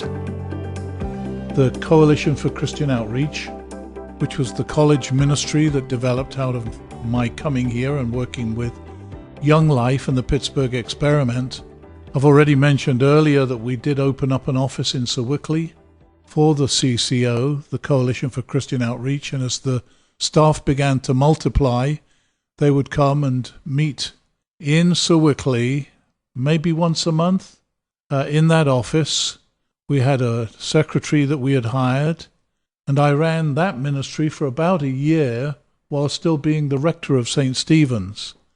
But eventually, that's what we were looking for, was somebody else to take that organization, and that became the Reverend Bob Long. He was a Presbyterian minister working at Belfield Presbyterian Church, which is across from the University of Pittsburgh campus. And he took over the leadership and did a phenomenal job. We'd already started an annual student conference, kind of paralleled the annual high school conference that Young Life ran for all the high school kids, not just Young Life kids, but church kids as well, in Pittsburgh. The vision was, in Pittsburgh, to make it as famous for God as it was for steel. I saw our work at St. Stephen's as part of that initiative. We had much of the leadership of the industry of Pittsburgh in our church, and certainly also in Sewickley. And Reed Carpenter, who headed up the Young Life ministry, was an extraordinary evangelist and a Pied Piper for young adults and leaders from the universities who became high school volunteers doing volunteer ministry all over Pittsburgh. That developed to a point where I would think about 4 years of while I was here, they had something like about 5,000 high school kids meeting in clubs around the boroughs of Pittsburgh. That's from the North Hills to the West Hills to the South Hills, as well as in and around Pittsburgh itself. And my job was to follow those students, at least when it was the Coalition for Christian Outreach, from high school to college, and then give them a vision for finishing their education and coming back to Pittsburgh in whatever field, medicine, business, education, law, whatever, and encouraging that vision, developing leadership in that vision. So that was going on, and St. Stephen's leadership was an important part of that. We'd hired Mike Henning, who was the Young Life guy locally, and that gave us inroads into another field of ministry. But the thing that was quite astounding was that as we were developing all this, and I guess I really anticipated it, there was a growing pushback in the church against where we were all headed. Constant biblical preaching and the drumbeat of calling people to Christ and making commitments to Christ. And as that happened, and one person after another came to know the Lord, and some of them in quite extraordinary fashion, and then we quickly moved them along into leadership in the church, and so they were now being elected to the vestry of the church. We enlarged the vestry from a 9-person board to a dozen, kind of like the disciples, so we had 12 people, and that allowed us to elect just a few more people who were gospel-centered and had a personal relationship with the Lord. And so maybe about 2 to 3 years in, there was a major pushback. And at the annual meeting, which was held every January back in those days, we would elect new people to the vestry and give a report on the year's work and have an all-parish meeting, like a annual general meeting for that election. People had to be there to do the election. And one of the men in the church, George Schenck, organized a reactionary movement, put up a counter slate to the ones we presented, and they all got elected. He mobilized everybody and any malcontent, anybody who had... It was quite amazing. It was a standing room only annual meeting. And George Schenck's slate of people, including George himself, got elected, and our slate was not elected. And so now I was confronted with 3 new people on the vestry, and George Schenck was one of them. Bob Hoffman was another one, and Jack Webb, who was the son-in-law of the previous rector, was a third one. What I did was, with prayer, number one, gather the staff and sort of lick our wounds as to what had happened. The staff being primarily Mike Henning, John Howe, and our music director, Lee Kohlenberg. My counsel to them was, we will take these new men on the vestry as serious about wanting to serve the Lord. And we will and give them 1 year in leadership with us to prove that they really wanted to serve the Lord. And if they continued to become, as it were, a fifth column and plot and resist and seek to remove us, which was why they were elected, then we would have to take a more severe course in our response to them. But to tell you how brutal it was, the morning after that annual meeting, one of the men came into the offices. John Howe was there, and he came into John Howe's, the Reverend John Howe's office, and said, well, I'm a message. Last night was a message. And when I got home, this is George Schenck speaking, when I got home, I got this phone call which then asked me the question, somebody calling in, how long is it going to take you to get those out of there? Well, John told me that when I got into the office, and that was, would you say, a very straight-on confrontation. Well, we dealt with them as leaders, and George, I made chairman of our long-range planning commission. We put Bob Hoffman in charge of finance. That was his field. Jack Webb didn't have, that I recollect, any specific appointment. But George Schenck was the ringleader, and so I put him in charge of long-range planning. So we met together regularly, as well as several others that we gathered to that committee. But it was essentially George Schenck and me talking working out where we ought to go as a church. Well, the miracle happened. George became a real advocate, but we began to think positively and dream positively, and I think George's real need was to be in leadership, and he saw himself as somebody with something to offer. And so along the way, he caught the vision for what the gospel was, became very serious about promoting the kind of ministry that we were promoting, and that became part of the long-range plan and vision. Steadily, attendance grew. No matter the conflict, which we didn't make a big deal about publicly. I mean, it was well known. Sewickley is a fairly small community. It was known that there was this struggle going on, but we never ever brought the politics of that or the personality of that to the pulpit. We continued seriously to preach the liturgical scriptures that were appointed and lead the worship steadily along the way. But the attendance continued to grow and grow. And this became a problem as well because we became known around the city and people were coming from other adjoining boroughs like Moon Township, Ben Avon, Ambridge and Wexford, as well as in St. Stephen's itself. So it was becoming something of a magnet to people who were seeking the Lord. And along the way, several of our young men offered themselves for ministry. Leaders within the church from these leadership families, going all the way back to when I was the youth minister, were moving into serious leadership roles in the Christian community in Pittsburgh or in Sewickley, and that was true in St. Stephen's amongst the people as well. So that was a delightful thing, and so the budget began to expand. But the outcome of this growing church and the energy that it developed led to some other thinking.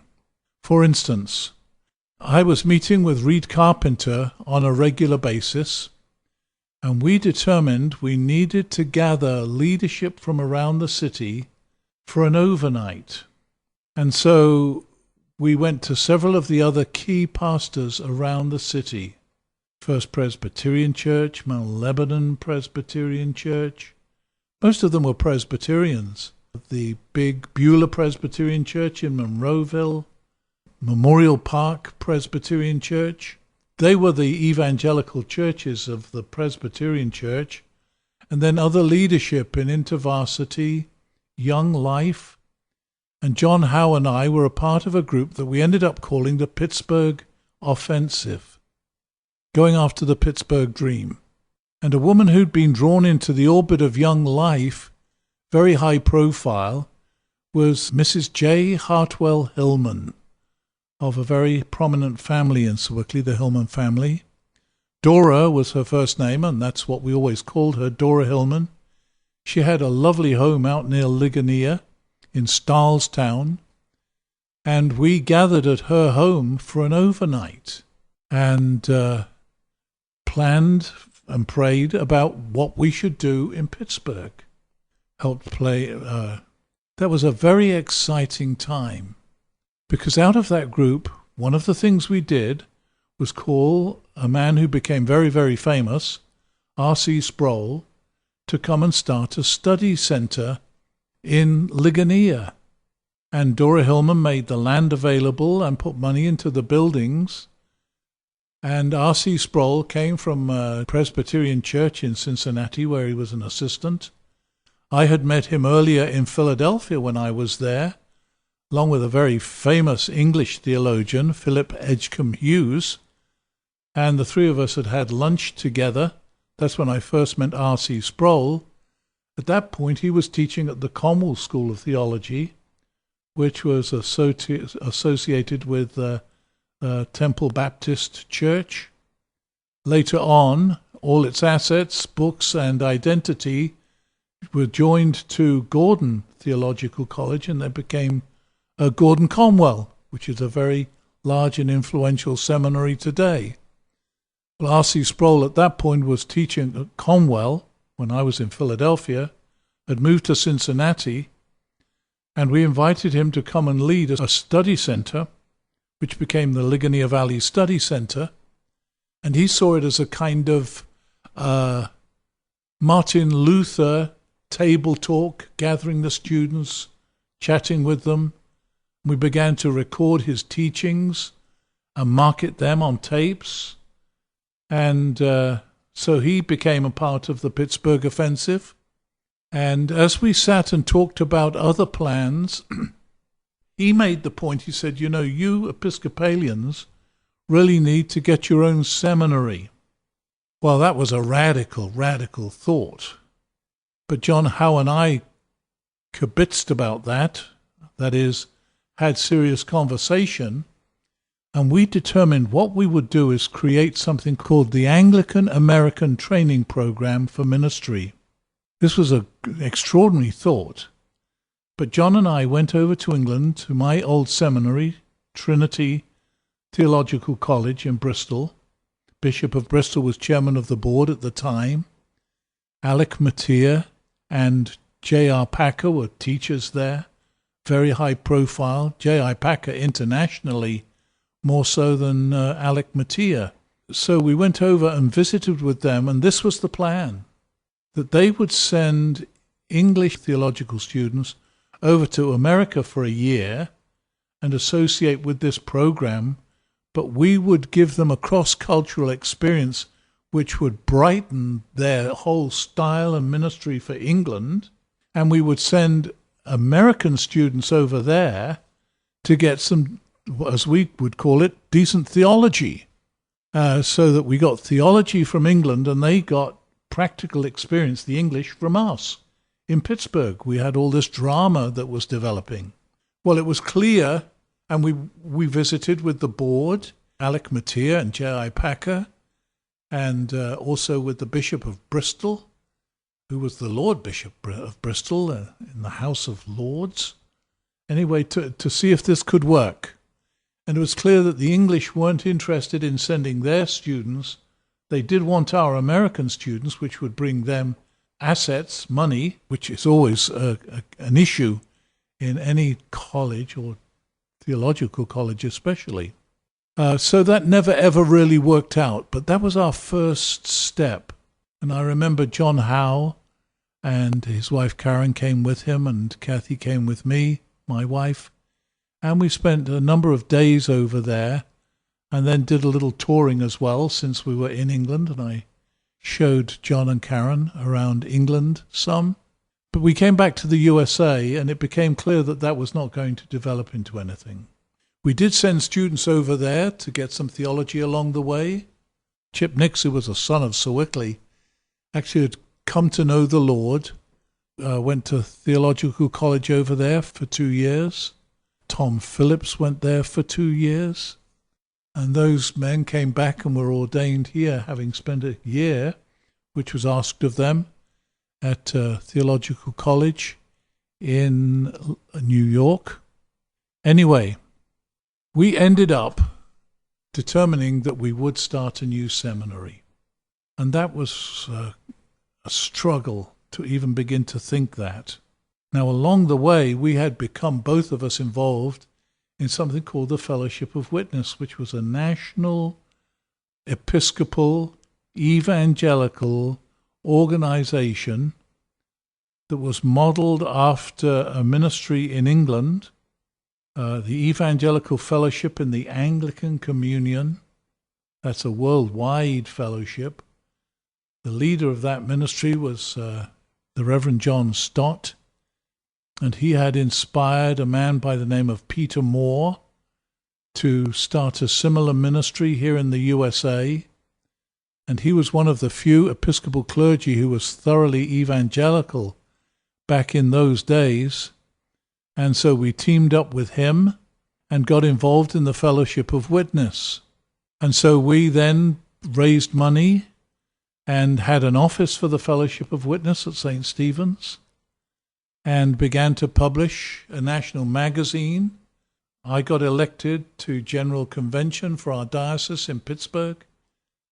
This is a lot of detail that goes to the Episcopal Church and the development of our leadership and ministry in Pittsburgh.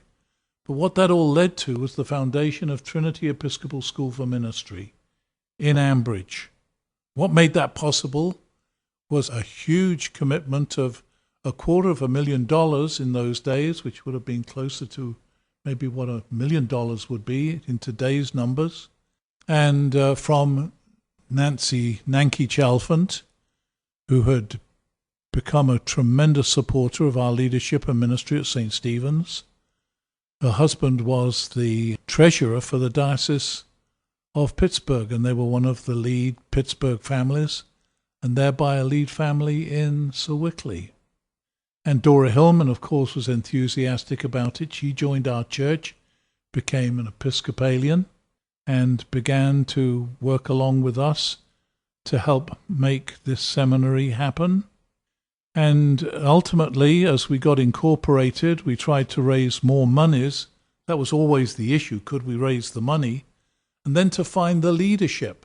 So I became president of the Fellowship of Witness, and we became part of a national gathering of other similar renewal fellowships that were developing within the Episcopal Church at the same time, separate from whatever we were doing. So there was a charismatic movement that was coming out of Seattle primarily. A chap by the name of Dennis Bennett was the leader of that movement. There was another group called Acts 29, which was a part of that same charismatic movement.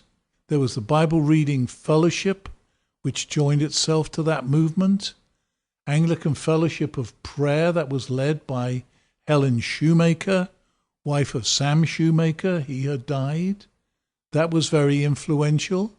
So you had the Fellowship of Witness, and then also the Brotherhood of St. Andrew, which was a very ancient, lay witness-oriented evangelical group within the laity of the Episcopal Church. We began to gather all that leadership together and ended up pulling off a national conference in Atlanta at the cathedral, St. Philip's Cathedral. It was packed out for a 3 or 4 day conference.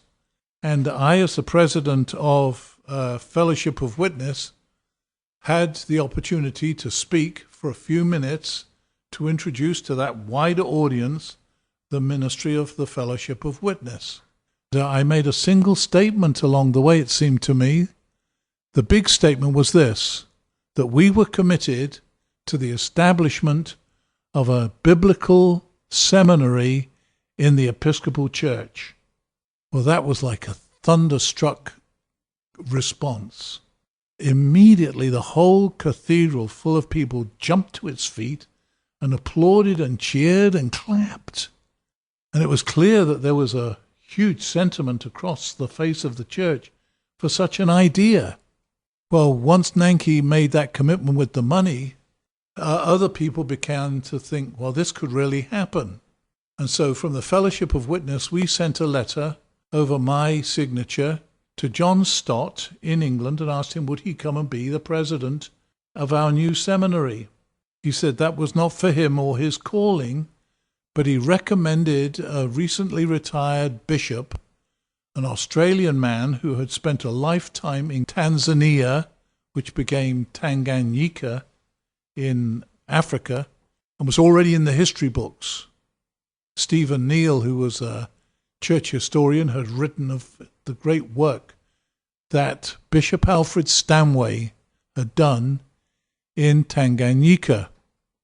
And he had retired and was back in Australia teaching in Ridley Theological College in Melbourne. And so John Stott recommended him. And so I sent the letter that I had sent to John Stott to Bishop Alfred Stanway, along with a cover note telling him that John Stott had recommended him. I think I sent a copy of John Stott's letter as well, and inviting him to come and be the president and first dean of what became Trinity Episcopal School for Ministry. Well, he came over and met with the leadership in Sewickley, the leadership of the Fellowship of Witness, and along with his wife, they accepted that call and promised to give us 4 or 5 years. And so they came and settled down in Sewickley, became a part of St. Stephen's Church, and so we launched Trinity Episcopal School for Ministry. Now that's another whole saga, but that all happened essentially out of St. Stephen's Episcopal Church. Now I realize that as you, most of you, are Christ Church at Grove Farm members, hear me talk about what will sound like ancient history in Pittsburgh that doesn't have anything to do with us. That is not the case. What we're kind of building is a movement in the USA of which Christ Church at Grove Farm and other similar churches were founded. In fact, you will be absolutely startled to know that Orchard Hill was started out of St. Stephen's. This movement in St. Stephen's became part of a larger picture to reach Pittsburgh. And when you hear us say that Christ Church is not here to play church on a street corner, but to make Pittsburgh as famous for God as it was for steel, this is all part of the extended ministry that God was stimulating through the gospel and the action across the city with the preaching of the word. Because leaders in the city were becoming serious about the Lord. And so I remember, as that all began to move with the Pittsburgh Offensive, we actually put together a document, beautiful document, just a 4-page on high-quality paper describing the Pittsburgh Offensive. The front cover was a beautiful picture of Pittsburgh, the city. And then we listed all the organizations that were a part of the Pittsburgh Offensive, congregations and other parachurch ministries, and their budgets. And when that was accumulated, it was millions and millions of dollars. And we had a couple of lines, like a paragraph description of each of these ministries on a page. So it was a very simple document. But when we distributed that document to the leadership of St. Stephen's, which was essentially why I had had it developed, our leaders, important leaders in Pittsburgh, presidents of corporations, looked at that and said, this is astounding. And it's all going on in the name of Jesus Christ. And of course, the number of dollars representing all the budgets and then the leadership of all these various churches and institutions made a significant impact upon their awareness of what God was doing in Pittsburgh, which is what we wanted them to grasp and believe, that when we talk about reaching Pittsburgh with the gospel, that we really meant it. Meanwhile, St. Stephen's continued to grow, and we called, after the first 4 years, another man by the name of John Yates to be an assistant rector. So there was a point at which there was John Howe, John Yates, and John Guest on staff, as well as Mike Henning. But John Yates and his wife Susan were brilliant leaders as well.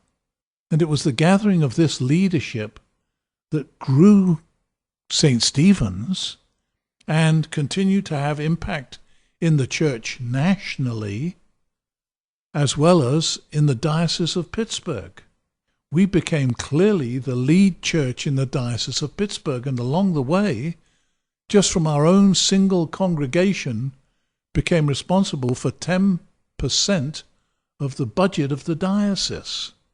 And as more and more young men were going into the ministry and being ordained, and the growth of Trinity Episcopal School for Ministry, with their young men and women going out into the parishes of the diocese to work with individual parishes doing their internships there. So that began to have across-the-board influence in the Diocese of Pittsburgh. You see the vision, make Pittsburgh as famous for God as it was for steel, and this was all part of that wonderful growth of the Christian ministry. If you are enjoying this podcast, please let us know on our Facebook page. You can find more episodes of John Guest Remembers and the upcoming season of Christ Church's other podcast, Our Church, Our Stories, on our webpage, ccgf.org, or wherever you find your podcast by searching for CCGF Talks. Thank you for listening.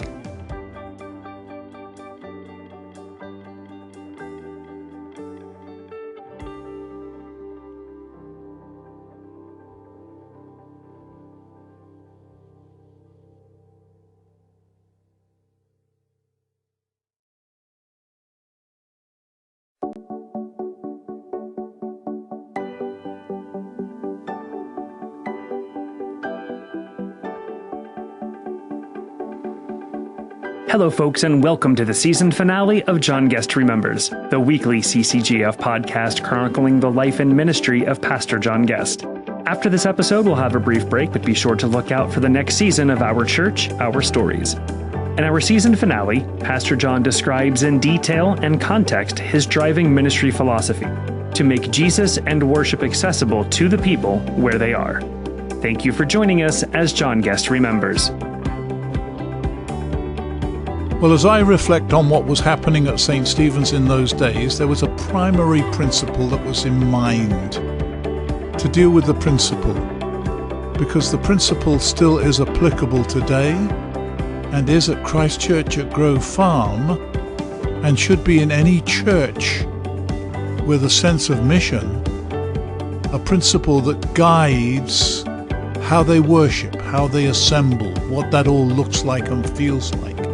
The things that happen around Sunday morning worship.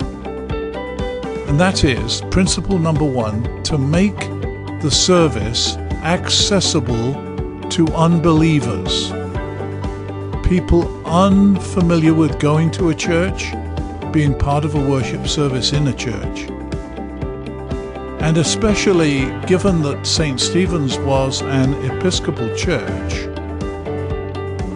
to make it with a Book of Common Prayer, which is difficult in itself even for people who worship there to follow, especially with the new Book of Common Prayer that came in the 70s, late 70s,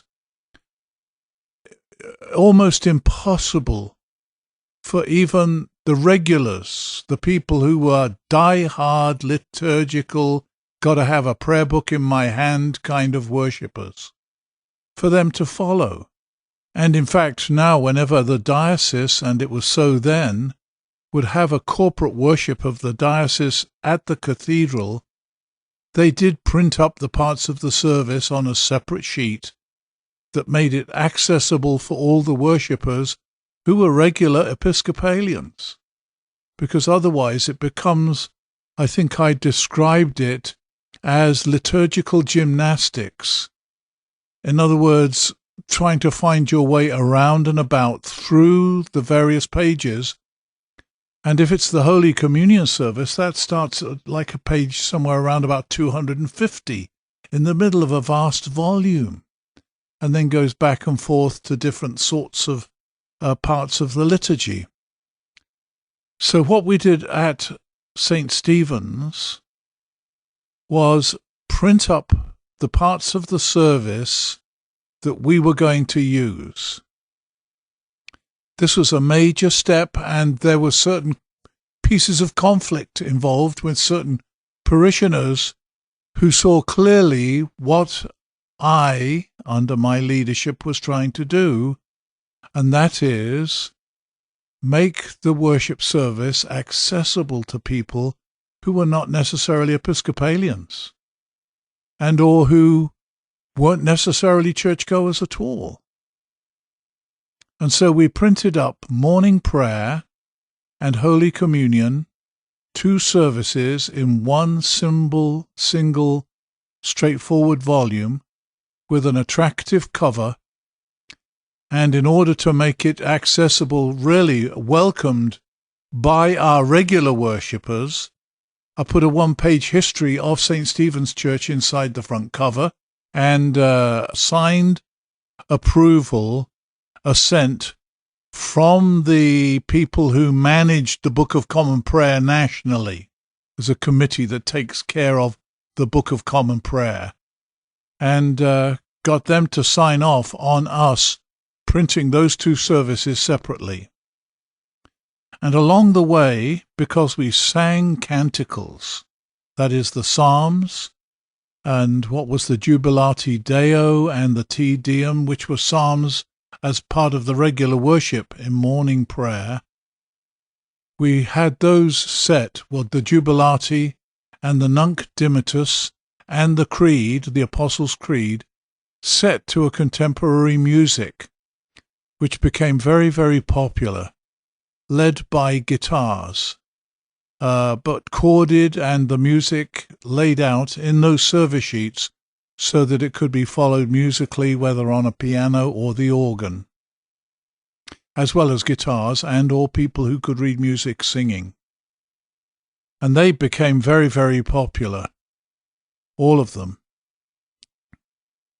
St. Stephen's began to grow by leaps and bounds. The primary influence, however, was the preaching of the gospel. And I would say for the first 10 years, and I was 20 years at St. Stephen's Church, I became the rector in the close of 71 and stepped away from being the rector in 1990.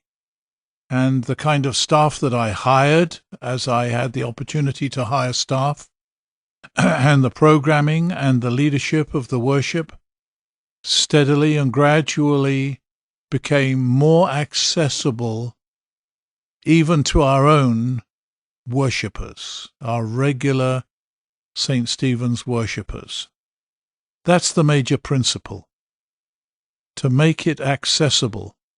It would sound like to most Episcopalians and hardcore Anglicans an arrogant statement. But the Book of Common Prayer, as is, the volume, is the most unevangelistic, inaccessible document by which to grow a church. It's impossible. And most people coming in who don't know what it is, in Western Pennsylvania, Anglicanism and Episcopalianism is a minor sport. So are the Baptists. The major denominations are Catholic, Orthodox, and Presbyterian. And if you're going to grow a church in Western Pennsylvania, you're going to grow a church with Catholics who are coming to know the Lord and want a different style of worship. And that's a great market for Episcopalians or Anglicans because it is liturgical. We are vested. We do kneel to pray. We give that opportunity. Even at Christ Church at Grove Farm today, we give that opportunity and have kneelers, and we're in pews in the major church. And we've done, I think, a very good job of broadening to two major kinds of worship here. Some that is one service, which is a blended service with vested clergy and a little more liturgy, and the second service, which is still in principle the same theology, but more relational and contemporary to a younger generation. No, and not just even a younger generation, because let's face it, the rock and roll generation is my generation. I'm 85 as I'm speaking now, and I used to have a rock and roll band and introduce contemporary music into public worship. So that's for the last 50 years or so.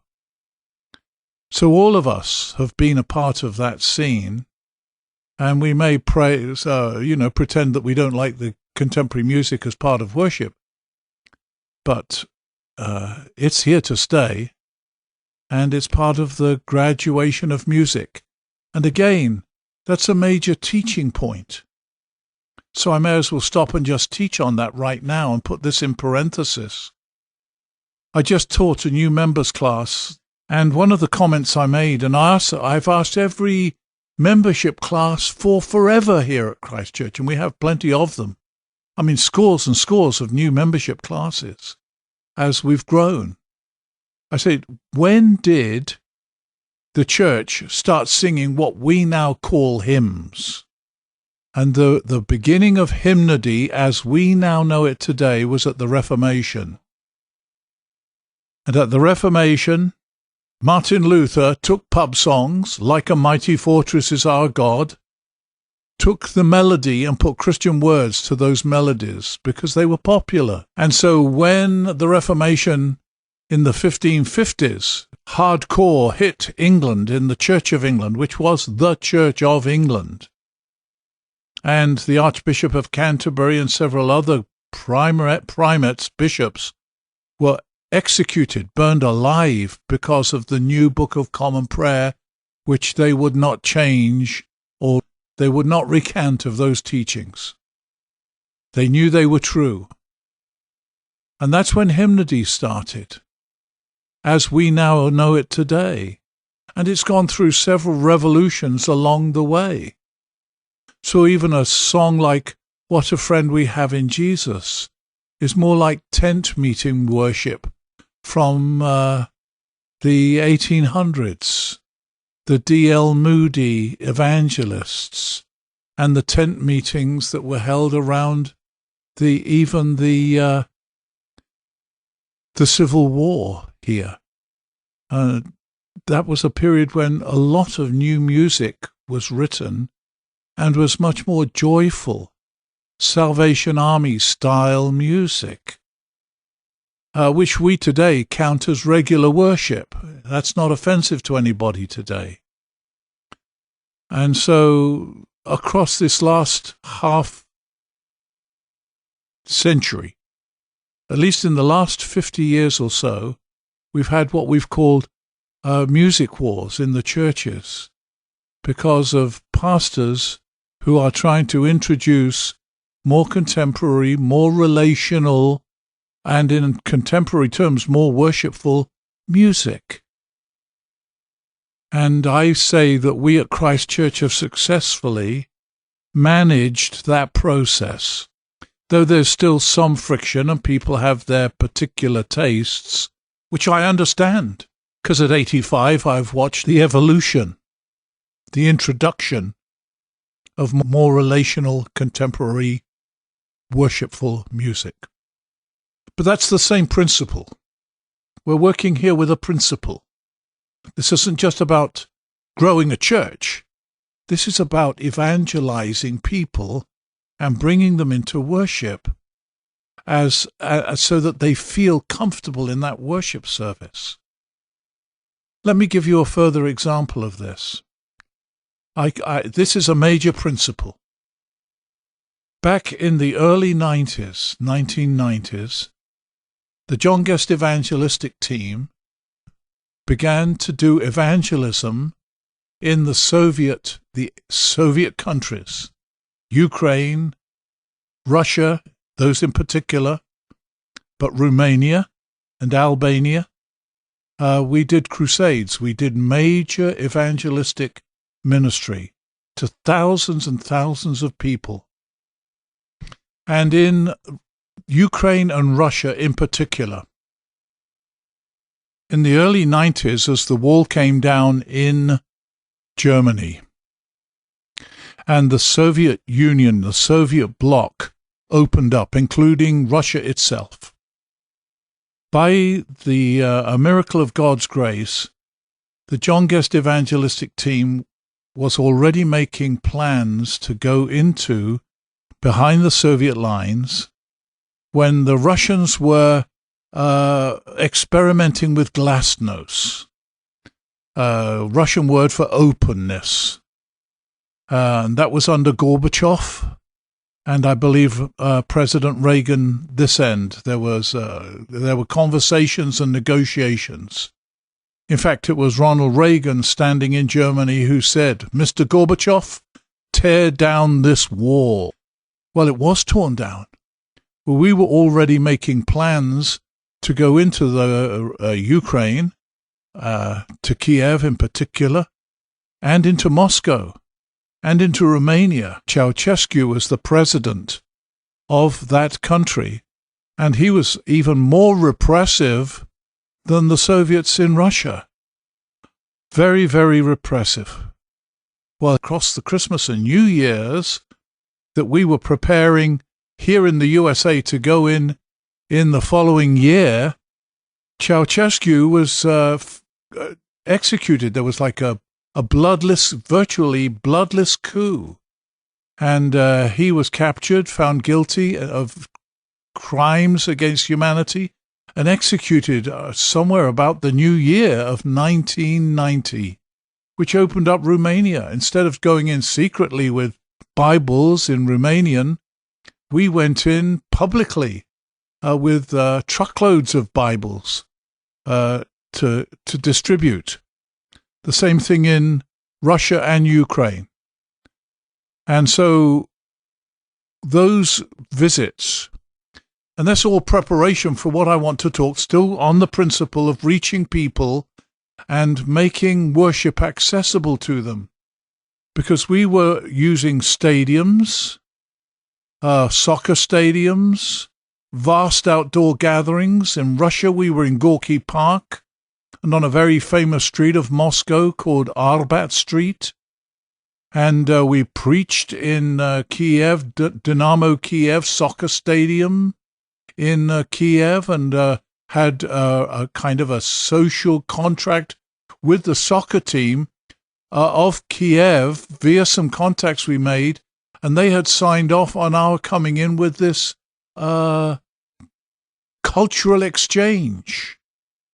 And so wherever we went and people saw that Dynamo Kiev, the soccer team, which is world-class soccer team, was welcoming us in, we walked into every situation wherever credentials were important to the authorities, and they welcomed us.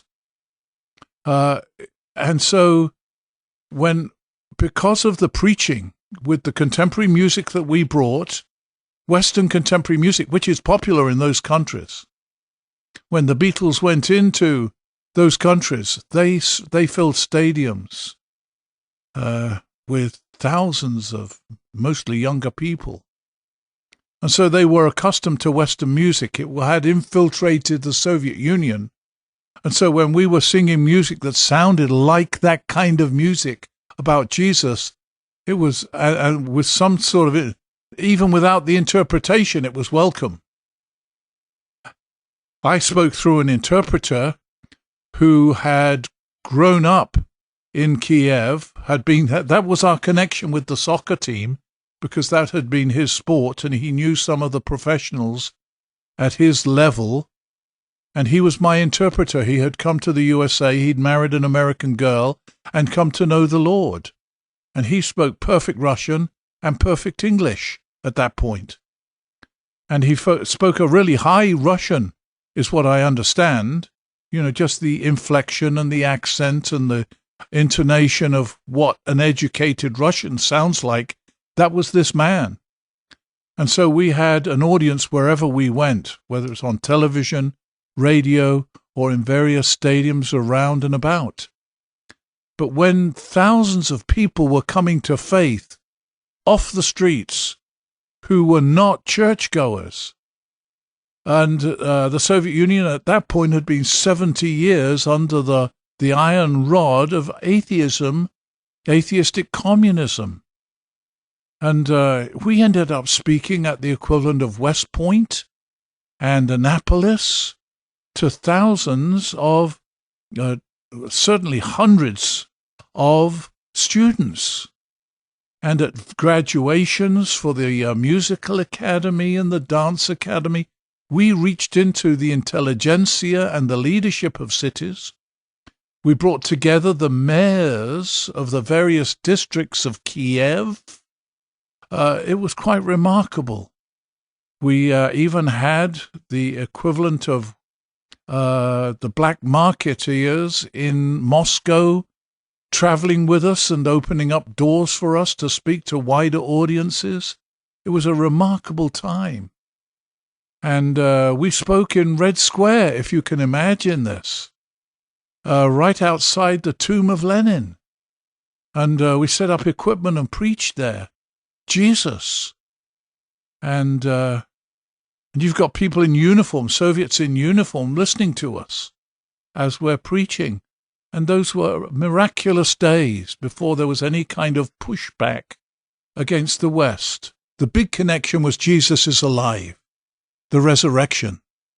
They did not know that the year 1990, unless they were older, was the date when Jesus came to earth and was born in Israel.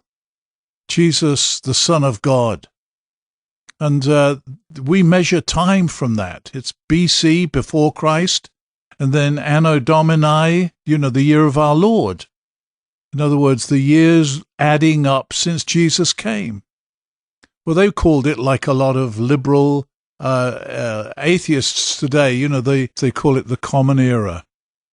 So BC is before the Common Era, and they don't use AD anymore, but it's the Common Era. But it measures time from when Jesus came, that he really did come, that he is historical. And here's an extraordinary thing. Their Sunday has the name Voskresenia. That's the Russian name for what we call Sunday. Voskresenia. Voskresenia literally is Resurrection Day. So all those 70 years of atheism at that time, they had called Sunday Resurrection Day. And so when you say, where does the first day of the week come from? I would speak in English through my interpreter. Where do you think the name Voskresenia, Resurrection Day, comes from? Your first day of the week. And there's sort of a blank look. You say, 33 years after Jesus came, he was put through a kangaroo court. He had become so popular the authorities wanted to get rid of him.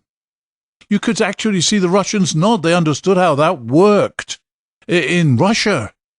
You weren't allowed to become popular and against the dominant culture. So you would speak about Jesus, his miracles, his teaching, just 3 years of ministry, 3 years only. And he became already legendary because he healed the sick, he raised the dead, he fed the hungry miraculously. We spoke about giving dignity back to prostitutes, loving people, caring for people. He had become so popular that the authorities decided to get rid of him. So you're teaching them basics about who Jesus was, his coming, dating it in history. This is how I preached there. Even in the military colleges to which we went, the training schools for their elites going into their armed services, we addressed that issue. And what became really dynamic was, after preaching in Red Square and watching people line up at the tomb of Lenin, even as we were preaching, to go and see his dead body, which, for those of you who don't know it, is embalmed and vacuum sealed in a glass coffin, so that you go and see Lenin, actually see his dead body in an embalmed body in a vacuum sealed coffin that's made of glass or transparent. You can see through it. So in Gorky Park, I'm explaining this. And then it just hit me. So that's the very day that I've been outside Lenin's tomb. I didn't have time to get on the line. I would have loved to have gotten on that line and gone in, but we had our own business to deal with. And so I would say, as I did in Gorky Park, I said, I was in Red Square this morning and saw a long line waiting to go in and see Lenin's dead body. And of course, all the Soviets knew about that. And I said, Lenin is dead, but Jesus is alive. 3 days after they executed Jesus, which is the first day of the week, he walked from the grave alive. That's why you call the first day of the week Vaskresenia, Resurrection Day. Jesus is alive. And then I realized the dynamism of that statement. And so through this huge PA system that we brought with us and were traveling with, in Gorky Park at a stadium there, open-air stadium, I said, Lenin is dead. You can go and see his dead body. Jesus is alive.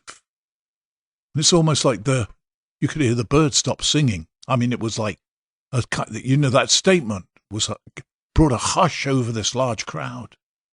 And so I said it again, but louder. Lenin is dead. Jesus is alive.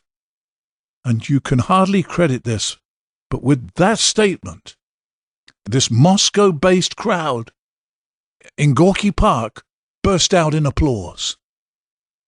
And I said, Jesus being alive, he is present here. He is present here in Gorky Park.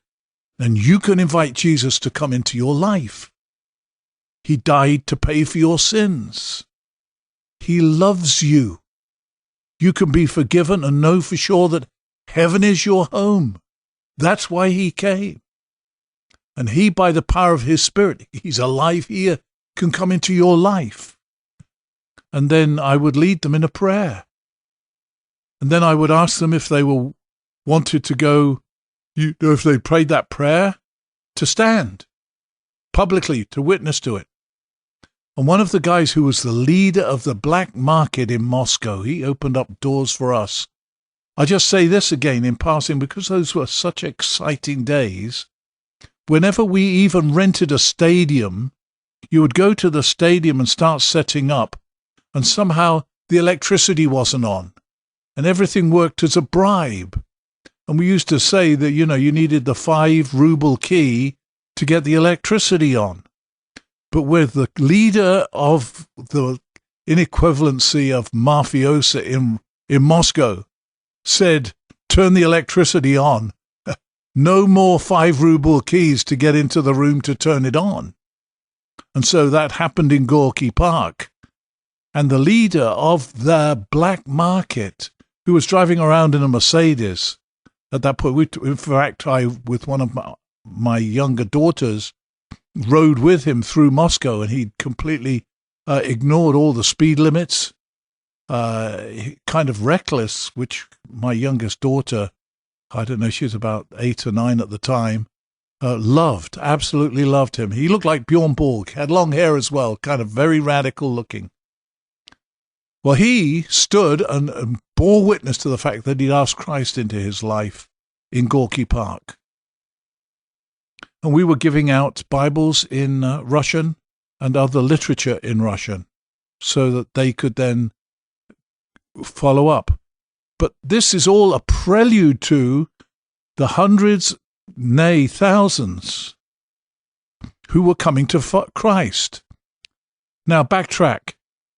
In Ukraine, same would be true in Russia, those who had survived the Russian era, the dominant Soviet atheistic era, they had left some Orthodox churches open, others they just turned into museums, shut down. But the hardcore Baptists and Pentecostals, who were the hardcore Bible-believing rebels who survived all the persecutions. My translator in Russia, in Moscow, another one, spoke, who had been raised, his name was Viktor Kulbich. He had survived living in the Soviet Union, had not left. He was also an interpreter for me. Very well spoken in English and well spoken in Russian. Viktor Kulbich. He spoke about his parents leading him into like a house church under the sort of overcoat, like walking inside the overcoat that was like that Russia. You see the picture of them down to the ankles on a cold winter day. They would be hidden underneath the coats. They weren't allowed to go to school. They didn't get the education they needed. Things were very tough. They lost their property. We met people who'd lost their farms, taken over by the government. But these people were Jesus lovers, and they'd survived. Well, when they met to worship, it was very, very conservative. Women on one side, men on the other. Women in babushkas, men very nicely dressed. No makeup on the women. No jewelry on the women. Very, very conservative. So now you've got the regular street person coming to faith in Christ. He would go to those churches and they were being shunned. The women were immediately told, you can't dress like that. You can't wear lipstick. You can't wear jewelry. Well, that made it inaccessible. That was an issue. So believe it or not, a ministry grew out. One of our staff people, along with some American backing from leadership in our organization, the John Guest Evangelistic Team, started another organization called Church Planters International. And we sort of virtually made this up as we went along. We gathered converts and taught them how to minister, and that if they started a worshiping congregation, we would give them some pay, and they had to work a year or go to school for a week. It was a combination of learning, teaching, theology, which we were backing and funding, that was teaching them the Bible and how to preach, how to minister, how to run a church, while they were literally starting churches of these new converts. And here's a stunning number that I received from that organization, which continues until today. Church Planters International. And I believe Rich Corral, who was one of our staff guys who then led that ministry, and Claire de Graff, who was leading my ministry worldwide. And they took this Church Planters International, and it continues to this day. And over 1,500 churches have been planted in the Soviet countries. Primarily Ukraine, Russia, Romania, but primarily Ukraine. That's astounding. 1,500 new churches. And it's more than that, but I'm just being conservative in the number. And other ministries as well, which we still continue to hear about. But what was the principle? Making worship accessible to the contemporary people of that day. People coming to faith who were being somewhat shunned when they came into the very conservative Christian worship services that were in existence at the time. Same principle. And so the same principle exists today. And this is a large teaching from the music aspect to now how you look, how you dress, how you come to worship. So that here at Christ Church, at Grove Farm, we have greeters at the door. I remember going to one of our ladies, she won't mind me mentioning her name, Vicky Case, who's very welcoming, sweet, southern, charming. And I said to her, Vicky, I want you to find yourself a dozen people like yourself, and we will train them how to be greeters, so that when people coming in through the doors, discovering us at Christ Church, they are warmly welcomed by smiling greeters. And that continues until to this day. Standing at the door, welcoming and greeting. But that's a part of making it accessible. We have actually said in our church, and this is always a problem once you get an established worshiping congregation, I would say to our congregation, back in the day when I was the senior pastor, rector of Christ Church at Grove Farm, I said, look, for those of you who worship here regularly, I would say it on Sunday morning as part of the worship service, please speak to someone you don't know before you go and speak to people that you do know. Because church life is Christians meeting Christians, wanting to catch up with them because of different things going on in their lives, in the work of the church, in the ministry, in the fellowship. But that's all part of making worship accessible. So I always lead worship, even in the language I use when I'm preaching, and have tried to pass this on to those who lead Christ Church at Grove Farm nowadays. But all along the way, as we've gone through the transition of getting new leadership, and we've got this phenomenal new senior pastor, Craig Geargo, and now an assistant pastor who's equally phenomenal, Mike Arnold, and then our staff in our youth departments. And now we've got interns who are absolutely remarkable. Young men and women in ministry and leading and having a tremendous impact. And our young adult ministry is burgeoning. Young adults being college age and post-college young adults, men and women. We've got scores of, not scores, but at least a score of very gifted musicians to lead worship in various places and levels, in a contemporary way, as well as, of course, your traditional music. And our present director of music, Brad LeBarkin, he's got a degree in music from Duquesne University, but he is thoroughly trained from his teenage years in contemporary worship leadership once he became a believer. So it's a matter of making worship accessible so that new believers or people who are finding their way into the church and looking for something, someone to believe in, feel like there's a real and genuine connection with how we preach, with how we lead worship, with how we pray prayers, even when we're praying the liturgical prayers of confession and absolution and the Lord's Prayer and saying the Creed. It's all introduced and done in a way that sounds real, not just reading words and kind of genuflecting to the liturgy. I have described the old-fashioned, hardcore Episcopalian or Anglican as prayer book fundamentalists. And that's what they are, like the old fundamentalists who would say that you can't go to movies, can't listen to popular music. I mean, in the early days, my early days in the USA, I came with a guitar from England. I was English. It was right in the middle of the British invasion, the Beatles, Dave Clark, Five, Rolling Stones, and so on.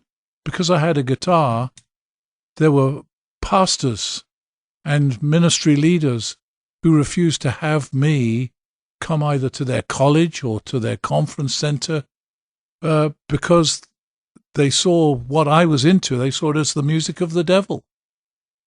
Well, that was the old fundamentalism. Today, they love this music and worship to this music like the rest of us.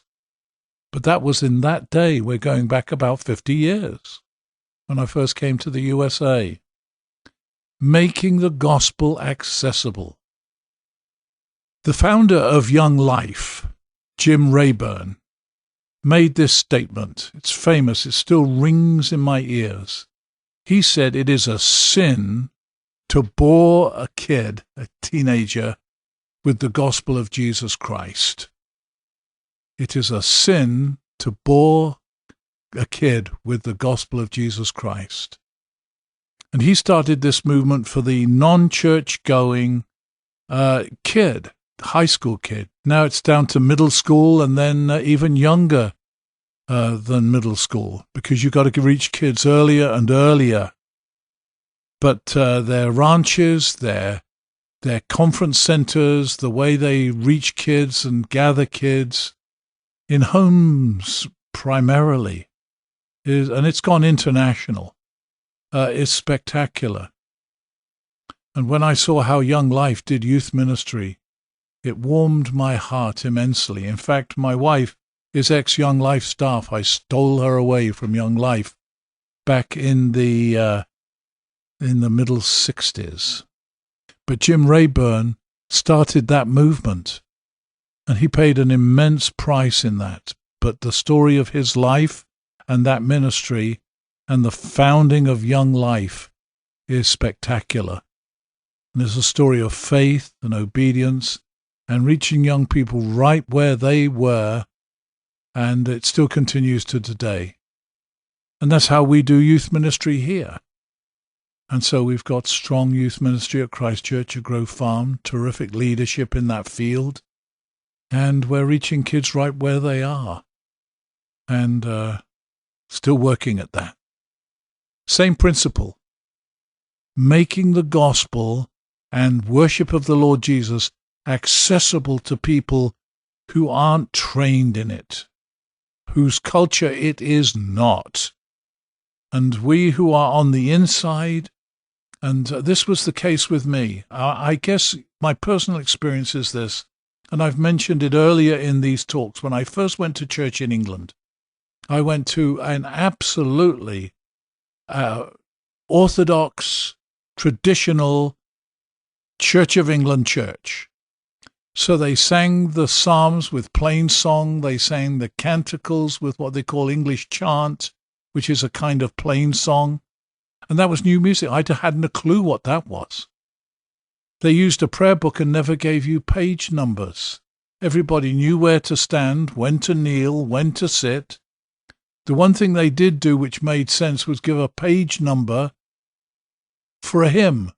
So you had hymn numbers. And the hymns were more relational. Even in those days, even traditional hymns were singable, whereas chanting and plain song were not. And then when prayers are being read like they're just formal prayers, like you're just reading statements without them sounding like they're really praying, it bothered me, and I wasn't a churchgoer. I went to church chasing a girl who'd broken my heart. I'd never been in a regular worship service in church until I chased Shirley White to church. And thank the Lord, the gospel was preached there. And so I would go and tolerate the worship just to get to the preaching of the gospel, because the worship was most unwelcoming and the way it was led was unwelcoming. But I tolerated it because the preacher was so worth listening to. And in fact, it was that same preacher who then one day got me at the door as I was leaving the church and asked me to come and hear Billy Graham, who had arrived in England 1954, spring of 54. That's when I got converted. So I want to now lead worship, even today as I lead worship, even now as I'm speaking through this. I never want to forget what it was like not to know Christ, and never ever forget what it felt like to go to church and have no clue as to what was going on. And yet wanting to worship, having come to know the Lord, being interested, being caught by the preaching, strong preaching, but really very impersonal worship that didn't seem to lead me into the presence of the Lord. And so that's always been my goal, both in England as a young man when I got ordained, because I started at age 21, finishing my engineering, I went into training for the ministry. Had another 4 years of education and graduated from Trinity College in Bristol in 1961. I was ordained. I just realized that was 60 years ago this year. Never lost that spirit of sharing the gospel. In fact, one of the great compliments I was paid by a guy who's not become a believer here in Sir Wickley, one of the prominent families of Sir Wickley. And one of his friends became a believer in the early days and went into the ministry under my leadership in the Episcopal Church and inspiration of the gospel.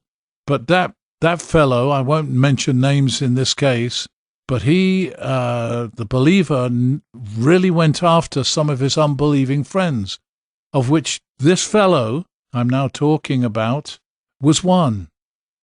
And my friend who became a believer and was ordained died earlier than he should have done, contracted cancer of the brain, and at his funeral service, his friend who he had evangelized from this prominent family would always go visit with him, stay in touch with him, came to that service, and I was the preacher, and I preached the gospel. And afterward, in greeting people who were milling around, that man, now middle-aged man, came up to me and said, John, I've got to hand this to you. You have never changed your message. So from my early days into now these middle-aged days, and now into my old age, though I still feel like I'm 45 in my head, it's about leading people to a personal relationship to Jesus in terms that they can grasp, making the gospel accessible and worship in the church accessible. If you enjoyed this season of our podcast, please be sure to let us know on our Facebook page. You can find every episode of John Guest Remembers and Christ Church's other podcast, Our Church, Our Stories, on our webpage, ccgf.org, or wherever you find your podcast by searching for CCGF Talks. As always, thank you for listening. We'll see you soon.